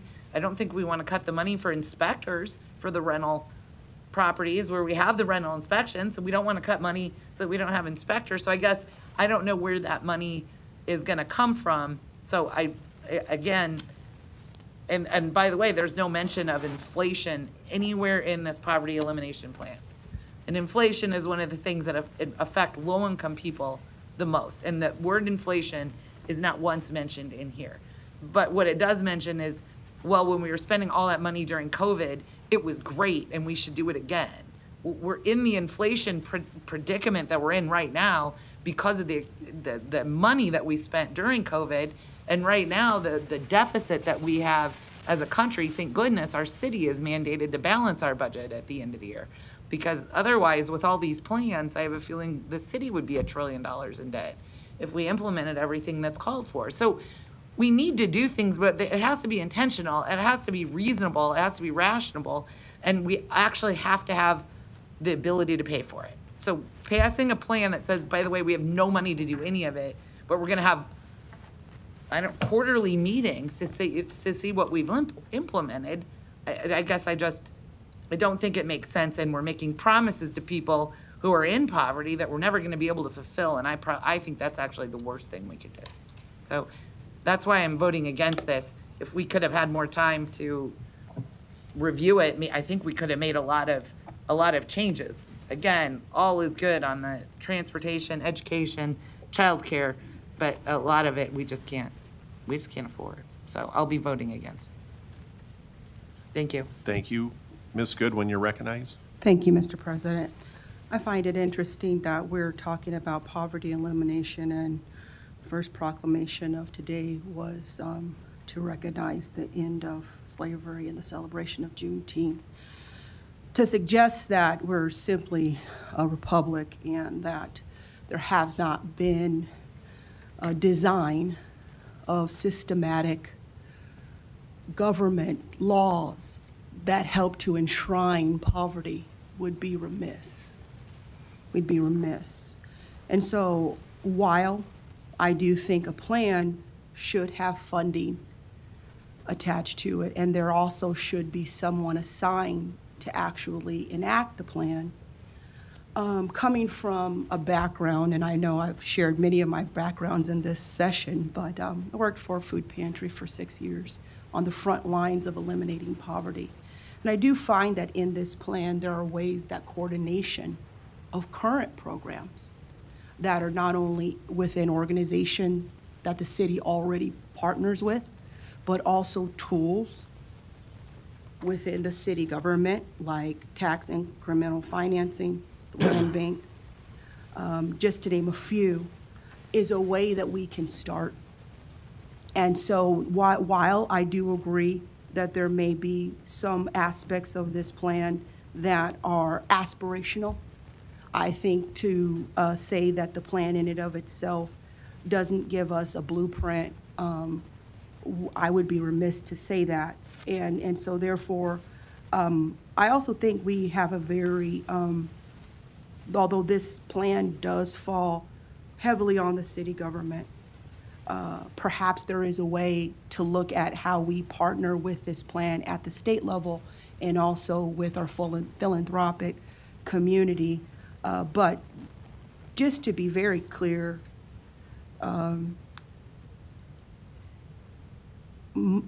a lot of our poverty in this nation has been by government design, and history speaks to that. And so whereas I don't think it all rests on the shoulder of government, this is a pathway we can use to optimize current resources and programs. And I mentioned my work in the food pantry because I found that oftentimes simple coordination among industries and organizations could better create pathways for those that are less fortunate. Thank you. Thank you. Mr. Harding, you're recognized. Thank you, Mr. President. I'm going to start out by saying something that, bear with me, but apparently there are some in the room that wouldn't raise their hand to say that they want to eliminate poverty. And I say that because for two reasons. One, there are defined areas that that 840 asks us to respond to. So apparently if you're in poverty and you live in an area outside this defined area, this doesn't apply to you. And I would go one step further to say, I believe I'm correct in this, that 840 only applies to Lincoln and Nebraska. So if you're in poverty in some other community, I guess you're on your own. Now, having said that, I would raise my hand to say, as others have said here, that everyone would raise their hand to say we want to do something to address poverty. So there are many things in this plan that are great, and I'm going to be repetitive of some of my colleagues here to say that unfortunately, though, they come with an unfunded mandate, and quite literally what we're doing here is checking a box. And that's not to dismiss all the hard work and investigation and research that's been done to come up with this plan, but it seems like we're checking a box. We have to submit this plan to the state by July 1st. This is our last meeting before July 1st. We were first briefed on this, or I was briefed on this last Thursday. This is the last meeting we have before that deadline. And I asked the question, well, what happens if we don't pass it today, or we lay it over and say, you know, state, we'll get it to you eventually, but we want to make sure it's right. But this document in its current form, I can't support. Let me go through a couple. First of all, before I go through that, Kaylin, I'm sorry, could you explain what the addendum is that we just received? Kaylin DeHelios, Director of the Human Rights and Relations Department. The Poverty Elimination Action Plan as a whole is the 172-page document, which includes recommendations, not goals, that the city is adopting. They're recommendations from the University of Nebraska at Omaha, who completed a bunch of research and engagement to come to those recommendations. Those are not the goals that the city of Omaha is embarking upon over the next 2 years. The 4-page addendum, which I shared with you last Tuesday when I briefed everyone, and I apologize that it was last Tuesday. I'm happy to provide context as needed to that, but I think I did that. The addendum to the Poverty Elimination Action Plan are the actual action items that we will be working on over the next 2 years. None of them commit to spending money. They commit to researching the feasibility, costs, and benefits of full-time universal pre-kindergarten programs.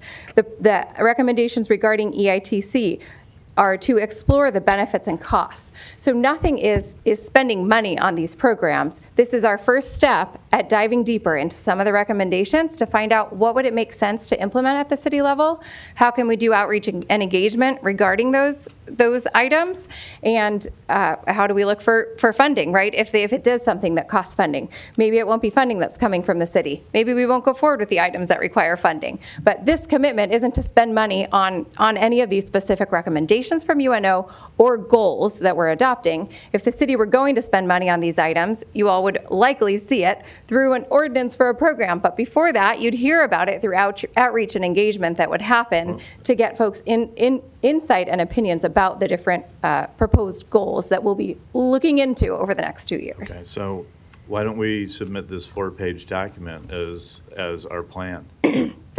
The bill requires us to include in the plan an evaluation of where we are as a city with respect to poverty.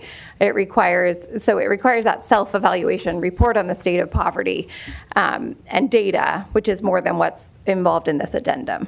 Okay, thank you. Yeah. I'm not done, sorry. Yeah, you're fine. I thought you were getting ready to no, cut me off. you're good. You can put the light on me if Keep you want. rolling. Okay. Keep rolling, huh? Okay. Let's see if I can read some of my own writing here.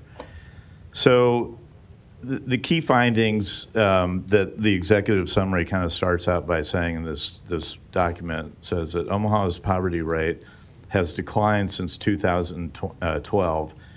But as reported by the Omaha World Herald using the supplemental measure, I guess when true statistics don't meet your intended narrative, you find a different measure, is the highest ever. And I think as Churchill famously said, the only statistics you can trust are the ones you falsify yourself. The second thing is, let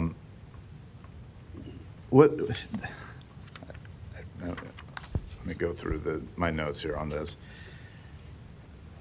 I won't go through all my notes on this. I'll try to summarize. There are many things in this document that are good, as Councilmember Melton pointed out as well too, but many of them don't even apply to just the city of Omaha. There are state issues, and I understand and hopefully the state, since they've forced this upon us, to force us to do this study or this plan, comes up with all these recommendations that are unattainable.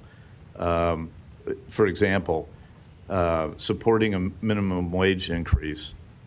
Let's remember that that's inflationary too. I think supporting a minimum wage increase increases labor costs, has the potential for job losses and reduced hiring, is inflationary, increases consumer prices, erodes purchasing power, puts pressure on profit margins of small businesses, which I think Councilmember Melton even talked about.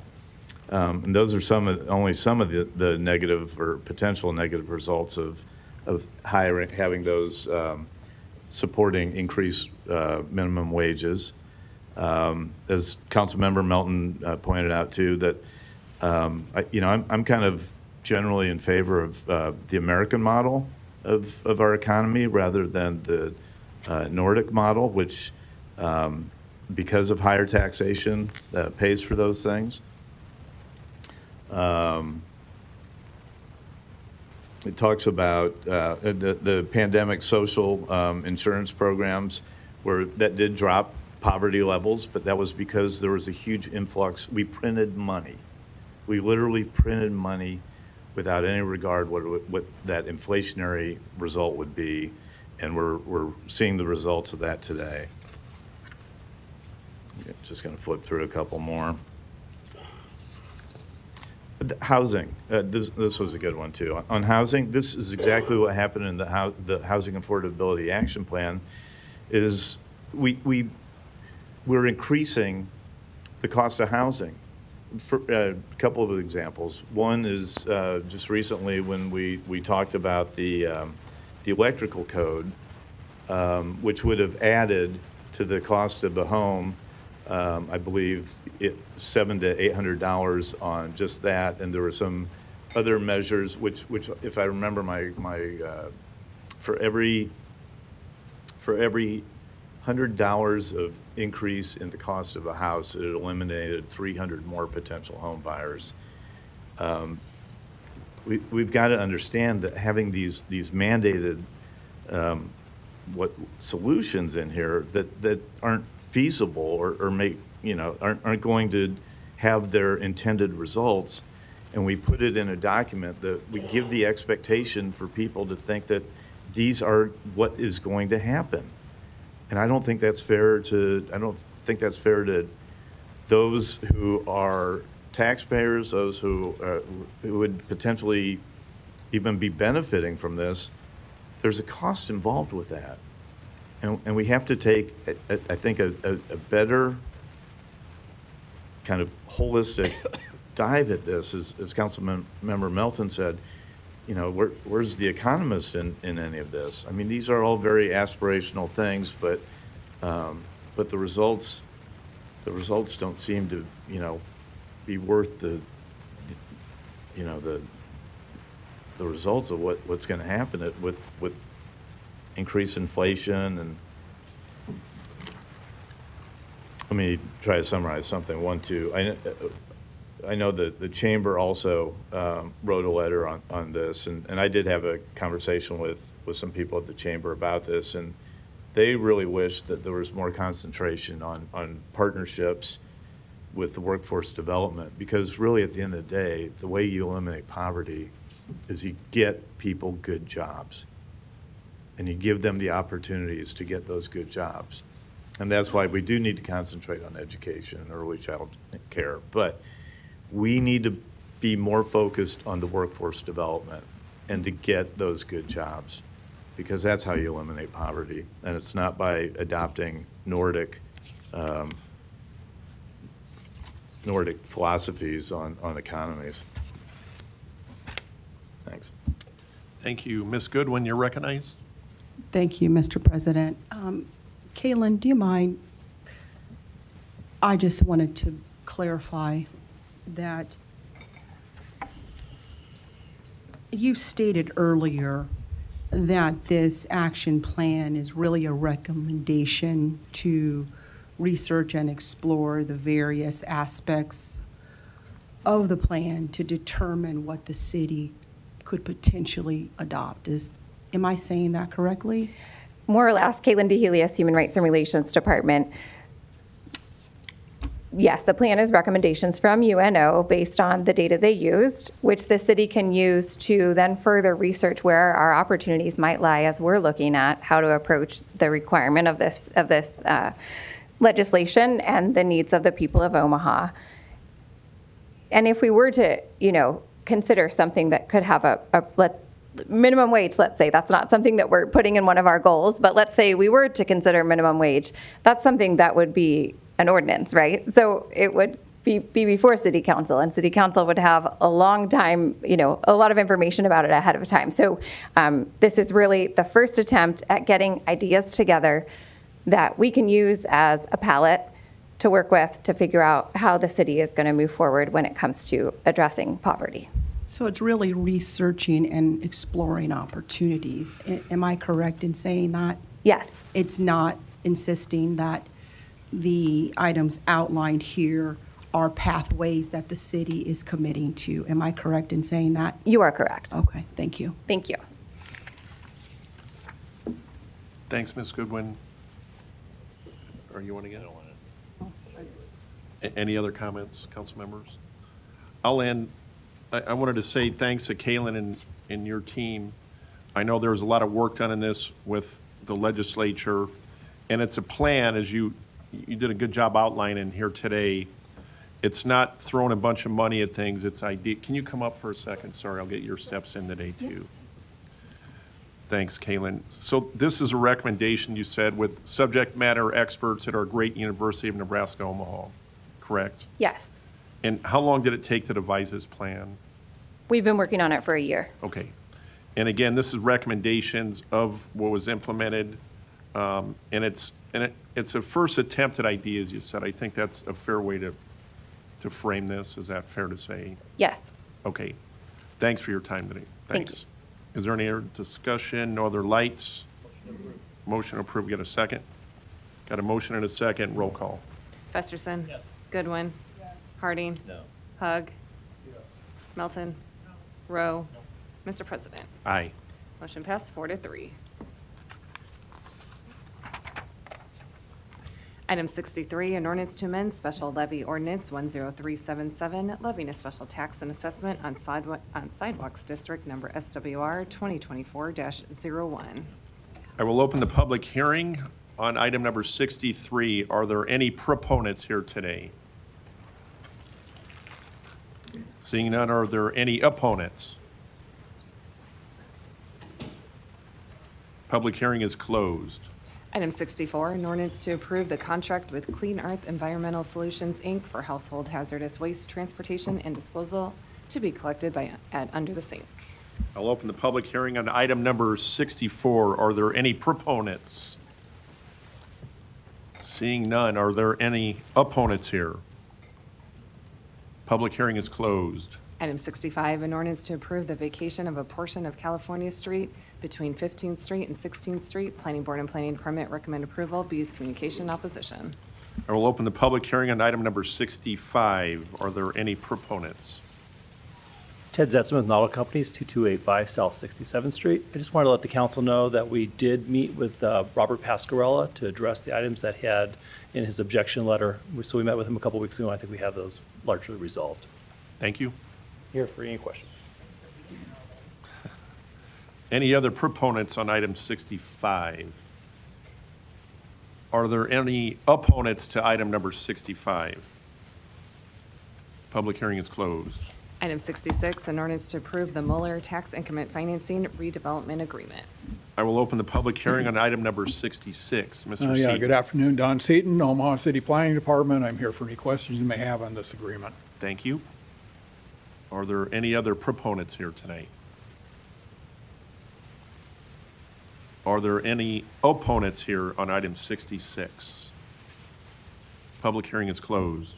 Item 67, an ordinance to accept the bid of S2 Roll-Offs LLC DC in the amount of $39,227.50 to provide portable chemical restroom services for various parks located throughout the city of Omaha. I will open the public hearing on item 67. Are there any proponents here tonight? Seeing none, are there any opponents here? Public hearing is closed. One public hearing can be held for items 68 and 69, ordinances to approve interlocal agreements for SWAT operations with Douglas County and Washington County.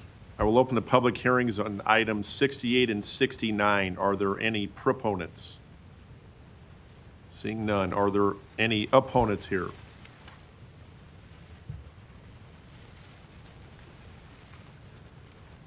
Tamika Meese, Executive Director of North Omaha Community Partnership, 2406 Fowler Avenue, Suite 312.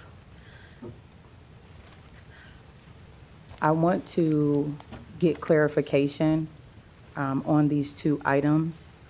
So I'm not actually stating that I am opposing. I would like to better understand. I did some research, and so I wanted to present this to the board to get clarification on what these items truly mean. To my understanding, after research, I believe that this agreement authorizes SWAT cooperation, but it doesn't grant open, unconditional entry rights.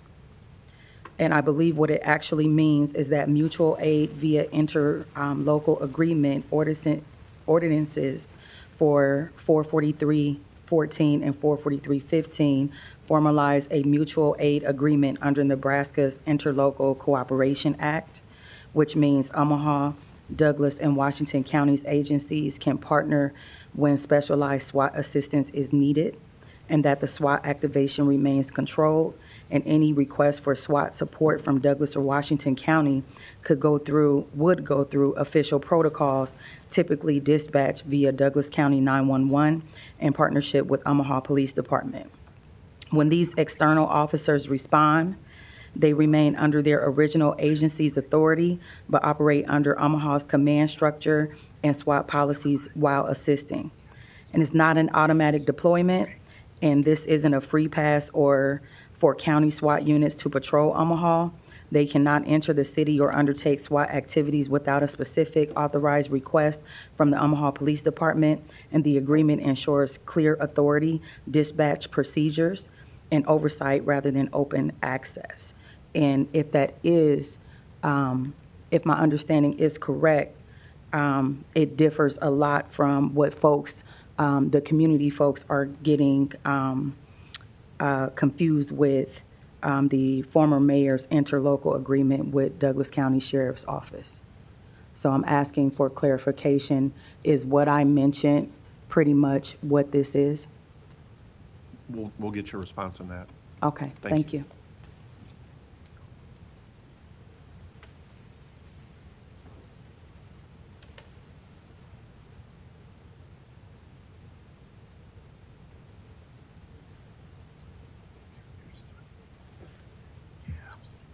Is there any other, what are we on, opponents? Sorry.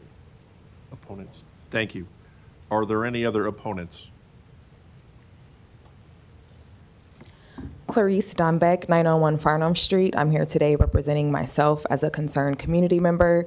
I would like to echo what Mrs. Mees questioned to the counselors and also to the city attorney to provide more clarity around what this agreement would look like with the Washington County Sheriff's Department, and if that agreement does happen to look like what the city's agreement does with Douglas County Sheriff's Department, then I would be opponent of that. Thank you. Thank you. Are there any other opponents here?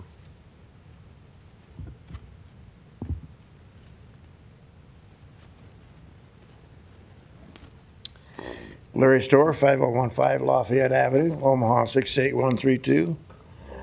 I'm an opponent because I agree with the First Lady that we need more understanding of this. I live in a community also, apparently a different community than they do. And my community supports law enforcement and doesn't like people, every citizen's trying to interfere with the job of the law enforcement people. I also don't like the use of county or city use of deputies to enforce rules of order in this chamber. They have a more important job to do. You can hire people for that. Larry, let's don't stick hire on the the item deputies. number here. I pay taxes for that, not to be ruled out of order. Let's stay I on pay the taxes item to number. support the sheriff. Understood. And We're the going to stay on police. the item number here. I am on this item. You're interrupting me. I'm on that topic, okay? You didn't operate any, you didn't interrupt anybody else. Because you're 68 and 69, correct? Larry, let's stay on the topic. Why do you guys always interrupt me? Because it gets me mad. I want to work with you. I don't want to make you You mad. call but me we out of gotta- order, hire the Larry? sheriff's deputy to walk me out of here. Item Don't 68 interrupt and me. I said 69. 68 and 69. You're still on that, right? I oppose it. Because it's not transparent enough. Would you please listen? We need more transparency about this. I don't want people interfering with the job of the sheriff and the police, and this is what these people are trying to do. Did you not see on their shirts today? No ICE, no king. That's the crowd that we had here today. It's going to be a long, hot summer, and you better be ready for it. And don't be fighting between police and sheriff. I expect them to enforce the law no matter what uniform they have on. I pay for that. Doesn't matter to me what uniform. Somebody's after me, I want the sheriff to stop him if he's present, or the police officer to stop them if they're present. I don't want to squabble about which one has jurisdiction. I'm against it. Thank you. Are there any other opponents on 68 and 69? Public hearing is closed. Can we, either Bernard or Captain Sokoluk, is he back there? Oh, you're holding. There was a couple questions we had, if you would mind addressing, please. Thanks, Captain. Yes, John Sokolik, Omaha Police Department here representing the city of Omaha. There was a couple questions regarding the agreement. Yes. This interlocal agreement has been, it's basically just an extension of an existing 2020 agreement that was penned then, which is, again, an extension of one that was drafted originally in 1997. So this interlocal agreement has stood for well over 20 years. It's just an extension of that. This has a sunset on it. Every 5 years it needs to be revisited. We're revisiting it now. Okay. I'll add Bernard Inabush, Deputy City Attorney. So the nuance about Nebraska law enforcement is whatever entity employs you is the only jurisdiction where you have law enforcement authority. So even though Omaha police officers are certified law enforcement officers for the state, they don't have jurisdiction in Douglas County or in Washington County unless they're in fresh pursuit. So we have a series of mutual aid agreements between the city. We have one that involves all the law enforcement entities in Douglas and Sarpy County that allows us to do certain things. So in order to provide that jurisdiction, you have to have an interlocal agreement. So this does two things. It says for purposes of these SWAT purposes, which is, and make clear, the agency that the area is in is going to be responsible for oversight of the incident, and all the employees report to their chain of command that they work for. It allows, if there's assistance needed in Washington County or out in Douglas County, our SWAT team can go out there. We can relieve if it's a long-time incident and the SWAT teams need to be replaced, or if they need one or two other people that's on there. It also facilitates being able to train. The reality is our SWAT people would not normally have jurisdiction in Douglas County, nor would they have jurisdiction in Washington County. This facilitates that, and vice versa. So that's kind of the reason we have these interlocal agreements, and we've had them for, as Captain Sokolik indicated, for the better part of 30 years. There's nothing new or distinct about this one. Okay. Thank you. Any other comments? Public hearing is closed. Item 7D, an ordinance to accept the quote from Axon Enterprise, Inc. in the amount of $491,699.09 for the use of 5 drones for the Omaha Police Department. I will open the public hearing on item number 70. Are there any proponents? Seeing none, are there any opponents? Public hearing is closed. Item 71, an ordinance to authorize the acceptance of the bids from 18 vendors for accident and violation towing services for the Omaha Police Department. I will open the public hearing on item number 71. Are there any proponents? Seeing none, are there any opponents? Public hearing is closed. Item 72, an ordinance to establish a Class B flammable liquids storage district number B-226 at 200 South 14th Street. I will open the public hearing on item number 72. Are there any proponents? Seeing none, are there any opponents? Public hearing is closed. Item 73, an ordinance to amend sections 23-222 and 23-232 of the Omaha Municipal Code to reflect changes to allow for having more than one eligibility list pending at one time in certain circumstances as determined by the Human Resources Director, to delete section 23-233 entitled Administrative Leave for COVID-19 Pandemic after declaration of state of emergency. I will now open the public hearing on item number 73. Are there any proponents? Seeing none, are there any opponents? Public hearing is closed. Item 74, an ordinance to approve the 9th Amendment to the agreement and lease with Mecca to expand and remodel facilities. I will open the public hearing on item number 74. Are there any proponents?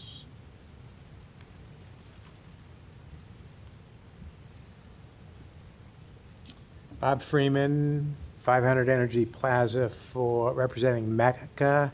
Roger Dixon was here, had to leave before we could get to this item to oversee the ballpark for a little game we're having right now.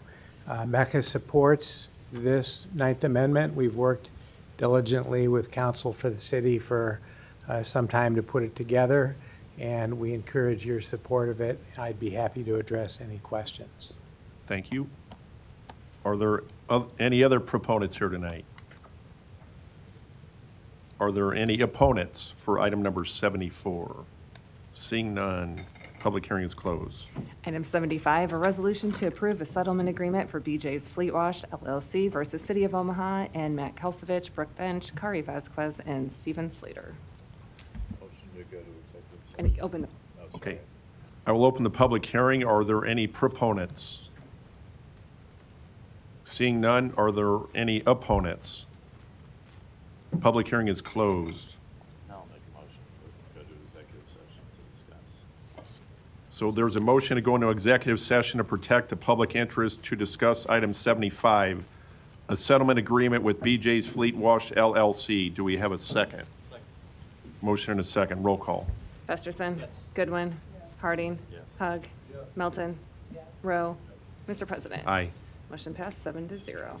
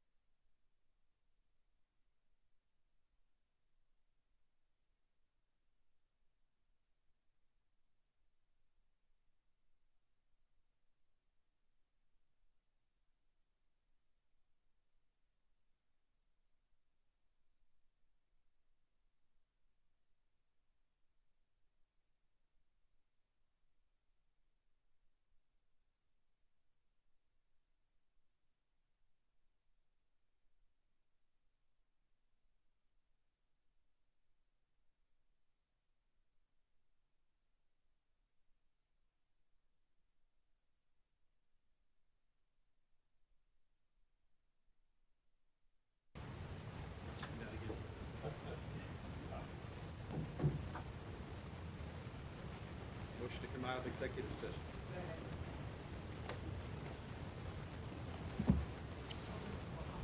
Roll call. Festerson. Goodwin. Harding. Hug. Melton. Rowe. Mr. President. Aye. Motion passed 7-0. Second. Roll call. Festerson. Goodwin. Harding. Yes. Hug. Melton. Rowe. Mr. President. Aye. Motion passed 7-0. Not yet. Let's go with that step.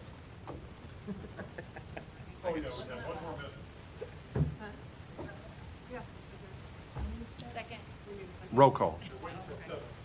Festerson. Goodwin. Harding. Hug. Melton. Rowe. Mr. President. Aye. Motion passed 7-0. Meeting is adjourned at 6:59.